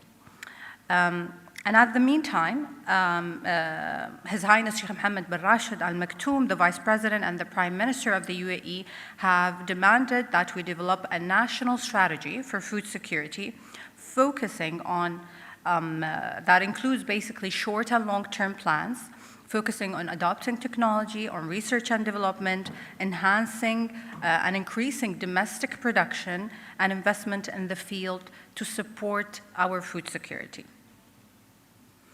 And this is basically where and when the process started. And this is just a brief about the process. So we have established the UAE Food Security 2051 with the vision to become a world-leading hub, as my colleagues have mentioned, and an innovation-driven food security through championing agribusiness and agri-technologies, promoting multilateral partnerships, and drive circular food systems. And within that vision, the strategy included 5 strategic directions that you can see here. The first one is to facilitate agribusiness that we've been listening here today, and diversifying our food sources, especially that the UAE actually imports 80% of our food from abroad. Then promoting agri-technologies to increase our domestic production and self-sufficiency, even if our environment is a desert environment and we're limited with water and arable land. Then the third one is to reduce food loss and waste by half by 2030, which is aligned with the global agenda, ensuring food safety and improve nutritional intake, and then develop an agile food system that is dynamic and adaptable. These strategic directions represent an overview of our work that includes tangible plan with strategic KPIs and initiatives to achieve. And of course, for efficient and effective strategy, we have 5 enablers that we have identified. Governance, which is done by the Emirates Food Security Council, is the governing body for food security in the UAE. And we have an R&D agenda, which is aligned with UAE's priority sector, food security database, investing in building human capacity. And then we have the creating a food movement, basically, by engaging the communities, again, towards sustainable food system. Again, because this is a collective effort. Here, a little bit more in depth about the first enabler, the governance and the execution model that is used in the UAE, the Emirates Food Security Council, which plays a key role in ensuring food security in the UAE. It is the primary reference to all food pillars in the country. And as you can see here, we have members from the federal authorities and emirate authorities to ensure viability, sustainability, and effectiveness of the council to serve the sector in the country.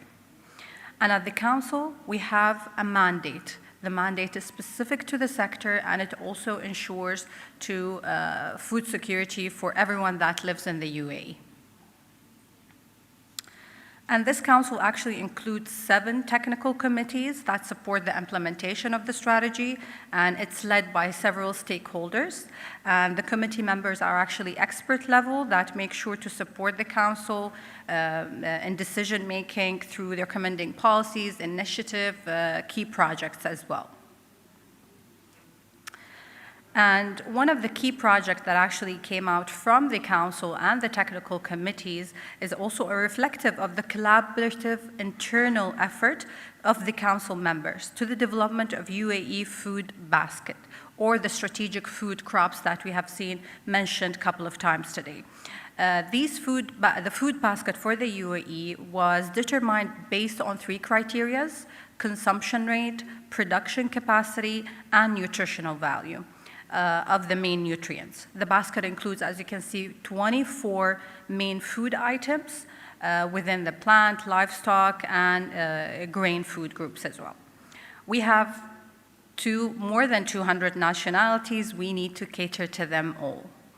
And we have also actually categorized this list of products based on the sourcing mechanism, whether it's agriculture production or through trade. and because there are a variety of approaches that we need to be considered working on these products within the food system. Now we move to some of the achievements and milestones from the strategy. So in 2022, the UAE was ranked at the top of the MENA region in the Global Food Security Index. We scored 75.2 in comparison to 2021, with a growth of 4.2 scores. So more specifically, the score rose to keeping its very good average in the affordability, quality, and food safety pillar, where we can see a steady and stability improvement. Lastly, the UAE have also scored 55.2 in sustainability and adaptation, showing a steady growth as well. But how did we get there? So some of the Emirates Food Security Council key initiative, you can see them here. The council developed in the beginning a plan to diversify import, again, because we depend hugely on imports, so any disruptions, we do have a plan to have alternative sources. The council have also adopted the food import monitoring mechanism, which is continuously monitored by the team to ensure the sustainability and continuity of the system, of the supply chain. The council have also developed a media plan that included awareness messages against excessive purchases of food, against food loss and waste, and the best practices for agriculture production. We also developed a mechanism to support the local agriculture and livestock producers, especially the smallholders, actually by connecting them directly to the retailers and major companies that require a lot of food sourcing. We also formed a team to assess and follow up all the development and find the solution and challenges, and that's where I come from, that team that follows and monitors the food security status in the country. But the achievement and initiatives supporting food security are much more. Some of them are mentioned here. One is the Food Technology Challenge. It's an international competition of which 2 versions have already been launched. It aims to find technology-based solutions to enhance food security. It invites people from all backgrounds to participate, especially university students and entrepreneurs. Then we have the Food Tech Valley, which is an area, which is a free zone actually in Dubai, that we hope to be the future of food.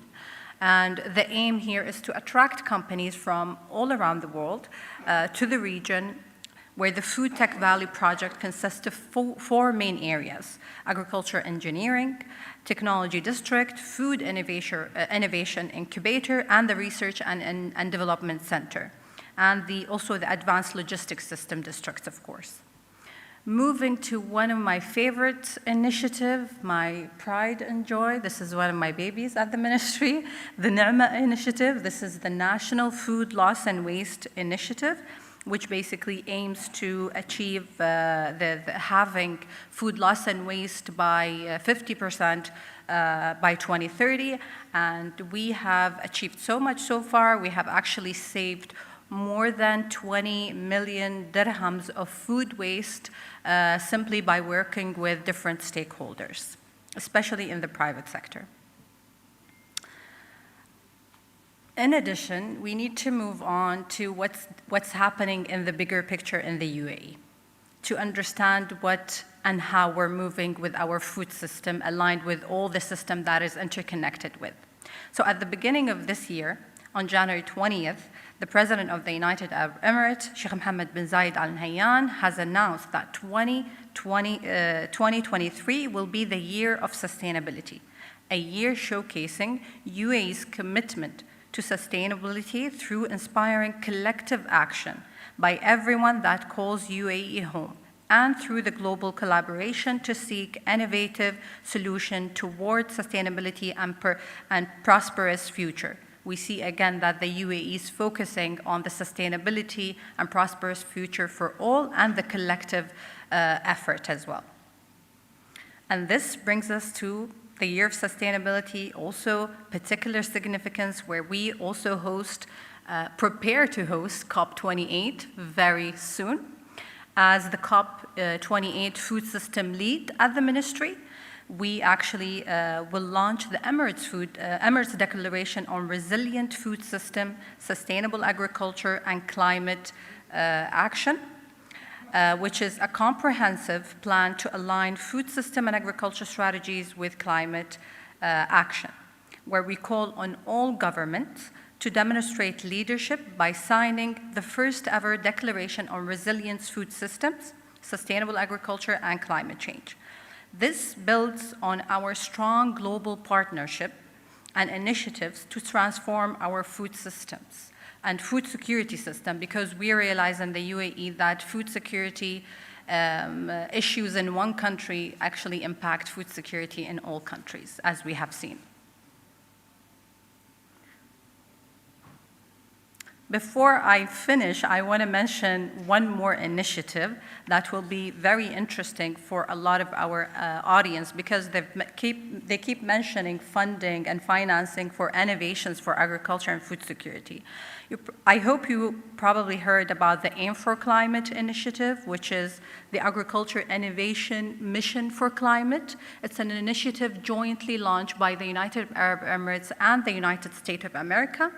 It aims to support climate-smart agriculture, agricultural research and development, and innovation to provide solutions to global hunger and to climate crisis. And I'm happy to let you know today that the initiative have actually increased its investment to $13 billion US.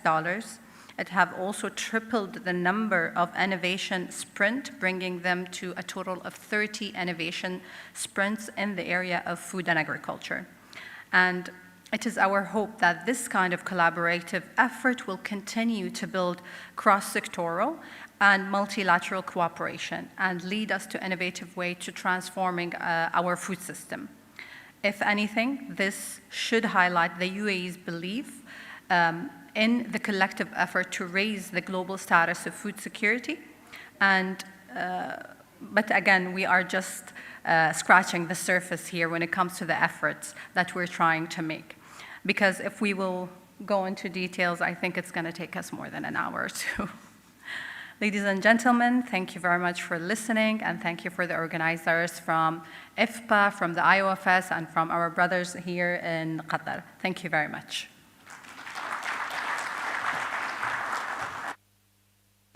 Thank you very much, Ms. Amal, and very good to hear about the governance and legal landscape of food security in UAE, which is quite unique, and wish you all the best for your initiatives.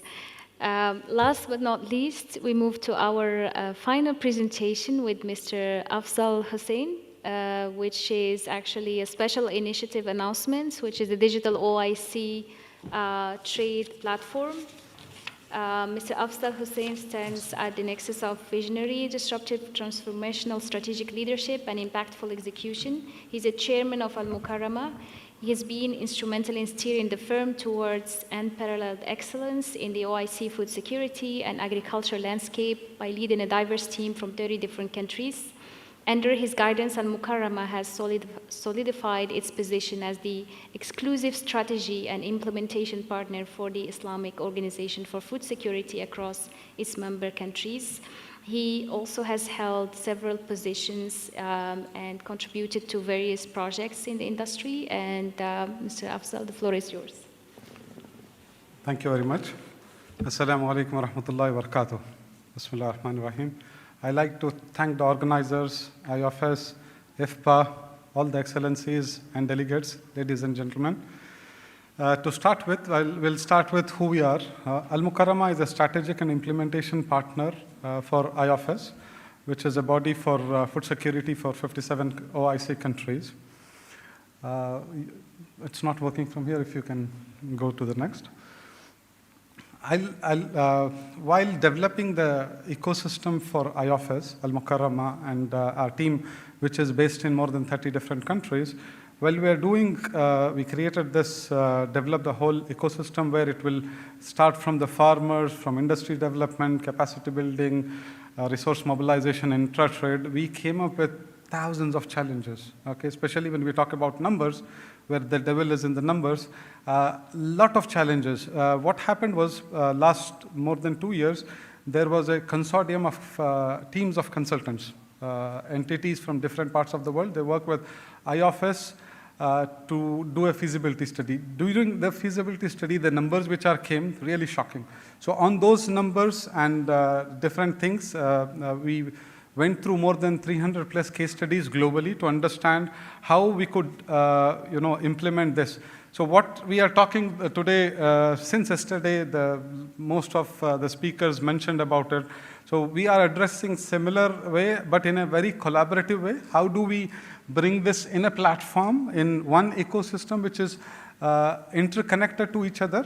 It's a comprehensive solution, at the same time disruptive. How we can really bring the change in OIC countries. While we are doing the research, one thing which stand out was next generation technologies. If we, especially the cases of Brazil and Netherlands was standing out from one of the biggest importers of food to the supplying food to globally. One of the key was investment on the technologies. This is where we will not talk much about the ecosystem, which is already presented by IOFS to the delegates. We'll go ahead with one of the initiatives what we are trying to launch today, inshallah. And we'll start with some of the numbers to understand why we did this. For example, when we talk about farmers, in OIC countries, 75% of the farmers are using hand tools. When the world moved to AI, harvesters, those things, our farmers are still using hand tools.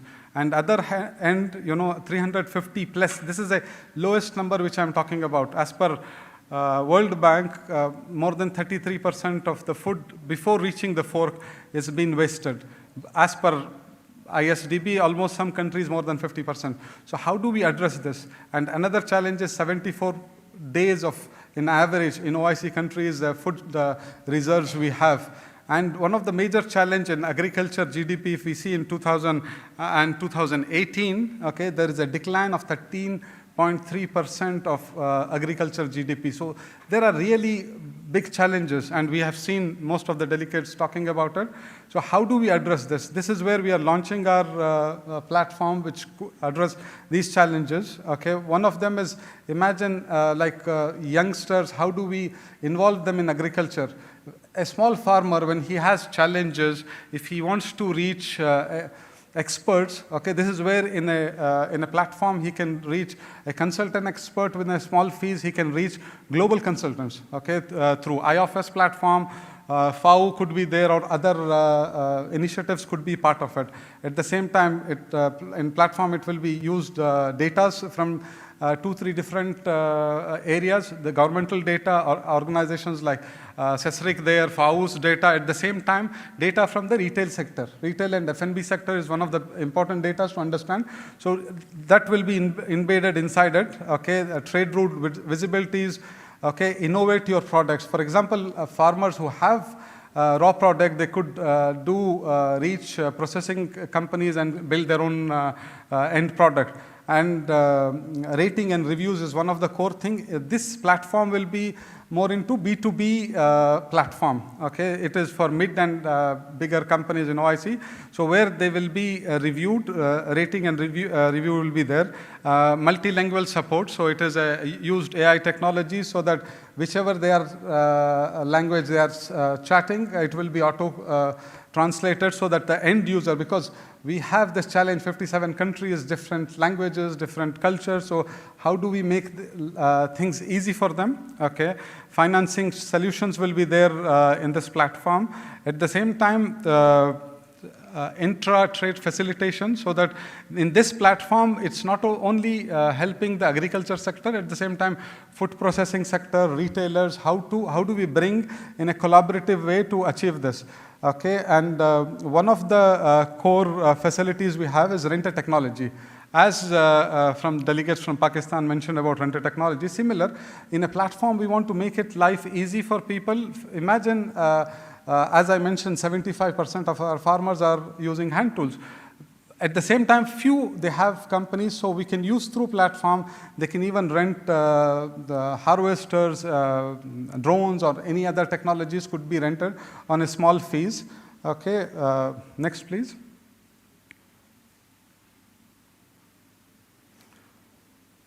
So this is how it looks, T57. It will be, inshallah, world's biggest marketplace for from agriculture, food processing in OIC countries.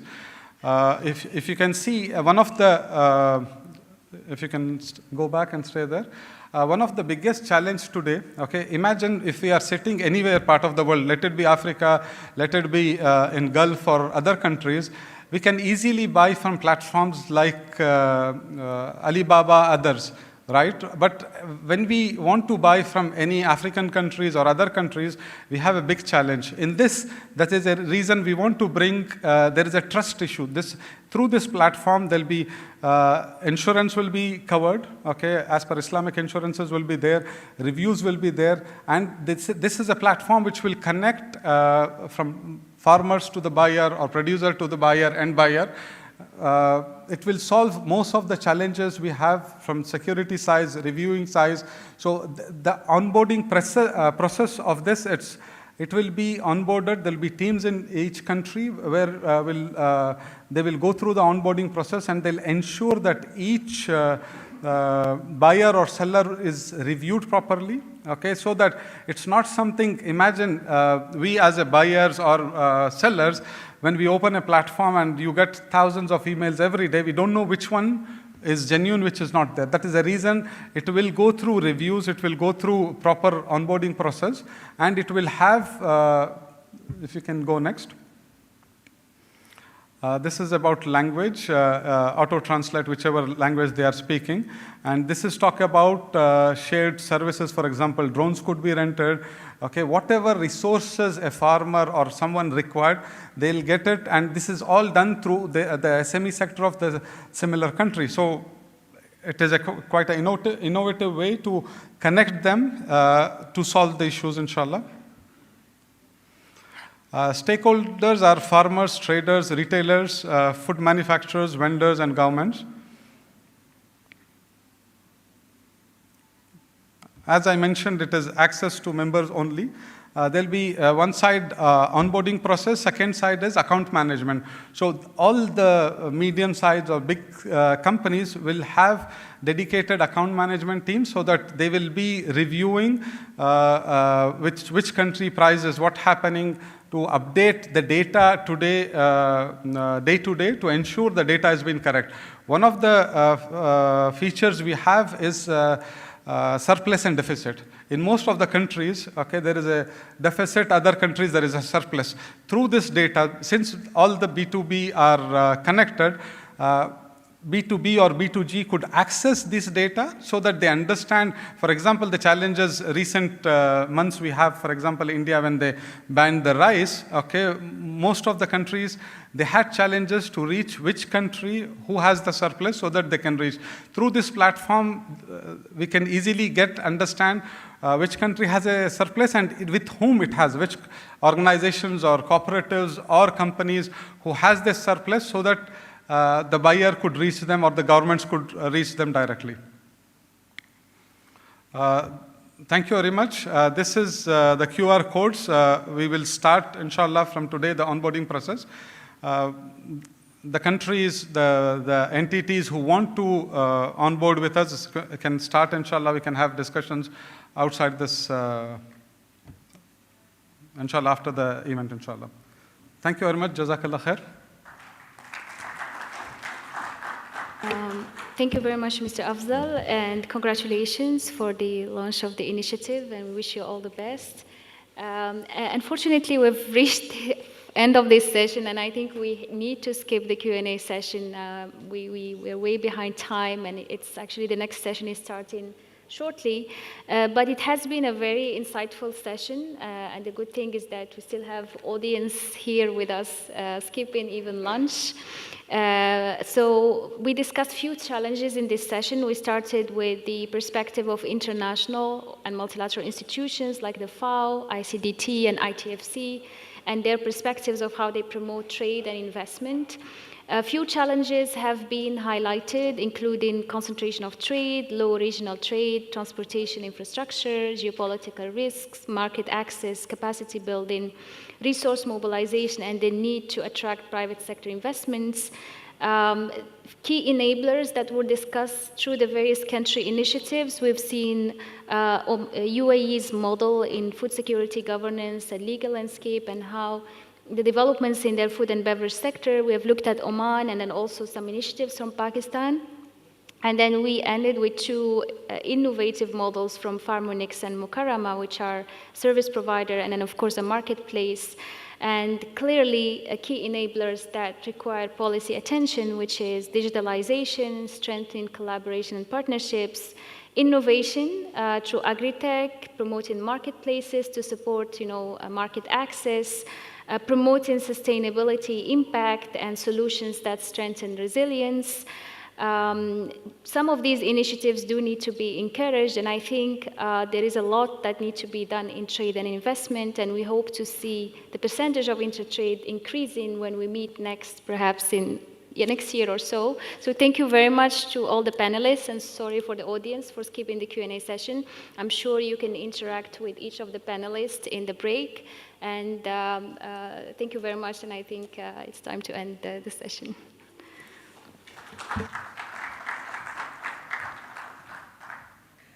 Thank you, Dr. Dalal, for your wonderful moderation, and to our distinguished speakers for their valuable insights. I hope the audience found these discussions enlightening and inspiring. Now let's capture the moment with the family photo, and then give us the opportunity to award speakers with a certification of appreciation, and then we will have a 10 minutes break.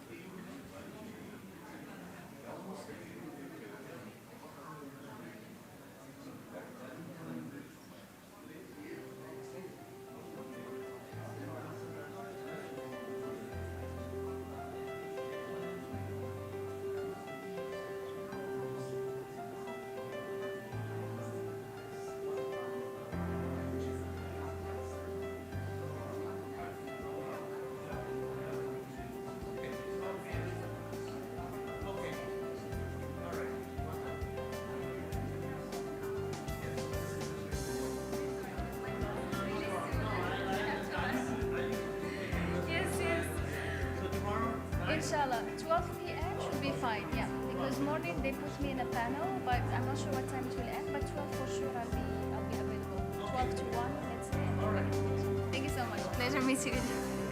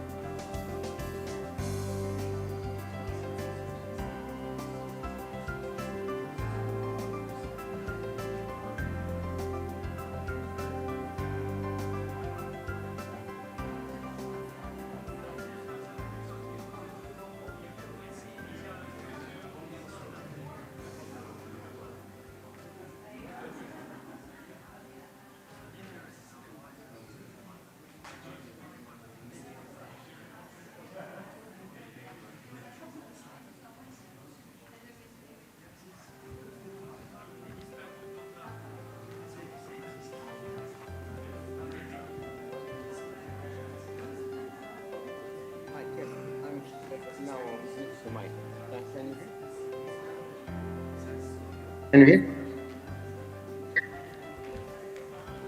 Deutsch vom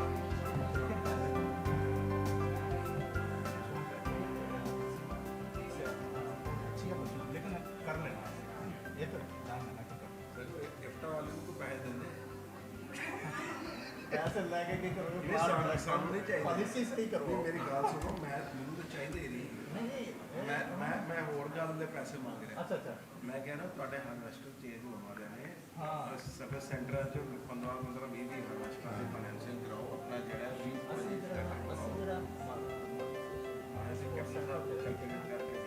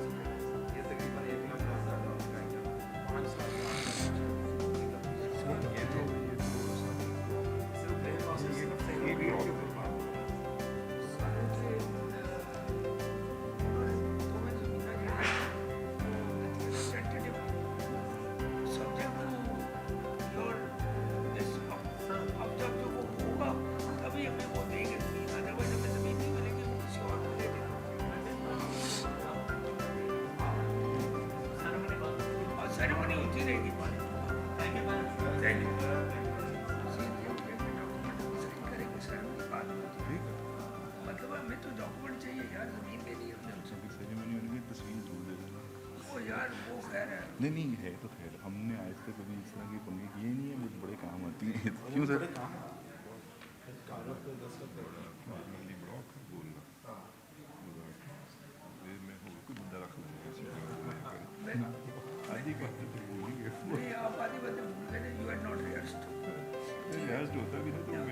नहीं वो बड़ी तैयारी करके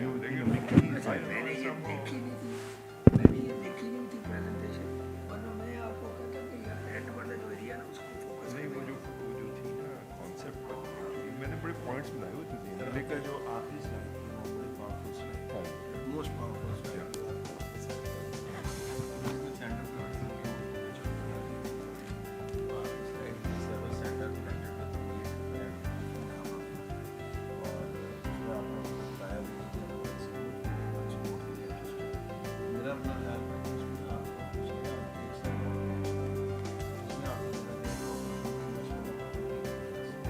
number 1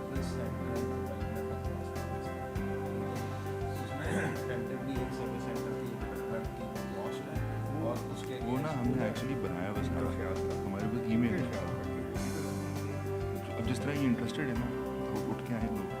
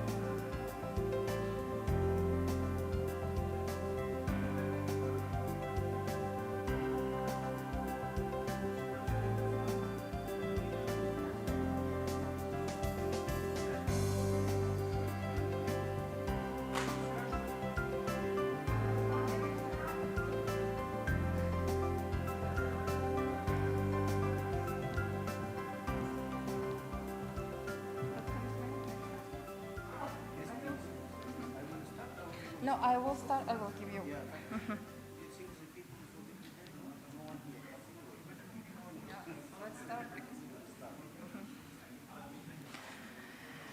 Dear ladies and gentlemen, let's continue and start our third session on projects in the agri-food sector across the OIC region.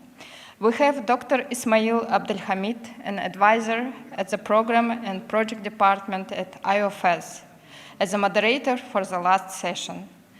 Dr. Abdelhamid's insights will undoubtedly enrich our understanding of the project discussed.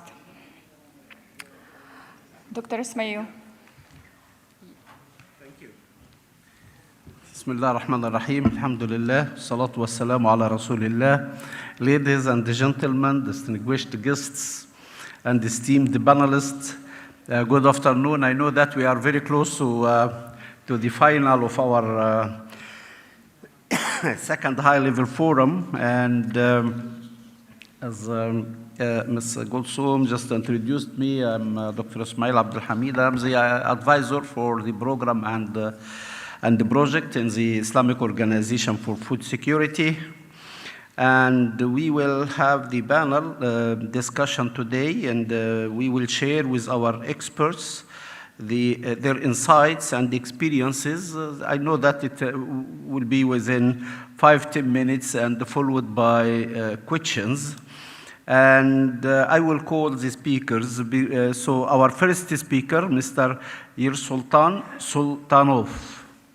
Yes, please.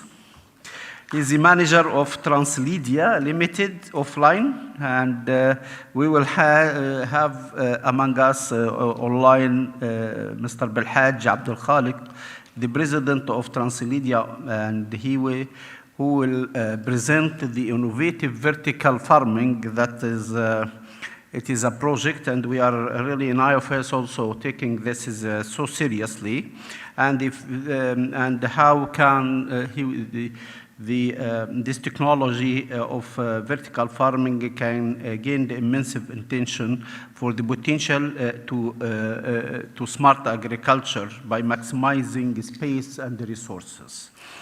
And now we will have also among us my brother, Mr. Talgat Kubashiev. He is the program manager. He's from our team in IOFS BBD. And he will share insights into the sheep farming development project. Livestock farming plays a pivotal role in the food security, that it is really left behind any sort of advancement in our member countries, and this is why we are here today to talk how can we enhance and employ the sheep farming within the OIC region. Let me also introduce my brother, Dr. Diko Laden from Nigeria, the country we all love. He is the CEO for Dar al-Halal Nigeria Limited, representing Nigeria. Please have a seat. Presenting the Nigerian Meat Hub project, which is also in IOFS. We're taking also extreme care about this meat hub development in West Africa. And it is a complete supply chain management and essential components for agri-food sector. And we have to move on, and we have also with us Ms. Lizat Yumirialieva. Oh, I'm so sorry for difficult. Yeah, please. And she is the Chief Scientist Secretary and the project lead of the Kazakh Research Institute of Food Processing, presenting the bakery supply chain project. The bakery sector is vital in the provide stable foods and optimizing its supply chain, and can play a really important role. I visited the institute, I think it is in Almaty, right? The Institute of Food Processing. Okay, let us start now, and our first speaker is Mr. Yer Sultan, Sultanov, and as I have mentioned that he is the manager of Transledia Limited, and he will present for us a lovely piece of work that is very close to my personal heart and for all the people working in modifying and smart agriculture. The vertical farming, and we will give the floor for him for 5 minutes, is okay? Yeah, okay. You want to present from here or from here? You prefer to come from here? Okay. Thank you very much. Thank you. So,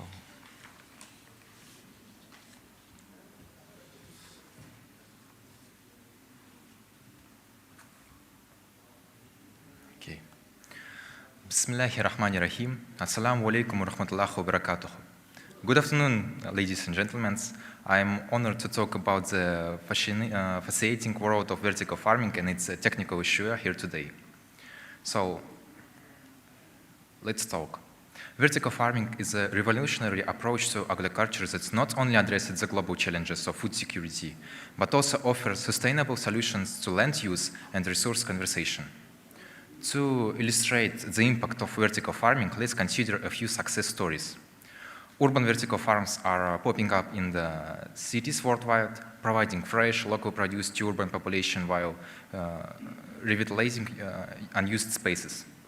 So also, in our vertical farms, we use hydroponics, a method of growing plants without soil.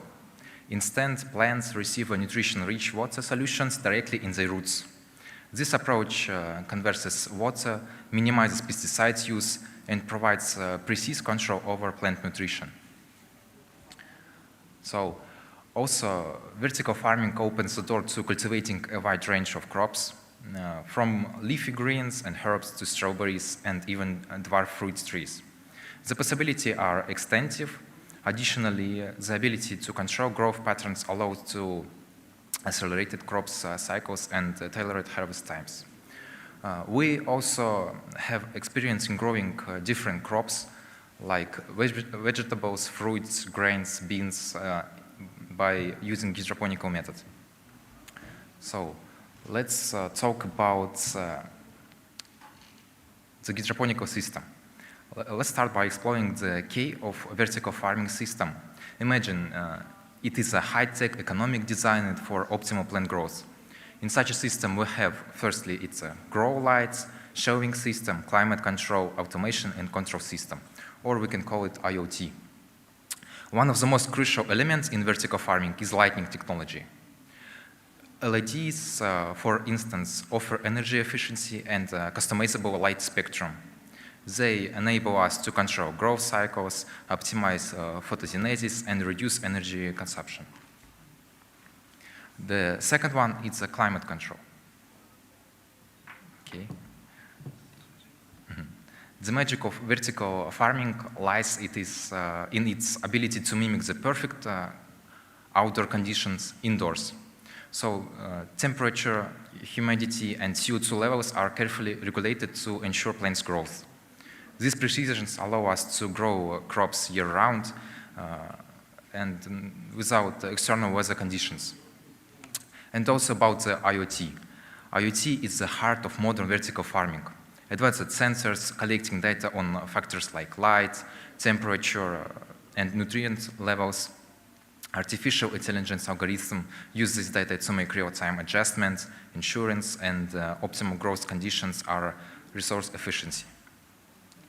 So, also, of course, there is challenges such as initial setup cost and energy consumption, but ongoing research and innovating aim to overcome these hurdles.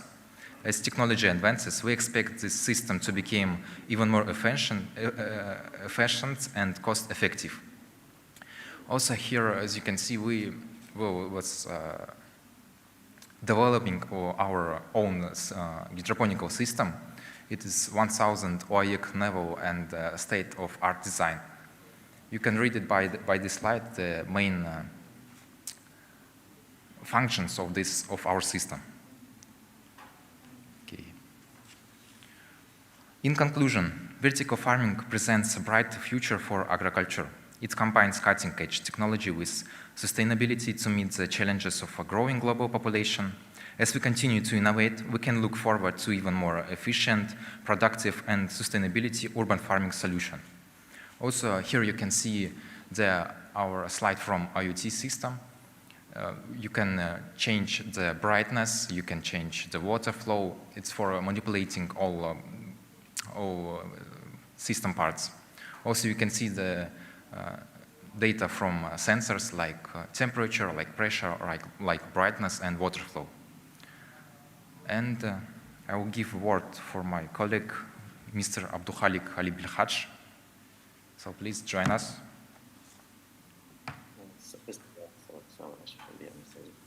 Assalamu alaikum, dear brothers and sisters. I'm really honored to have this presentation. I will start with a video before I will, as a continuation to Brother Sultan.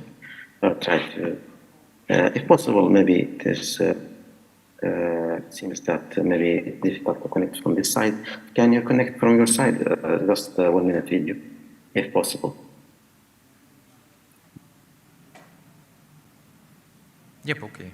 They're connecting. Yeah, please. すごいですね。すごいですね。MashaAllah. Melon. This is melon. Melon. Melon.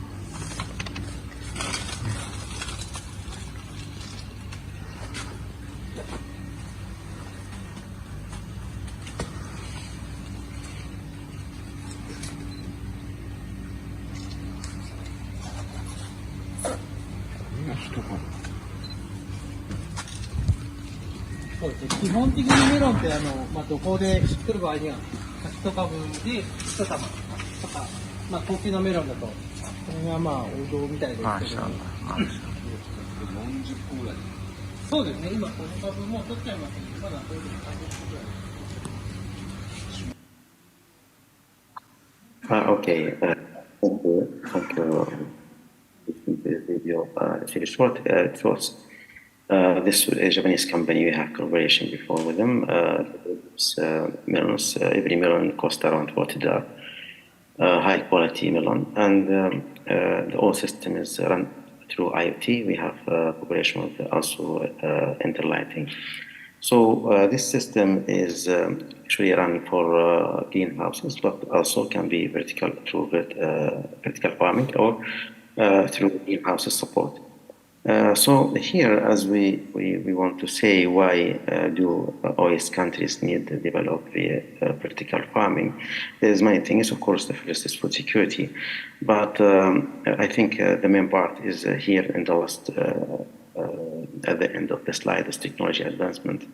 I think technology in IoT and chemicals and also in all data analysis and AI is very important, crucial if you want really to satisfy our food security needs. This is the first point. I will try to make it short as time is very limited. So we have, as everybody knows, there is SWOT analysis. So there is strengths like Brother Sultan mentioned. So there is also weaknesses, which the gaps in vertical farming. To create vertical farming, it needs high initial costs, for example, and there's a lot of energy.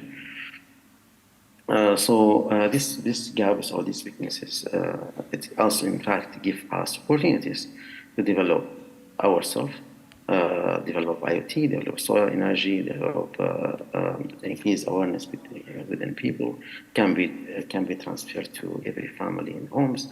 Also, there is risks. Here we are aware of. We try to mitigate these risks. Yeah, and then why we choose Kazakhstan as a start point. As you see, Brother Sultan and other brothers, they are joining, like Brother Ulan, Brother Perik here with you. You can see them after the session. Kazakhstan have all, for example, they have the whole chemicals and chemical period table, for example. They have plastics, metals, and they have also high technology and people who are specialized in LED and IoT.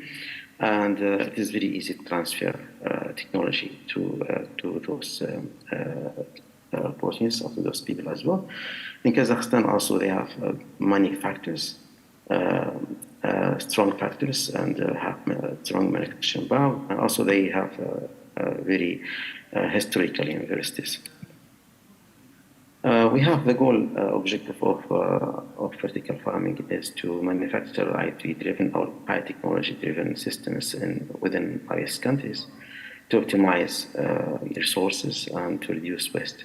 And also with the affordable, minimizing prices for all kinds of skills, and also to make it 100% made in Kazakhstan initially, and then we can make it also 100% in any countries they want to make it. And transfer this vertical farming technology as the beginning to those countries. We have initially our system actually customizable, as Brother Istan already mentioned. We have dynamic construction methods, but as our choices, there is a firm model which is more than 100 square meters. It can reach to 1,000 more.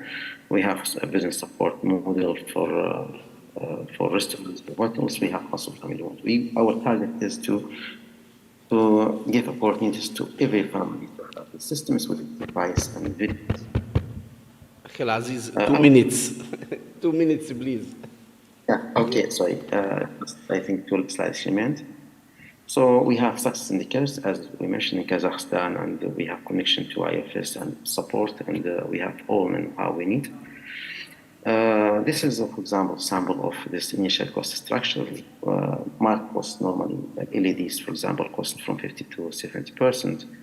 And you can, as you see in the slides here, metal, plastic, chemicals, IoT systems is very expensive. We have all the know-how and all raw materials in Kazakhstan. We can make it. We can save at the first stage to 50%. Our target to save even more to make it affordable for our countries, Islamic countries. With the energy, of course, as you know, Qatar, for example, although it's not a big country, but 100 kilometers square of land can cover the whole consumption of the world electricity for 1 year. So we have all what we need, just we need to develop this technology. We are planning to develop this technology as a part of vertical farming. And now there is hydrogen storage technology also. Maybe we cannot do it immediately, but we are planning to do it. Here is the beginning. Of course, we have after service. We will provide our customers to all know how they need. We will provide them with after customer support. We will just sell and finish. No, we will do all necessary to make them strong in this position for all our countries. Thank you for listening, and sorry to be long in that. Thank you. Yeah, I want to close our presentation with some information. If you look right in front of you, you can see our motto, our first motto, what we came and bring into this forum. You can easily take it if you want. You can closer look how it's working. We will understand everything. So thank you for your attention. Thank you. Thank you very much for the presentation and for the model. I hope it works. So there is plants there. We can see plants and we can see the process.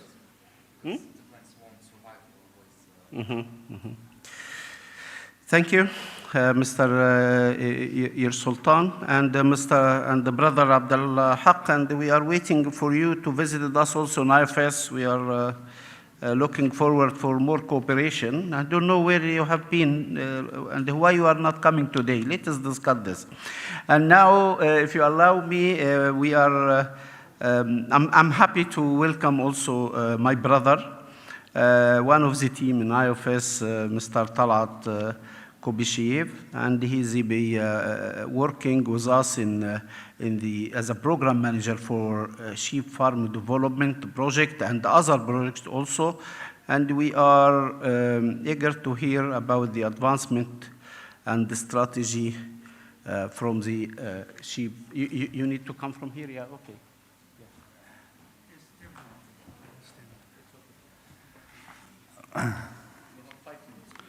Bismillahirrahmanirrahim. Assalamu alaikum wa rahmatullahi wa ta'ala wa barakatuh. My dear friends, participants, colleagues. I am deeply honored to deliver for you today speech alongside with my fellow speakers. I represent here the Islamic Organization for Food Security, IOFS, a primary organizer of this event. Today I am honored to deliver for you one hour cluster projects for the ship development, and this is the example of our concrete steps towards the enhancing the food security in the Islamic region. To start with, we have identified the sheep farming as the main industry to be developed in Kazakhstan, and started with the Kazakhstan not to overreach our resources of organization. Why we choose Kazakhstan? We have several advantages. The country is blessed with the vast 187 million hectares of the pastures, predominantly suitable for the sheep grazing, taking into consideration their semi-desert nature. So let me, it's, this one, yeah. Okay. This is the advantages listed. Next advantage, we enjoy favorable episodic situation in Kazakhstan, or remarked with the small number of the sheep-related diseases. Historically, the region economy was underpinned by sheep farming because it was the backbone of the well-being of the local population, and local population do have the skills necessary to develop this project. If we take the recent Soviet era, Kazakhstan was the primary resource for the huge Soviet army to provide them with the lamb meat and dressed up them in the wool processed uniform. At that time, we had almost 40 million sheep herd in Kazakhstan. Now we have twice less, 20 million only, and we are looking to gain this figure in coming years. Kazakhstan follows organic and natural methods of grazing, which is very popular in Europe, in US, and in GCC market. And we have already existing export routes to the GCC, China, Central Asia, and other countries. So we do have some advantages to capitalize on. However, despite all these favorite conditions, Kazakhstan is not yet a global player in this market, and there are some reasons for them. After consultation with the local experts and the industry practitioners, we identified three main directions to develop. It's industry development, trading, and genetics. In the production or industry development part, our goal, as I just told, to increase the sheep population double, reaching 40 million in coming years, so we will enjoy the economy of scale. Then we need drastically increase the facilities slaughtering and feeding that are up and certified for the GCC countries and other regions of the world. Now we have these facilities situated in the south. We are looking to develop these facilities across the other regions of the country. Next, related to the production part, shortcoming is the inconsistency in the supply. We have the seasonal gaps in the supply because of the climate. So it's a winter-spring dead season where we have almost no supplies, and we have high season when the most deliveries are made. It's summer and autumn. Now we're looking to do it throughout the year using all the 12 months. Also, we urgently need to develop the deep processing of the byproducts, including offal and hydraulic acids and maybe some medical threads, etc. And now the byproducts of the sheep production are being simply wasted because nobody is using them. We have only a small amount of the wool that is being sold out to the China, but we don't have the deep value-added production here. Somehow it's not working.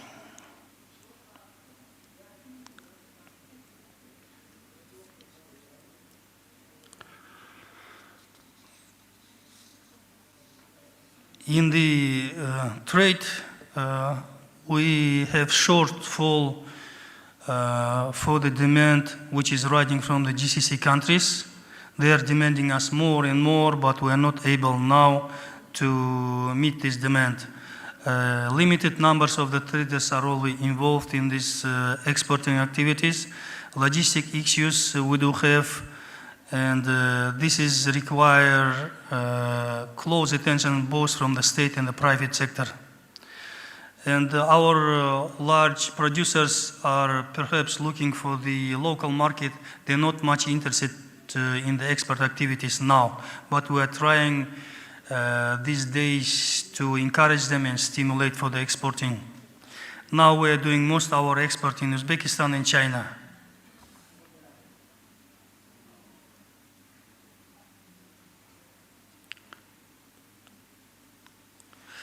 In genetics, which is one of the most important thing for our project,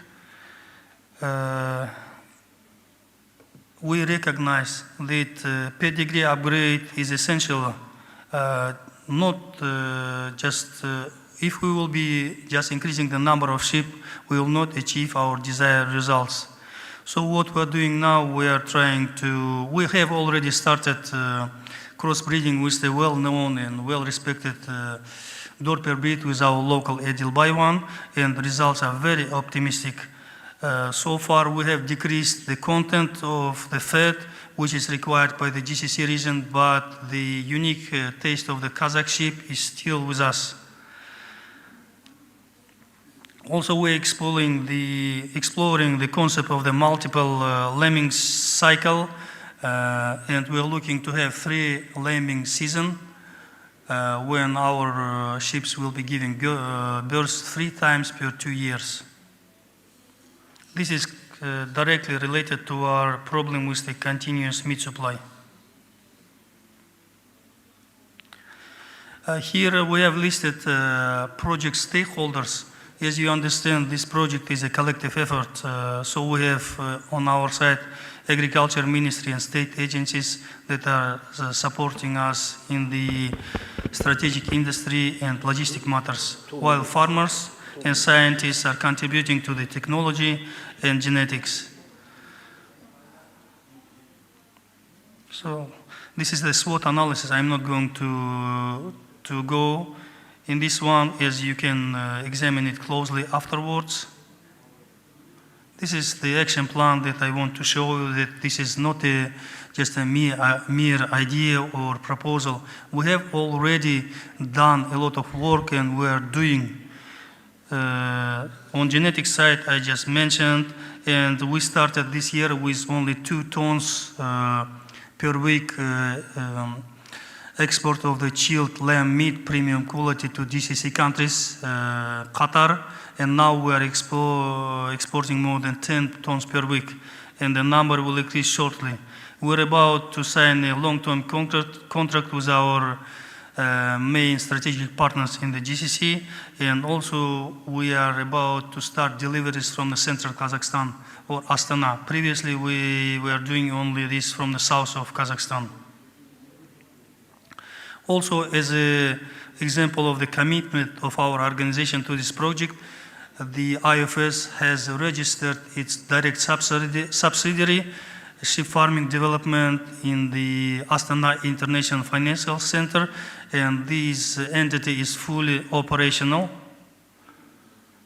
Let me reiterate that this is a pilot project and it will be replicated to the different Islamic geography locations once we'll gain enough knowledge and build up our experience. So thank you very much, my audience. My sincere gratitude to the Qatari side for hosting us in this great event. Thank you very much. Thank you, Brother Talba. Thank you. Thank you very much. No, you have to stay here. You are coming, okay. Our next speaker is Mr. Diko Laden, the CEO of Dar Al Halal Nigeria Limited, representing Nigeria, and he will present the Nigerian Meat Hub project. And we are urged you to adhere to the time, please. So the floor is yours. I will give you 10 minutes, is okay? My name is Muhammad Diko Ladan, CEO of Dar Al Halal Nigeria, an advisory and consultancy company on halal trade and commerce. This year, on the 27th of April 2023, we'll be launching the first Nigeria Halal Market Report. The report is aimed at creating awareness leading to opportunities for halal trade within Nigeria and globally. We believe that Nigeria is a robust economy with investment opportunities inwards and also for us to market our products externally aimed at the global halal market. There isn't much awareness and there is the opportunity through this report because we will have benchmarks and highlight areas where Nigerian businesses and consumers can tap into the global halal economy. So join us on the launch date. Thank you very much. Assalamu alaikum. Thank you, first of all, to the government of Qatar and IOFS and IFPA for this invitation and the opportunity to be part of the global OIC food security system, with the Nigeria being the regional center for the Meat Hub project. So we're Dar Al Halal Nigeria, purely private sector, and all the discussion is to encourage private sector to hit the ground running and move a lot of the projects and the policies within the OIC. We're in Abuja, Nigeria, and also we have an office in Dubai, trying to be very near the center of the market. So basically, we're just focused on being the bridge between Nigeria and the global Islamic economy. And that's our main vision. And we believe this private sector has a significant role to play. I will flick through some of the slides because we don't have time. But what you saw, or the first thing we achieved, is we realized in Nigeria, like many other parts of the OIC, there isn't awareness of what we can achieve and what we can do with the halal space and the halal economy. And what we tell people, halal is commerce and trade. So we need to be, first of all, aware of it and create standardization of our thoughts and come together to do what the Islamic Development Bank calls reverse linkage, and what some of the leading OIC countries like the UAE, Qatar, Malaysia are doing by pushing, and in particular also Saudi Arabia, in encouraging the local communities to rise up and meet the challenge. Now, this is us. In the process, we started in 2020, first as a consultancy and advisory group, but we quickly realized to grow the Nigerian or encourage the growth of the halal ecosystem in Nigeria, we registered a few companies and we've got them up and running, like Dar Al Halal Financial Services Venture Capital, this was mentioned earlier, Dar Al Halal e-commerce, and of course, agric healthcare, lifestyle. We also have a media company because we realize the importance of media in sending the right information and encouraging our communities. And finally, we also have a foundation. Our key projects, basically, we managed to get the approval of the Ministry of Finance, Nigeria, to engage with Islamic Development Bank. And capacity building, financial inclusion, trade finance, and of course, halal market development were key areas. And our objective or strategy is to go a step at a time. The next one is the collaboration with IOFS. In December 2022, we met the IOFS team and immediately we were welcomed as a member of IFPA, and we've since then seen the great advantage of being part of this great association. And thereafter, we signed the agreement with IOFS on the 27th of April this year to make Nigeria the meat hub. This was shortly followed by our agreement with the Al Mukarrama to continue with the synergy of and the visions of IOFS. So basically, the meat hub, what we came up with is a simple strategy whereby we work with existing farmers, we collaborate with existing farmers, institutions, and state governments, whereby we look for clusters, we call them clusters of farmers, and in places where there is land available, we make it available for international and local investors to participate with. Most of the meat is produced in the northern part of Nigeria, but there are fattening facilities across the rest of the country. And we developed a simple strategy whereby our thinking is to build Team Nigeria. So it's not just us, but Nigeria as a whole. And what we've done so far is just to give you a few examples of what we've done. So this is based on, of course, market demand and an investment and financing model. And of course, we are constantly developing strategies. Currently, our first objective is to come up with a comprehensive Nigeria and region-wide feasibility study. Now, Cluster 1, as an example, is an integrated farm where the owner has grains, they have flour mill, they do animal husbandry. Cluster 2, this one is in the northern part. It's in Katsina, strategically located very near Niger. And also we have an international airport in Kano, another airport in the same Katsina, so where we can easily send our products abroad. Cluster 2 is similar, but what is interesting about this farm is they have a 200,000 layer capacity with a 240,000 poultry hatchery, among other things. Another quick example is another farm in Jigawa State, Kwate. They are focusing on poultry and also cattle rearing and also rice milling.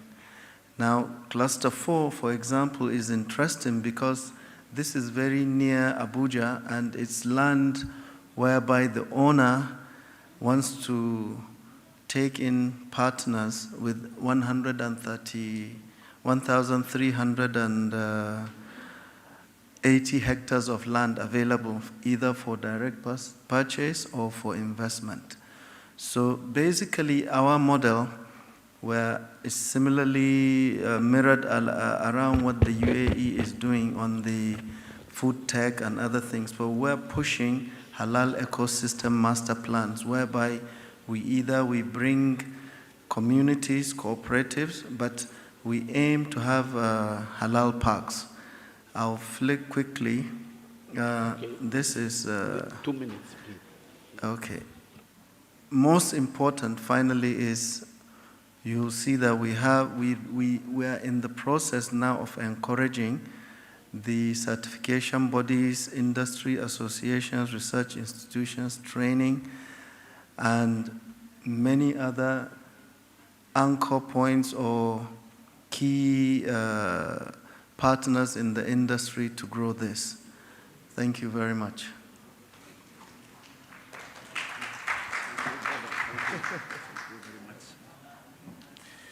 Thank you, Brother Diko. And now I will give the floor to Ms.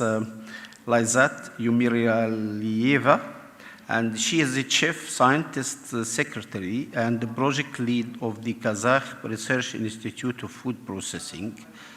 And Ms. Laizat, the floor is yours, please.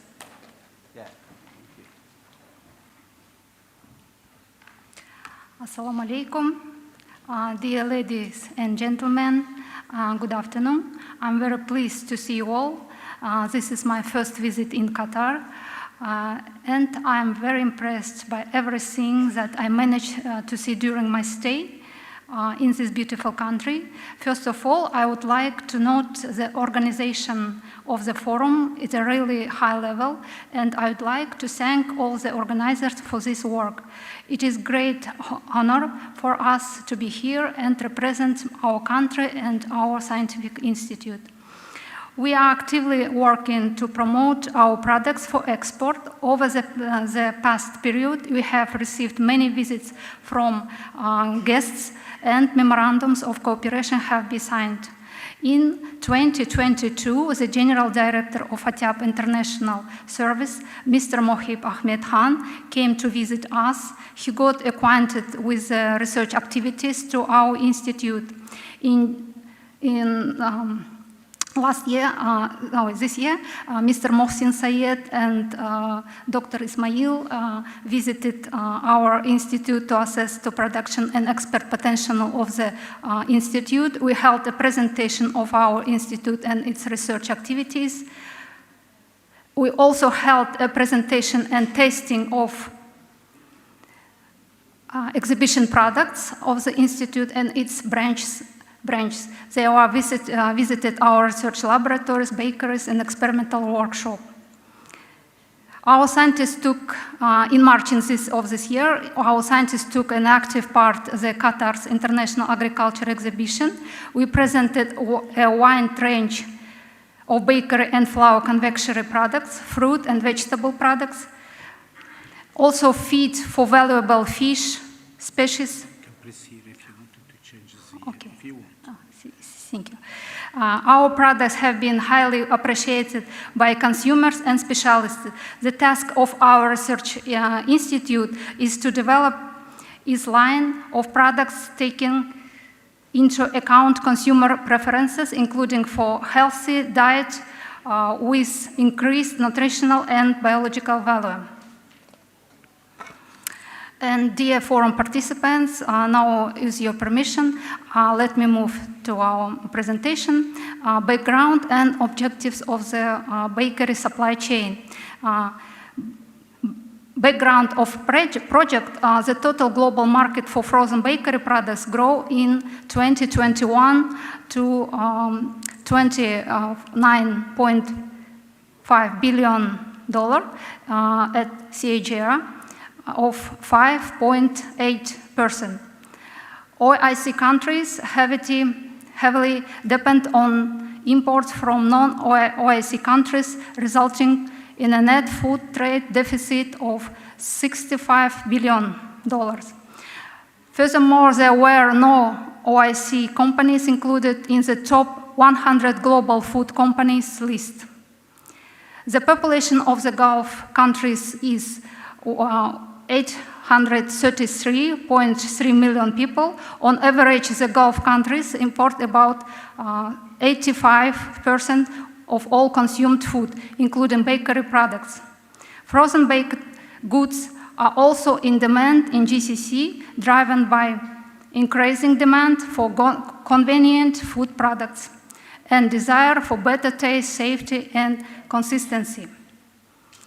Objectives of our project create a structured mechanism for seamless agri-food supply chain within OIC countries, develop innovative logistics and trade routes to facilitate the import and export of agri-food products among OIC nations, encourage agri-food private sector participation to expand into new sales markets, particularly focusing on value-added bread and flour products. Apply successful cluster models to diversify food products offering across various industries within OSCE countries with an initial pilot project involving value-added products from Kazakhstan to the GCC region due to its high potential. Here is a summary of main participants in this project and their roles in the project, including our role, scientific and technical support. Key components for successful of the bakery supply chain project development. First, market analysis. Second, supply chain analysis. Third, formation network. Fourth, developing tools and approach for assistance in market entry, marketing, and product promotion. Background for the pilot project from Kazakhstan. Facts. Kazakhstan has a reliable raw material base for the production of flour and bakery products. Kazakhstan has a sufficient number of flour mills, pasta and flour enterprises, as well as bakeries. All of them are localized. Lack of harmonized value chain. We export a small number of bakery products.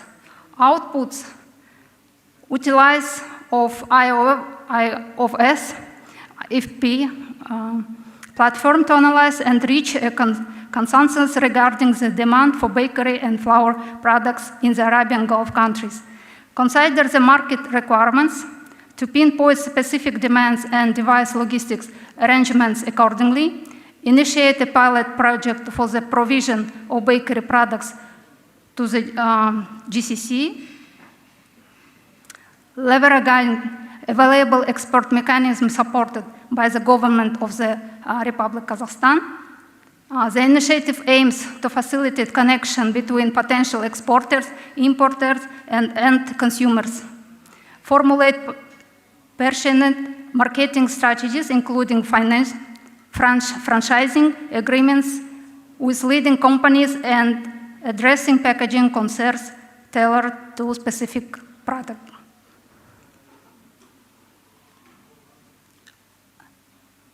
ATAP International Services will be responsible for product certification. Condis and Almaty Nan, it's our enterprises, will be involved in production. Air transportation will be provided by the Qatar Airways. Buyer in Qatar is Quebec. This is our photo gallery. You can see our colleagues at various events to promote our products.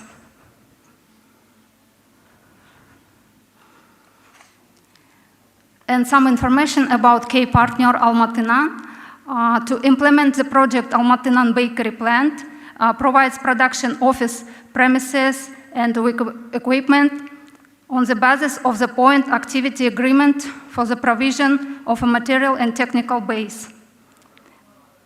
Almaty Nan Bakery Plant is located in Almaty, Kazakhstan, and occupies an area of more than 2 hectares. And the production area is more than 10,000 square meters. There is developed road and municipal infrastructure of Almaty around enterprise. The enterprise is The sole founder is Petropavlovsk. The company has 5 industrial automated lines with a capacity of 70 tons per day for the production of various types of bread.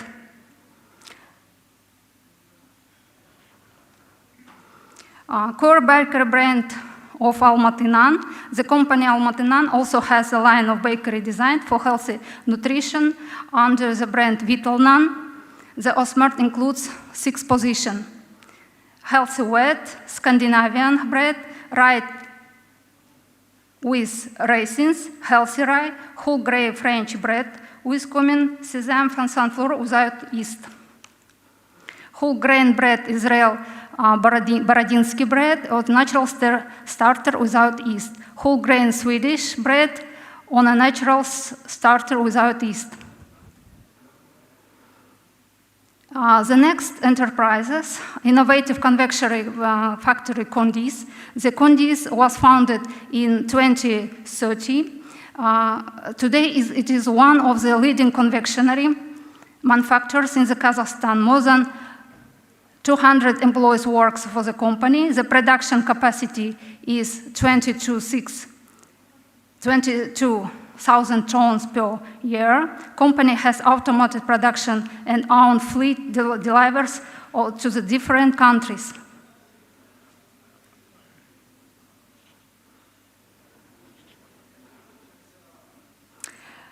And you can see our scientific developments, bakery product line of our institute, rye wheat baguette, whole grain bread, improved rye wheat bread, triticale flour bread, this is a hybrid of wheat and rye, green buckwheat bread. We have a wide range of gluten-free bread. You have 2 minutes, please. Confectionery product line of our Institute for Export, gingerbread teddy beer, sugar cookies star, pumpkin seed flour cookies, flaxseed flour cookies, whole grain flour cookies, the cupcake dough, croissants, bread sticks, gluten-free cookies. And we have developed a roadmap for our project indicating execution dates and key phase steps. First, market assessment and partner identification, workshop and capacity building, product promotion and market entry, contract deal signings, project review and analysis.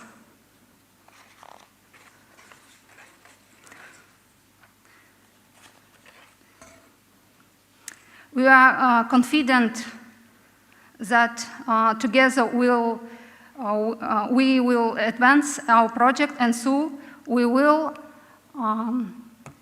all see real results. And I also wanted to present to your attention a promotional video about our scientific developments. We often participate in various events and exhibition our products, receiving high marks for taste and quality of our products.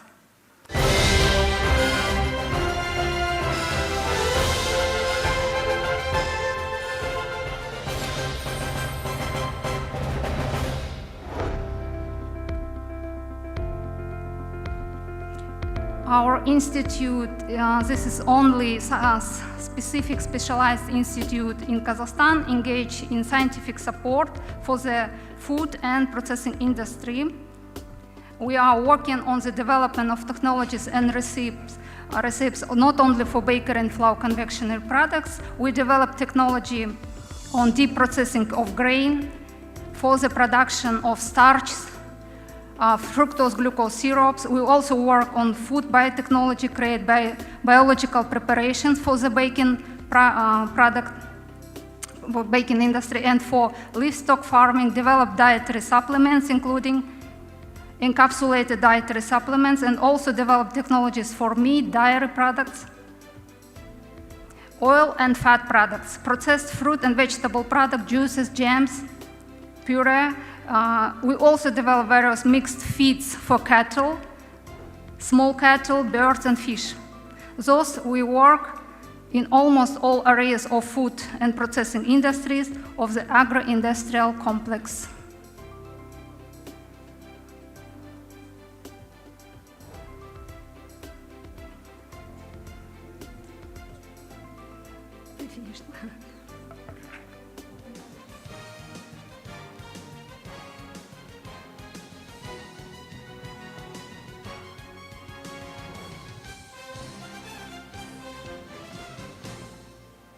Thank you. Yeah, thank you. Thank you very much. Thank you. Actually, it is a very nice lecture before lunch. Thank you. And now, if you allow me, that we have some discussion, we will try to be as brief as we can because we are run out of time. And let me start about the vertical farming project with the Mr. Yer Sultan. How does the vertical farming address concern about resource efficiency and sustainability in agriculture? From your point of view, and it would be very important if you can specify some successful stories or outcome for the implementation of vertical farming. Yeah, of course, in Kazakhstan we want to produce this vertical farming. We're thinking it's a future of agro-technologies. And yeah,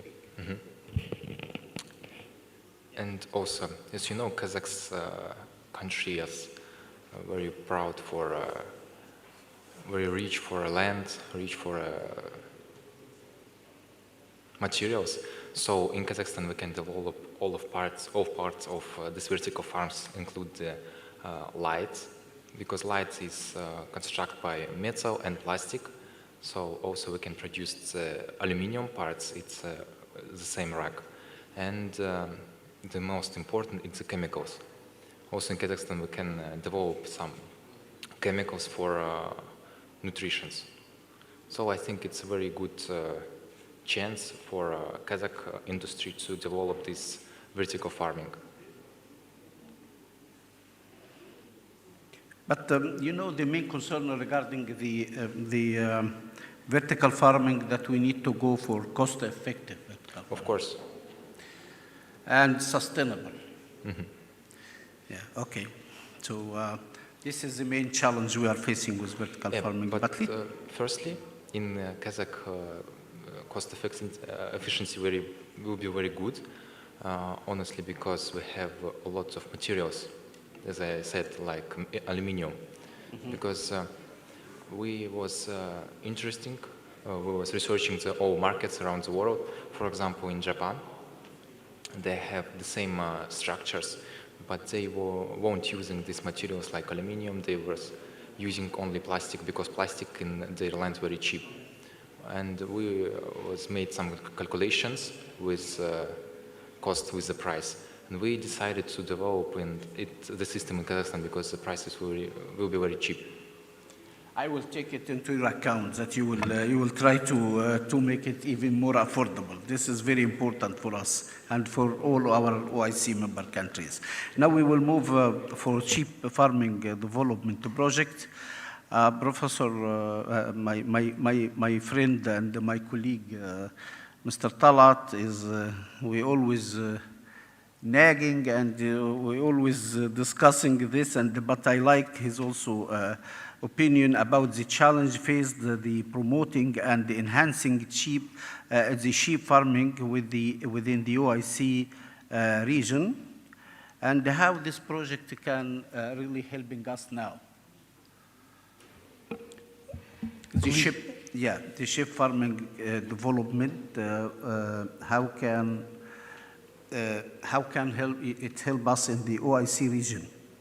Oh, we have in GCC countries, we estimate that the shortfall of the supply is 120,000 tons per year. So the sources of lamb meat are coming mostly from non-Islamic countries. So what we are trying to do, we are trying to enhance our inter-OAC trade, and we are trying to supply our population with the premium products that will be healthy and organic and etc. So we are directly related to the enhancement of the food security. That's okay. And let me ask you about your personal long-term goal for the sheep development. In Kazakhstan, we need drastically increase the population number of the sheep. Currently, we have this important coefficient of the growth is 0.81. This is the coefficient of the lamb crop ratio. So, in other words, from out of 100 sheep, you will receive 81 next year or this year. In Europe, it is double. So we have plenty of room to develop ourselves. What we are doing now with the genetic guys, we're trying not only increase the population, but also to upgrade our pedigree. So once we have this nice selection and enough number of sheep, we can become a global player in the market. This is for one country. And this experience will be replicated, in my opinion, to the North African countries soon, inshallah. Inshallah. They are reminding me with the left of the time is really running, but I have two questions. Let me take one for our brother, Mr. Diku, who really flied very long to come fast from Kano, right? Yeah, which is a few hundred kilometers from Abuja. And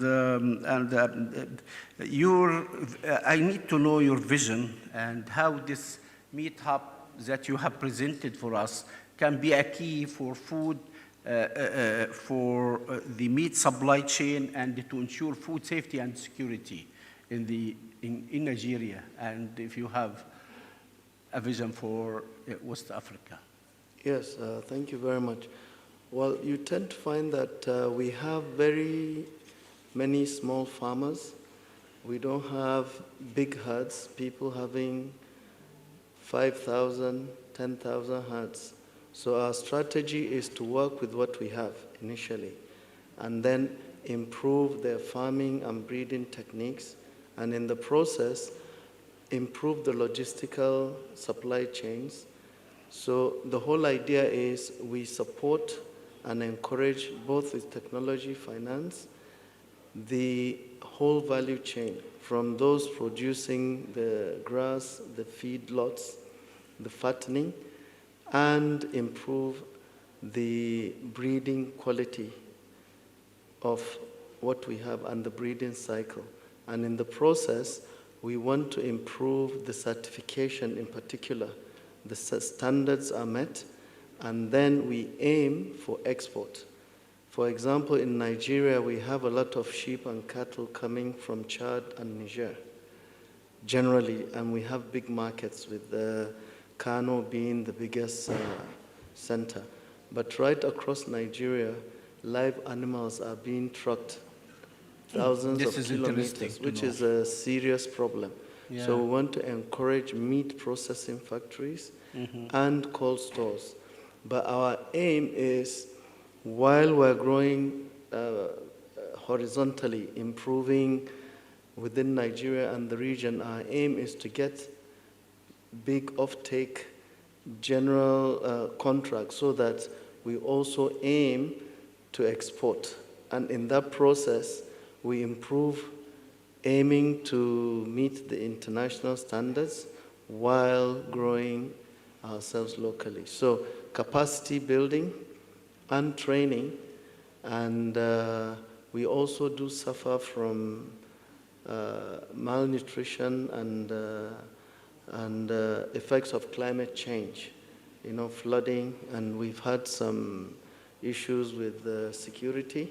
So we have serious refugee problems. Yeah, so the whole idea is we use the meetup as a template to grow the entire ecosystem. You have what we call it no risk project. So yeah, you really. I think this is when it will be developed. I think it will be a very high valuable input because all what you have, the elements that you have mentioned now. If I may just add, the government is working very hard, but what we believe is the private sector needs to run with this. And our aim is to build Team Nigeria, not just one or two companies, but Team of Nigeria, and then we move to West Africa as a whole. Thank you. Thank you. We are always eager talking to you, Brother Diko. And now let me, I have for Ms. Laizat that she present for us a bakery supply chain. When we are in IOFS now, have a wider umbrella to make it a food supply chain. So bakery will be one element of it. And also, as you know, that we are in IOFS, so much interest in food waste. So how can we link this bakery supply chain with food waste? Is this because the high quality production of bakery, so we will use them all, or affordable price, or what is the innovation also you can give to us in your institute on that? Outdoor переспа. I'm sorry. Gusum, please, could you translate? Because I have a...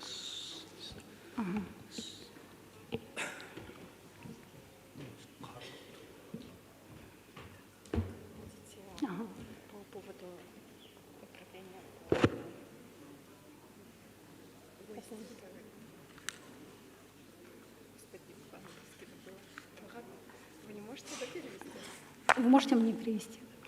Аудер перевести? А срок на аудер перевести? Накс не срок. Накс не срок. Я же Джоб, не делайте. Отходом. Вопрос по отходам назад. Мы работаем. Как вы будете управлять по отходам?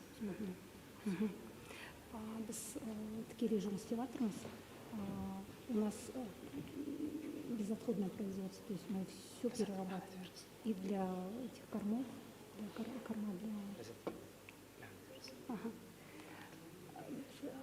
для переработки отходов мы занимаемся. So we mostly are we have just 1 minute, so we're mostly engaged in the processing of the food wastage. The other panel really waiting for us. Yeah. That's it. Mostly engaged in the food wastage processing. Micro. It's. Sorry. I'm sorry. The thing is that Ms. Lazat said that their company is mostly engaged in the processing of food wastage. Okay. Okay.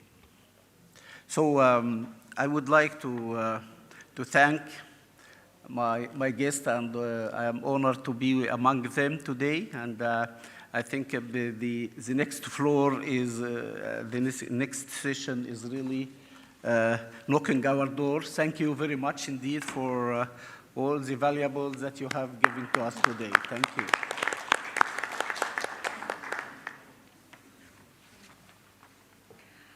Thank you, Dr. Ismail, for your beautiful moderation, and to our distinguished speakers for your valuable insights. So this session has provided a thorough discussion of projects that hold this significant importance, and we must work on further improving and supporting them. Now, let's take a family photo and then give closing remarks to Mr. Salih Luta.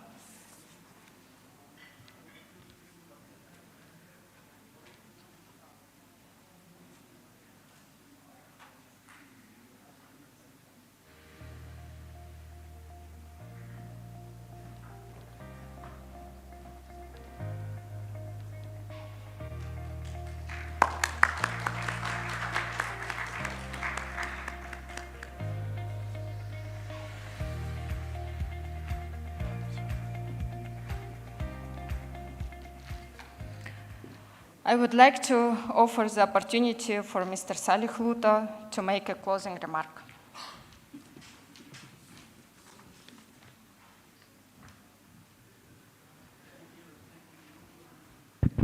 Assalamu alaikum wa rahmatullahi wa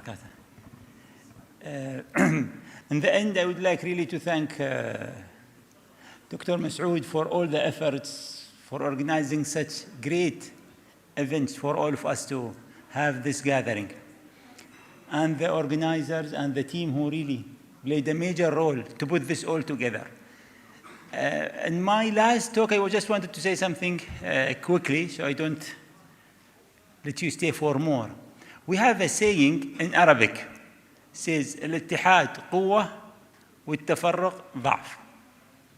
Do you know what does it mean?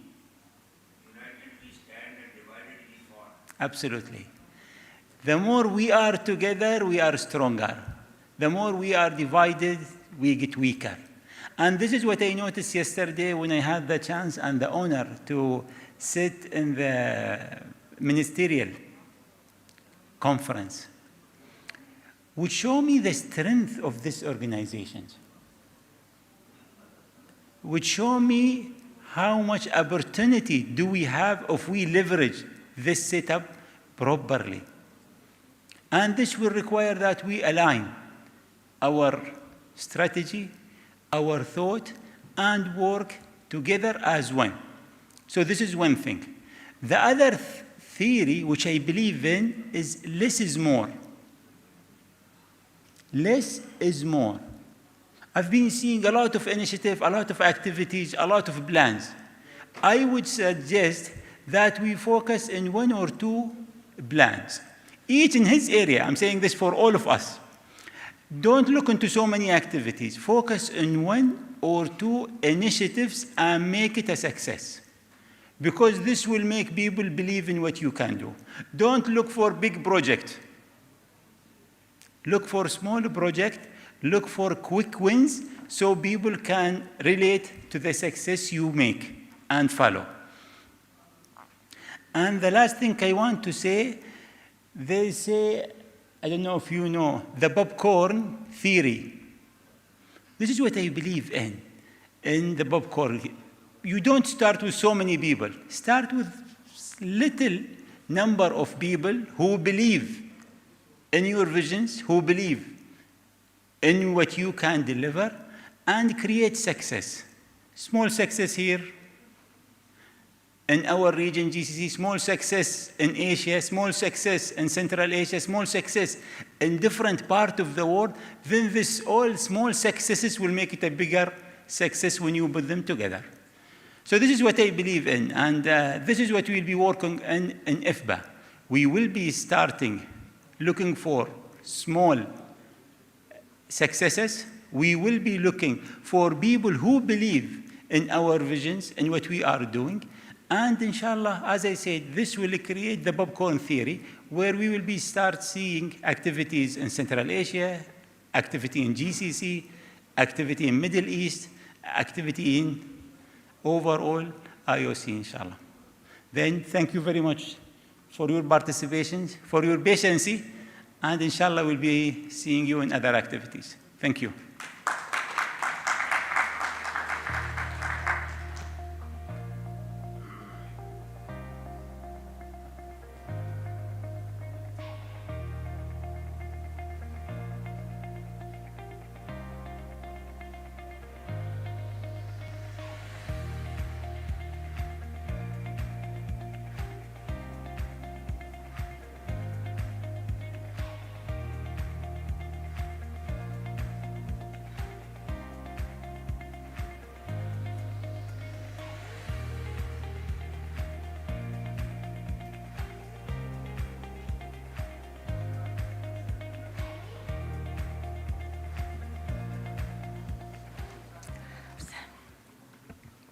Ladies and gentlemen, distinguished guests and esteemed panelists, welcome to the second IOFS Media Panel on the outcomes of the second IOFS High-Level Forum.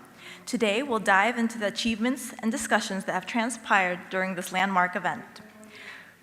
Today, we have gathered various speakers from the realm of food security and media to discuss on the vision forward in integrating, synergizing media within food systems. Please help me by acknowledging the pivotal role of media and academia in addressing food security. Our first institution, Qatar University, is at the forefront of research and education in this domain. Today, we are delighted to invite Dr. Hitmi Khalifa Al-Hitmi, Assistant Professor in Business and Economic representing Qatar University. Please, sir.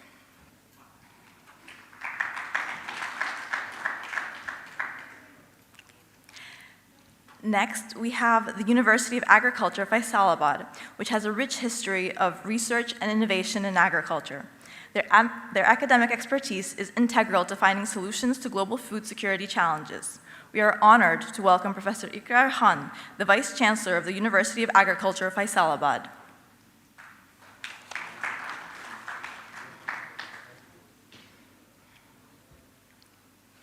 Now, please help me welcome Al Mukarrama, a key strategic partner and implementation partner of the IOFS that plays a crucial role in advancing food security programs and initiatives. My colleague, please welcome Mr. Abdul Bari, board member and chief technology officer of Al Mukarrama. Next, we have Al Jazeera Network, known for its global reach and journalistic integrity, which wields significant influence in shaping public perception and policy. I am honored to invite Mr. Mohammed Al-Khadi from Al Jazeera Network.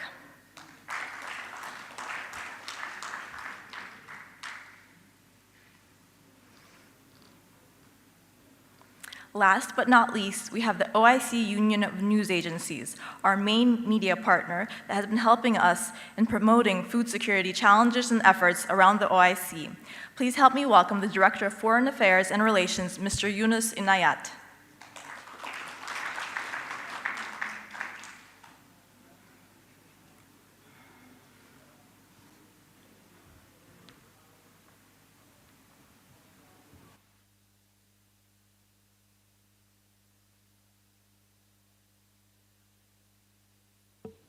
Allow us to begin our discussions by taking away from the key subforums of the IOFS High-Level Forum. My first question is directed to our expert in business and economics from the Qatar University, Dr. Hitmi Khalifa Al-Hitmi. Given your insights into the outcomes of the second IOFS High-Level Forum, how do you envision the role of media evolving in promoting sustainable food security and economic growth, particularly in the state of Qatar and the wider region?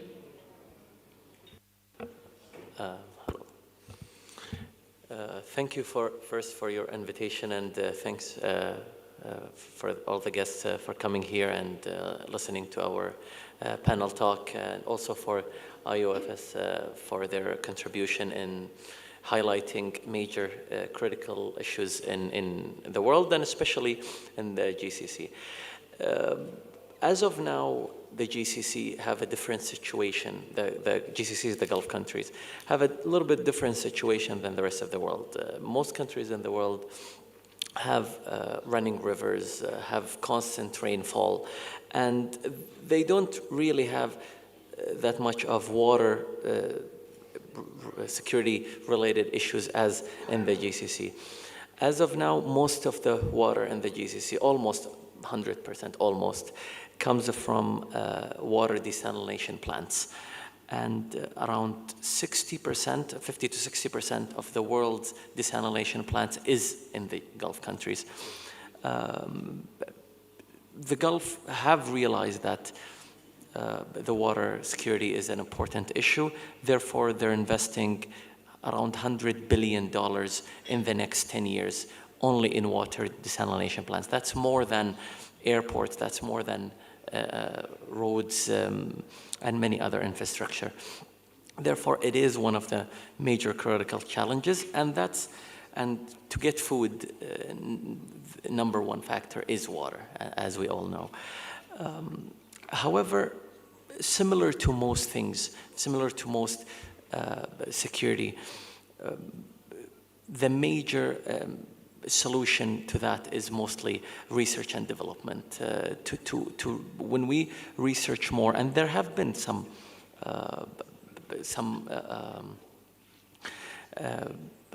not options, some research done in solutions to tackle water security. For an example, in many GCC countries, there has been cloud seeding to increase the number of rainfall. There has been increasing number of water reservoirs and such. However, until now, I think there hasn't been a really solution other than water desalination, but relying on one source is also not very strategic. Therefore, I think using IOFS platform could increase the awareness that there should be more research related to water security, especially in the future. The most water-related research have been done by space agencies, especially NASA, among others. Because, well, in space, the very first challenge is water. It's very hard to get water to space. It's very heavy and it's very expensive to get it to space. Therefore, they're trying to tackle this and they're trying to find solutions to how to get water in space. I think in the future there should be more collaboration between space agencies and countries with serious water problems. Thank you. Thank you very much, sir. Valuable insights indeed. Now, over to our esteemed journalist from Al Jazeera Network, Mr. Mohammed Al-Qadi. Al Jazeera is known for its influential global media presence. How do you see media's role evolving in the context of food security, and what lessons can we draw from your experience? Okay. مرحبا بكم جميعا. سأتحدث بطريقة مختلفة عن ما ربما اعتدتم عليه في ظل هذه المعارك التي تدور، معارك الأمن الغذائي والتهديد المباشر للإنسان في هذه المعارك.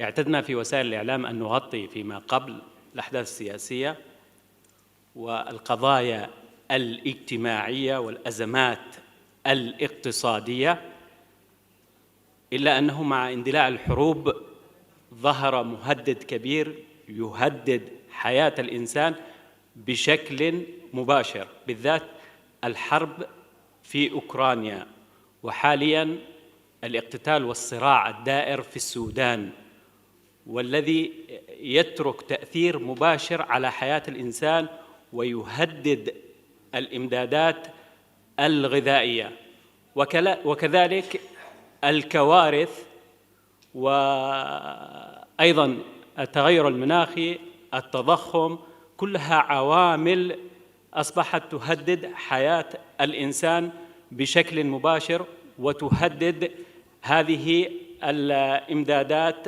الغذائية.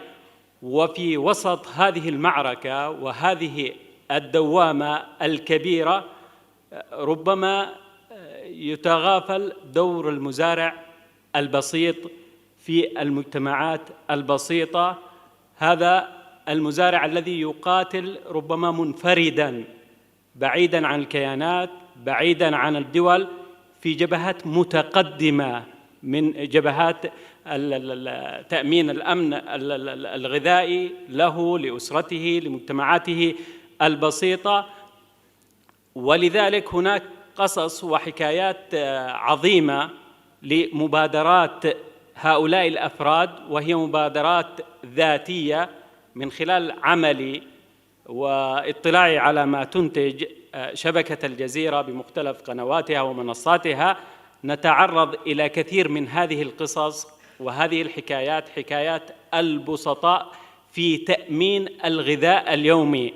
في المجتمعات البسيطة هناك من اتجه نحو الاكتفاء الذاتي، استبدال المزروعات التي اعتاد على زراعتها بزراعة الحبوب والمحاصيل الزراعية والخضروات التي يحتاجها بشكل ملح وبشكل يومي. أعتقد أنه من المهم جداً لوسائل الإعلام والإعلام ولمثل هذه المحافل والمؤتمرات أن تسلط الضوء على هذه التجارب الفريدة. هناك قرى في أرياف مختلفة بفعل الحرب، بفعل الأزمات، انقطعت عنها الإمدادات، انقطعت رواتبها ومداخلها التي كانت تحصل عليها، فذهبت إلى الأراضي الزراعية لكي تؤمن هذا الغذاء الحيوي. ومن هذه التجارب الفردية والتجارب المجتمعية كذلك هناك تجارب رائدة، تجارب الحكومات والدول في استصلاح الأراضي الزراعية. وأعتقد أن التجربة القطرية في السنوات الأخيرة والتغلب على هذه الأرض الصحراوية والمنتجات الزراعية التي تراها في الأسواق القطرية، وهي منتجات قطرية جديرة أيضا بالتوقف، وتوجت كذلك ما يتوج اليوم بإكسبو الدوحة للبستنة على هذه الأرض الواسعة وفي حديقة البدع، والتي هي في الأساس أرض صحراوية، إلا أنها تمكنت من تحويلها إلى أرض خضراء. وهذه المساحات الخضراء مساحات آمنة تعكس الشعور الآمن لدى الإنسان. ففي كل هذه المعارك يبرز الإنسان، سواء كان بشكل منفرد أو على شكل جماعات أو كمبادرات تحتضنها الحكومات والدول لمواجهة هذه الأخطار. إلا أن الذي يواجه هذه الأخطار بشكل منفرد أعتقد أنه يستحق منا الدعم والمساندة، وواجب وسائل الإعلام أن تسانده في هذه المعركة التي يخوضها منفردا، وتشجعه وكذلك تعمل على توعيته، لأنه يخوض هذه المعركة بإمكانات محلية وغير متطورة، وكذلك تبرز هذه الحكايات والقصص الناجحة لهؤلاء الناس البسطاء. وشكرا لكم. Thank you very much, sir. The IOFS fully stands with Al Jazeera Network, and we prioritize global cooperation with international media to ensure that smallholder farmers and everyone on the ground receives the coverage that they deserve, especially through our various programs. For instance, the Afghanistan Food Security Program. My colleague recently visited several provinces in Afghanistan and spoke to people on the ground to ensure that their stories are heard. And that's why we look forward to cooperating further with various media channels to ensure that all our programs and initiatives and the challenges that people on the ground are facing in all our member states are heard. Next, please help me welcome to the floor our colleagues from Al Mukarrama. What are your insights on the outcomes of the second IOFS High-Level Forum and the role of media in furthering these goals? Please. Thank you so much for having us here. Yesterday night, after the event, when we were just walking through, I happened to have a discussion with a few friends of us. He told me an interesting thing, after listening to all the speakers, and he's saying, we are alive and kicking. That's the outcome of the event yesterday that we had. And over the past 3 days, we have witnessed experts and solutions being spoken here. IOFS has a powerhouse of experts, all right? And we have solutions in all verticals. But the role of media, for me, is how does this media help reach the solutions to the farmers? How can the farmer get that full dollar value? How can the farmer know what we are discussing here is the solutions, and how can he benefit out of those solutions? So that's going to be the role of media for me. Obviously, in terms of media, when you talk about media, there is a proactive and there's reactive media. So mostly what we look at the perspective from a media is about the reactive news, not a proactive news. Last month when we were in Africa, South Africa and Rwanda, we were having a tour of Africa. What I realized is people out there in Africa are still listening to the radio stations. They are still looking for information through radios, not through televisions. So how can IOFS media, probably it's a good thought to reach out to Africa can have a radio news as well, get all the information that we have discussed over 2 days, and how can it be delivered to those farmers, and that farmers can get benefit out of it. For example, we had a solution from our brother from Pakistan today talking about the model support centers. The model support centers are actually the heart of the food security programs, because a lot of food wastage happen even before the food coming to the table, right? So these model support centers will act as a primary solution for the farmers. So that is one. So when you connect from the model support center to the industrialization, to the resource mobilizations like accessing technology, access to technologies, access to finances, all that technology adoptions are weak. The adoption capacity of small farmers in most of these member countries are weak. And then there is also a case for investment. So if media can do one thing good, is that to promote investment into food systems. So I believe that we have a very strong case for media to listen to us proactively instead of waiting for disaster to occur. Thank you very much, sir, for your support and your insight. We look forward to strengthening cooperation with the University of Agriculture Faisalabad and our international media partners to ensure that we take a proactive role in media to ensure that all food security challenges in our member states are covered properly. Next, please let's hear from the OIC UNA, a significant player in the world of news agencies. Could you please share your vision on the way forward in synergizing the role of media within food systems? First of all, thank you very much for inviting us to come to this forum. And I'm going to speak in Arabic to give you first the introduction about the UNA, Union of OIC News Agency. وطبعا هو هقدم هذا التقديم باللغة العربية. الفكرة الأساسية أنه نحن كاتحاد وكالات أنباء دول منظمة التعاون الإسلامي حاب أعرف عن هذه المنصة كجهاز من أجهزة منظمة التعاون الإسلامي اللي تجمع من خلالها 57 وكالة أنباء لدول منظمة التعاون الإسلامي 57 دولة. نحن طبعا كإعلام رسمي بنقدم المعلومات الصحيحة وذات الحماية الفكرية بدون أي تضليل معلومات لوكالات الأنباء بحيث يتم بثها على وكالات أنباء في الدول. وحقيقة يمكن استمعت للجلسة الأولى الإعلامية الخاصة كانت لزملائي، وكان مدير الأستاذ محمد اليامي، والخارجية الأمريكية، وكان من كازاخستان، واليوم الجلسة الإعلامية. كتحليل سريع يعني للقضايا اللي بيتم تناولها في التعاون مع الإعلام، بداية هو عدم وصول المعلومة للإعلام. عدم وصول المعلومة هي اللي بتجعل الإعلاميين ما بيتعاملوا مع القضايا الإعلامية بشكل صحيح. وهنا يجي دور وكالة أنباء، اتحاد وكالات الأنباء في إيصال المعلومة. فبالتالي في هناك قصر لدى الإعلاميين في التعامل مع القضايا الأمن الغذائي.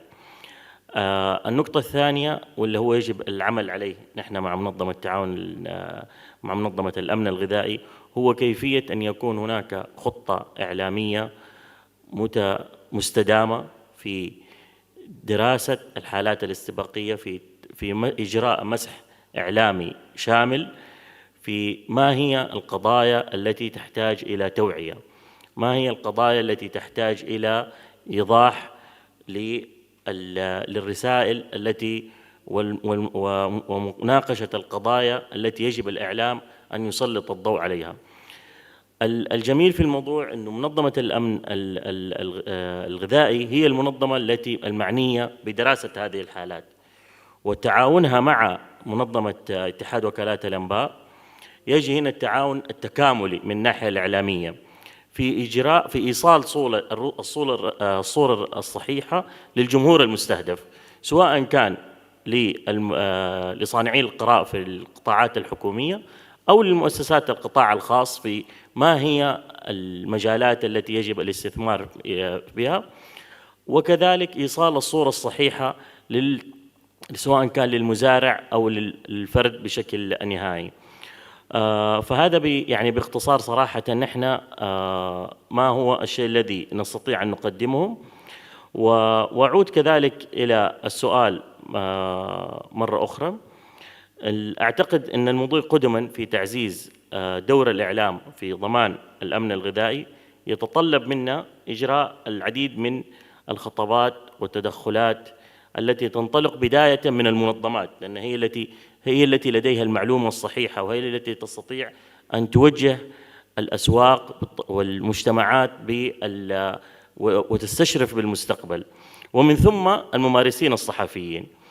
فتحديدا بداية يعني أتوقع أنه نحن يجب إجراء مسح شامل يأخذ بعين الاعتبار جميع الاحتياجات التي تحتاجون الإعلام في تقديم المساهمة في إيصال الصورة الصحيحة، ودراسة أوجه القصور في مجال التناول الإعلامي لقضايا الأمن الغذائي. ومن ثم يأتي دور الصحفيين.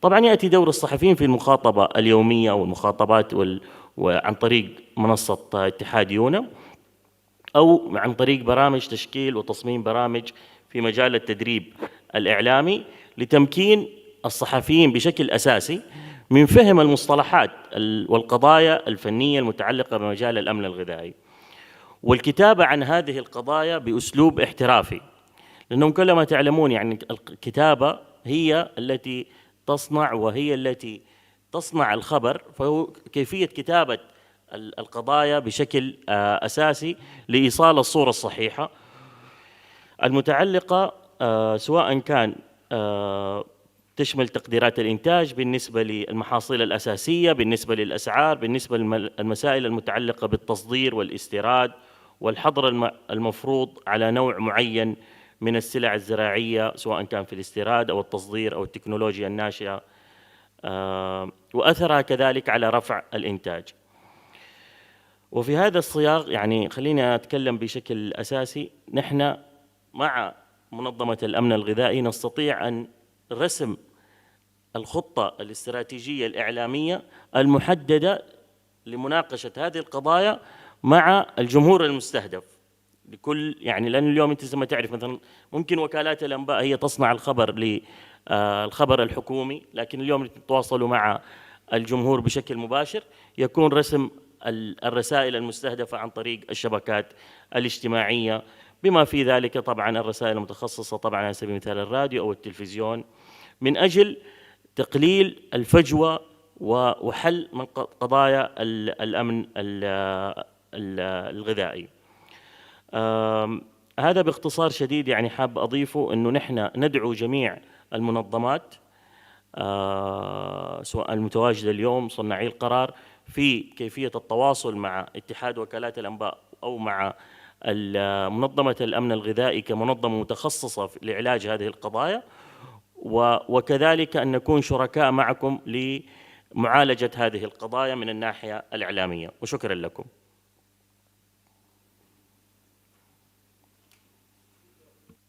Thank you very much, sir. Thank you all for your remarkable contributions. I believe that today's gathering is a true testament of academia, governments, media coming together all for one objective of rewriting the story of the narrative on food security and building a sustainable future for all. We truly appreciate all your support, your insight and knowledge. I extend my heartfelt gratitude to all of you and all of our viewers for being part of this captivating conversation. As we conclude, let's carry forward the spirit of collaboration and innovation that has characterized the second IOFS High-Level Forum. Together, we can work towards a more food-secure future for all. Thank you for joining us today and have a wonderful day. Right before we proceed to our closing ceremony, please allow us to take a group photo. Thank you.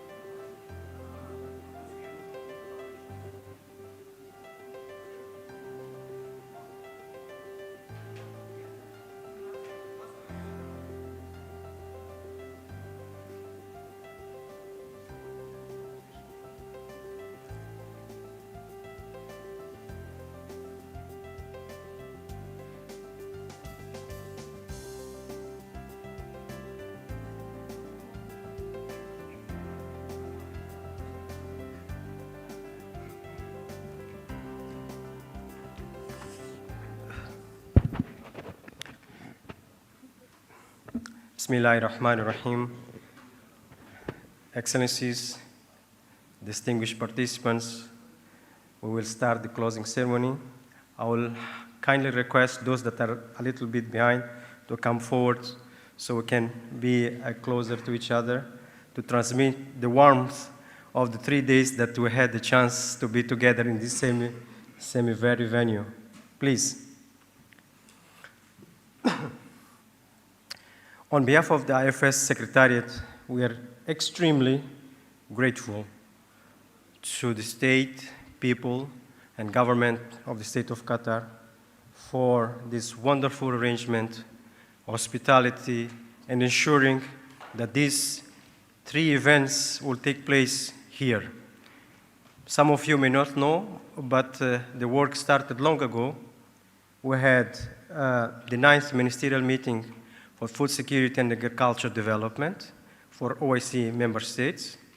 We had the 2nd high-level forum on food security that started on the 1st until today that will start the closing ceremony. And we also had the ministerial segment of the 6th IOFS General Assembly, which has the main highlight, the electing of the new Director General, His Excellency Ambassador Askar Mohsinov, who is taking office, inshallah, on the 1st of January. As such, before starting actually the closing ceremony, I will request my dear colleague, Ms. Aizan, to present the video of the main findings of the General Assembly for your convenience. Aizan, please.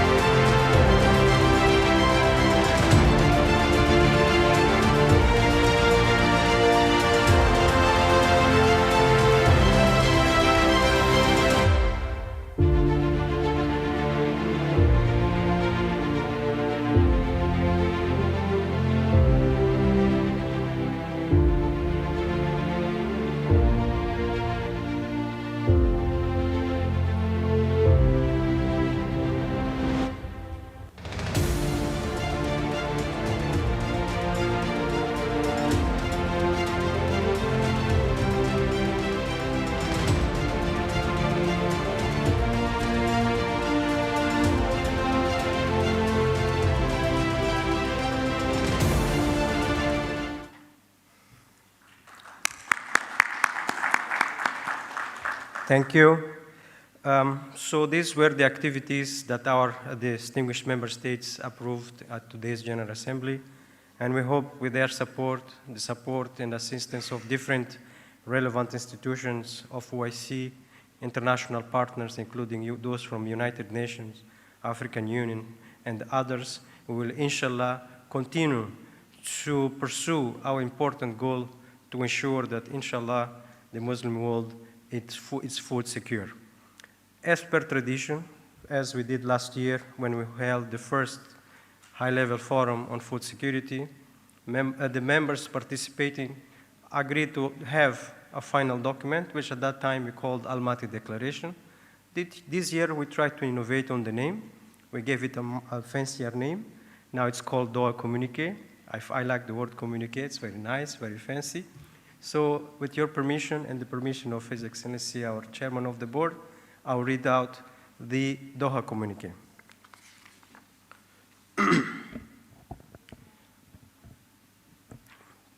Doha Communique, second IOFS High-Level Forum on Food Security, Doha, 1st, 3rd October 2023. At the kind invitation of the Islamic Organization for Food Security Secretariat, we, government officials of member states of Organization of Islamic Cooperation, representatives of OIC institutions, international organizations, academia, private sector, research institutions, and civil society have gathered on 1st to 3rd October 2023 in Doha, the state of Qatar, for the second high-level forum on food security. Aware of the critical and escalating challenges confronting food security within the OIC geography, especially in the Middle East, Africa, and arid zones, exacerbated by global economic slowdown, conflicts, and the far-reaching impacts of climate change, leading to disruptions in food supply chains, economic instability, and vulnerabilities in national, regional, and global food process systems. Reaffirming our commitment to the objective of our organization, the IOFS, and our support for its initiatives in the areas of food security and agricultural development. Recognizing that advancing agricultural practices through cutting-edge technologies and innovations is paramount to addressing pressing food security issues, and cognizant of the potential of advanced agriculture technology encompassing good food and climate-smart agriculture, precision farming, digital agriculture, remote sensing, organic and vertical farming, hydroponics, and other innovations to optimize resource utilization, enhance productivity, and mitigate environment impacts. Emphasizing the importance of technologies related to water management and climate-smart agriculture, particularly in the OIC geography, as well as the transformative potential of digital platforms and Internet of Things devices for precision farming, enabling efficient water use and improved crop yields, even in arid regions. Additionally, prioritizing the enhancement of OIC food markets, promoting intra-OIC trade, and facilitating investments is crucial to ensure agricultural sustainability, faster economic growth within OIC member states. Acknowledge the synergy between technological advancements and innovations in food processing, which have the potential to reshape the food industry. This evolution is not only poised to enhance efficiency and sustainability, but also to attract significant investments and stimulate international trade, positioning nations at the forefront of a rapidly evolving global food ecosystem. Stressing the need for robust policy and regulatory frameworks to facilitate effective implementation and scaling of these innovations, as well as highlighting the significance of knowledge dissemination through stakeholders, engagement, and collaborative forums to inform decision makers and stakeholders in achieving sustainable food security and agriculture practices, taking into account different statements and presentations made at the present forum. We Number one, we appreciate the significant contribution made by the IOFS in its effort to uphold sustainable food security within OIC member states, and its further work encompassing socioeconomic development and the systematic implementation of specific programs and projects, including the advancement of agriculture technology, efficient water management in agriculture, the facilitation of intra-OIC trade and investment, active engagement of civil society in IFS endeavors, and the strategic alignment of media efforts with the goal of enhancing food security.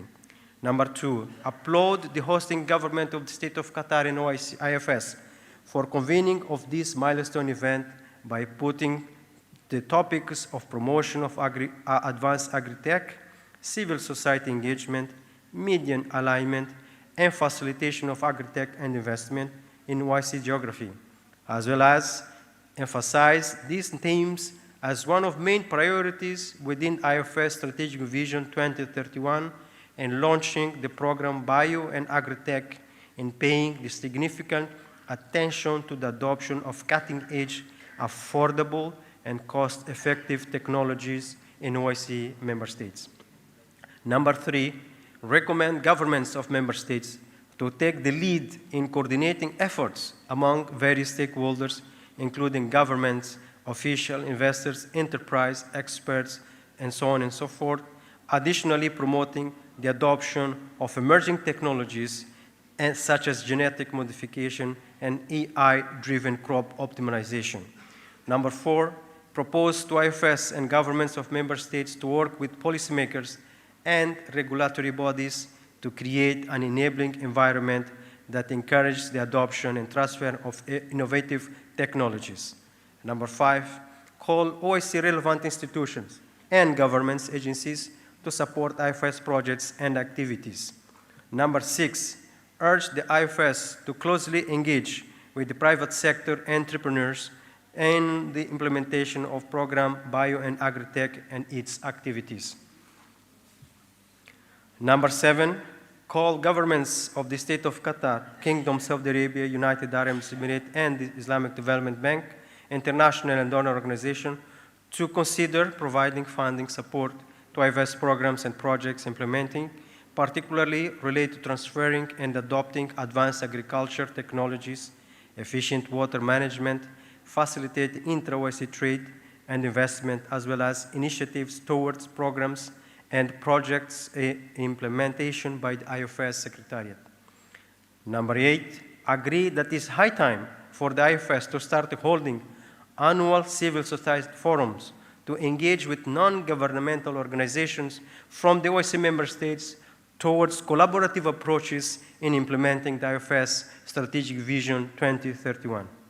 Invite the member states to formulate comprehensive tech-driven agriculture policies to address regional challenges and maximize opportunities and establish strong public-private partnership for fostering research and development in sustainable agri-tech solutions. Number 10, express our gratitude to the Minister of Municipality of the State of Qatar for having hosted this important event, the IOFS Secretariat for organizing it, as well as OIC institutions, government agencies, private sector entities, research institution of OIC member state, international organization, the distinguished speakers, experts, and moderators, as well as the stakeholders for their valuable contribution for the successful holding of this forum. 11, finally, extend an appreciation to the IFS Secretariat for the successful holding of the forum and request the same to present this communique for attention of all member states, the OSCE relevant institution, international partners, and other stakeholders at the regional and international levels. Adopted in Doha, State of Qatar, 3rd of October, 2023. Considering that this event was organized by IOFS and hosted by Qatar, at the closing ceremony we'll have just two statements, the first of which will be read out by my dear colleague, Dr. Ismail Abdul Hamid. Most of you may know, advisor at the Department of Programs and Projects. He, on behalf of IOFS Secretariat, will deliver his remarks, which pointing out what we at the IOFS Secretariat think of this event and how we at IOFS Secretariat feel about the same and how grateful we are to all of you that make the same possible. Dr. Smail, please.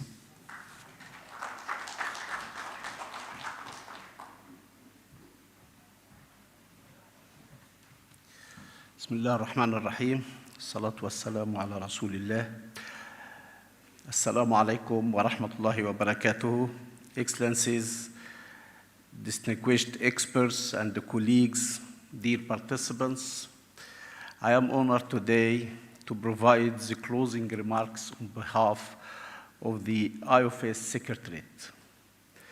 It is my honor to extend our appreciation and the thanks to the people and the government of the lovely state of Qatar, and personal support of His Excellency Abdullah ibn Abdulaziz Turki Subiya, with the Minister of Municipality, State of Qatar, as well as His Excellency Mr. Masoud Al-Meri, Chairman of the IOFS Executive Board, for the unwavering support and personal touch for making this forum a reality at this very venue in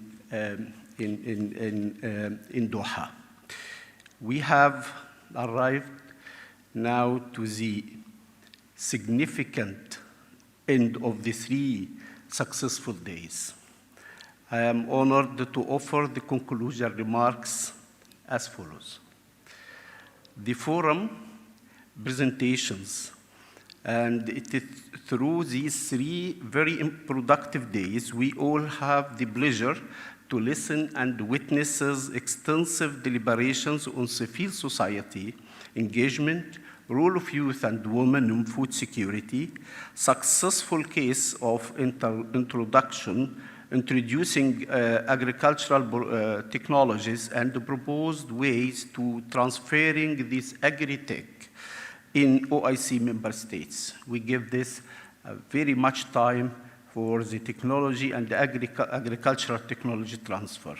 Also facilitating the active work on IFPA and the private sector engagement in relationship for trade and investment. I am happy to note that all presentations have been in an excellent way and reviewed various aspects of how we can make our food system more sustainable and more resilient through different perspectives, particularly for the benefits of the needy people in our different member states. On sub-forum on agri-tech, as we conclude these enlightenment sessions on sustainable agriculture and cutting-edge agricultural technologies, we were inspired by the potential to revolutionize the way we produce our food and manage resources, from merging good food farming with innovative desert agriculture to harnessing water management technologies and exploring emerging solutions. This advanced agri-tech sub-forum has showcased the transformative power of technologies in shaping a sustainable future. The sustainable future, we are hope to have it in a better way. Our heartfelt thanks go out to our dedicated speakers and the participants for their invaluable contributions, and we look forward to carrying this moment forward, collaboratively crafting a more sustainable, efficient, and resilient agriculture landscape for the benefit of all. Together, we embark on a journey of exploration and innovation and the pathway toward a bright future for farming and food production. The sub-forum on civil society and food security successfully achieved its objectives in the past, promoting active civil society engagement in shaping national and regional agricultural policies, significantly enhancing food security efforts at also facilitate knowledge sharing and innovation in sustainable agriculture and food security among civil society, fostering dynamics discussions and driving progress. In the IFPA subforum, it played a pivotal role in the past by recognizing the significance of enhancing intra-OIC food market as a vital initiative for promoting food security, economic development, and regional integration among member states. During this event, esteemed speakers and guests gathered to provide valuable guidance on the improving these markets, which are a strategic imperative for achieving food security and economic development within the organization. Excellencies, distinguished participants, we expressed our gratitude and offer our thanks to Allah subhanahu wa ta'ala for the success of this forum. We reiterate our profound appreciation to the Ministry of Municipality of the State of Qatar for their valuable support, as well as to the dedicated experts who have exerted extraordinary efforts. On behalf of all of you, I would like to convey our heartfelt appreciation to everyone involved in the organization of this event. This includes the technical team, interpreters, and the staff of the IOFS Secretariat, as well as the Ministry of Municipality of Qatar. The IOFS has an intensive activities agenda planned for this year and the next year, 2024. We eagerly anticipated your kind participation and active participation in our forthcoming events and activities. Thank you very much. Wassalamu alaikum wa rahmatullahi wa barakatuh.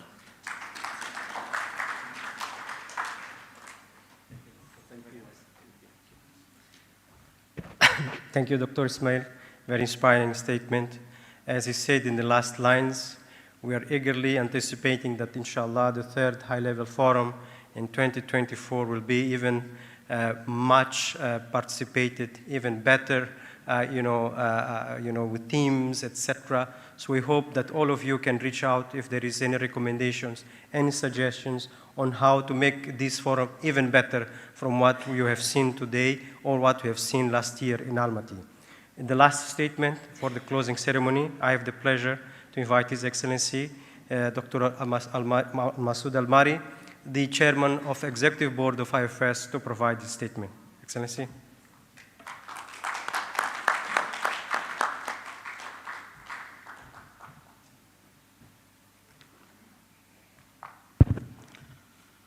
Assalamu alaikum wa rahmatullah. Actually, I was planning to deliver my speech in English to make it easy for you to listen to me. But I think after the long day with the heavy agenda with different activities, it's going to be difficult for me to express my real feeling about what we achieved in this forum.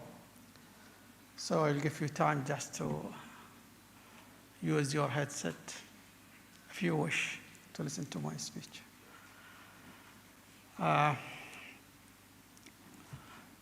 نأتي إلى ختام هذا المنتدى بعد رحلة جميلة قضيناها لمدة 3 أيام عبر عدة منتديات فرعية تطرقنا من خلالها إلى عدة مواضيع ذات علاقة وثيقة بموضوع الأمن الغذائي. لا يخفى عليكم أن موضوع الأمن الغذائي لا يقتصر على تقنيات ولا يقتصر على سياسات فقط، فهو متشعب. لذلك أتى منتدانا رفيع المستوى الثاني في دولة قطر ليغطي 3 منتديات فرعية. المنتدى الأول وهو معني بدور المجتمع المدني، والذي يعتبر لاعب رئيسي لتفاعل الجميع مع منظومة الأمن الغذائي وتحقيق أهداف الأمن الغذائي. وقد كانت هناك مشاركة حسب الإحصائيات التي اطلعت عليها. قد لا أكون شاركت في كافة الفعاليات، ولكن بحسب الإحصائيات التي اطلعت عليها فكانت هناك مشاركة كبيرة تزيد على 100 مشارك من الداخل ومن الخارج ومن عدة جهات. وهذا أن دل على شيء، دل على أهمية هذا المنتدى والجهود التي بذلت من الجميع في الإعداد والتحضير لهذا المنتدى. كذلك كان هناك منتدى فرعي آخر معني بالتقنيات الحديثة ودورها في تحقيق الزراعة والتنمية المستدامة وتحقيق الأمن الغذائي، حيث تم استعراض الكثير من التقنيات التي يعول عليها في التصدي لتحديات الأمن الغذائي.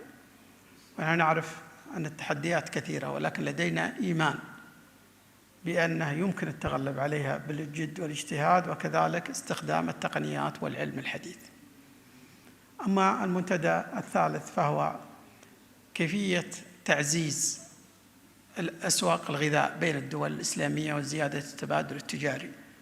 هناك العديد من الفرص من خلال الصناعات في الدول الإسلامية التي يمكن أن يكون لها دور في تعزيز التبادل التجاري وخلق عالم إسلامي مترابط. نتمنى إن شاء الله أن تكون هناك مخرجات يتم تقييمها من خلال المنتدى رفيع المستوى الثالث، ونكون فخورون بنتائج هذا المنتدى. وفي الختام لا يسعني إلا أن أشكر جميع زملائي في المنظمة الإسلامية للأمن الغذائي. لم يكن هذا النجاح وهذا التفاعل وهذه المشاركة إلا من خلال جهود تحضيرية مسبقة من جميع المشاركين في هذا التحضير، أدت إلى استقطاب الكثير من المشاركين من داخل دولة قطر، من خارج دولة قطر، من الجامعات، من الشركات، من الإعلام. هذا الدليل على أن كان هناك تحضير لفترة طويلة، تحضير على مستوى عالي من المهنية، يجعلني كرئيس للمجلس التنفيذي للمنظمة الإسلامية أشعر بالفخر أن أعمل مع هذا الفريق.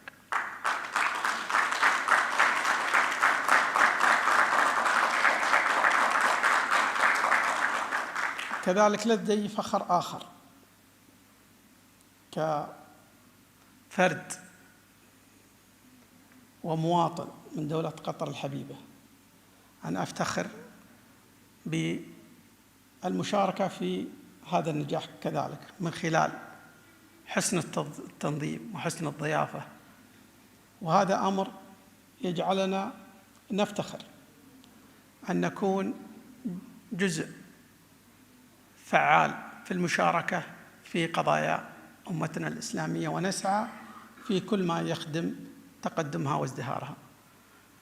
كما ذكروا الأخوة وسبقوني في أن هناك بيان للدوحة، أتمنى كذلك أن يكون منبر يستنار به في تحقيق مخرجات هذا المنتدى. ونتمنى أن رؤيتكم إن شاء الله في منتديات أخرى سواء في دولة قطر أو منتديات متعلقة بأنشطة المنظمة الإسلامية للأمن الغذائي.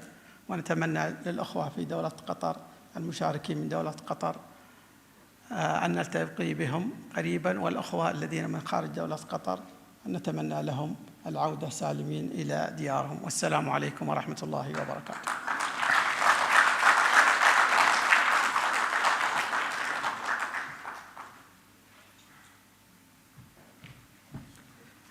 Thank you very much, Excellency, for these inspiring words. As such, we declare the forum closed and hope to see you, inshallah, 2024, somewhere in the Muslim majority world, inshallah. Assalamu alaikum.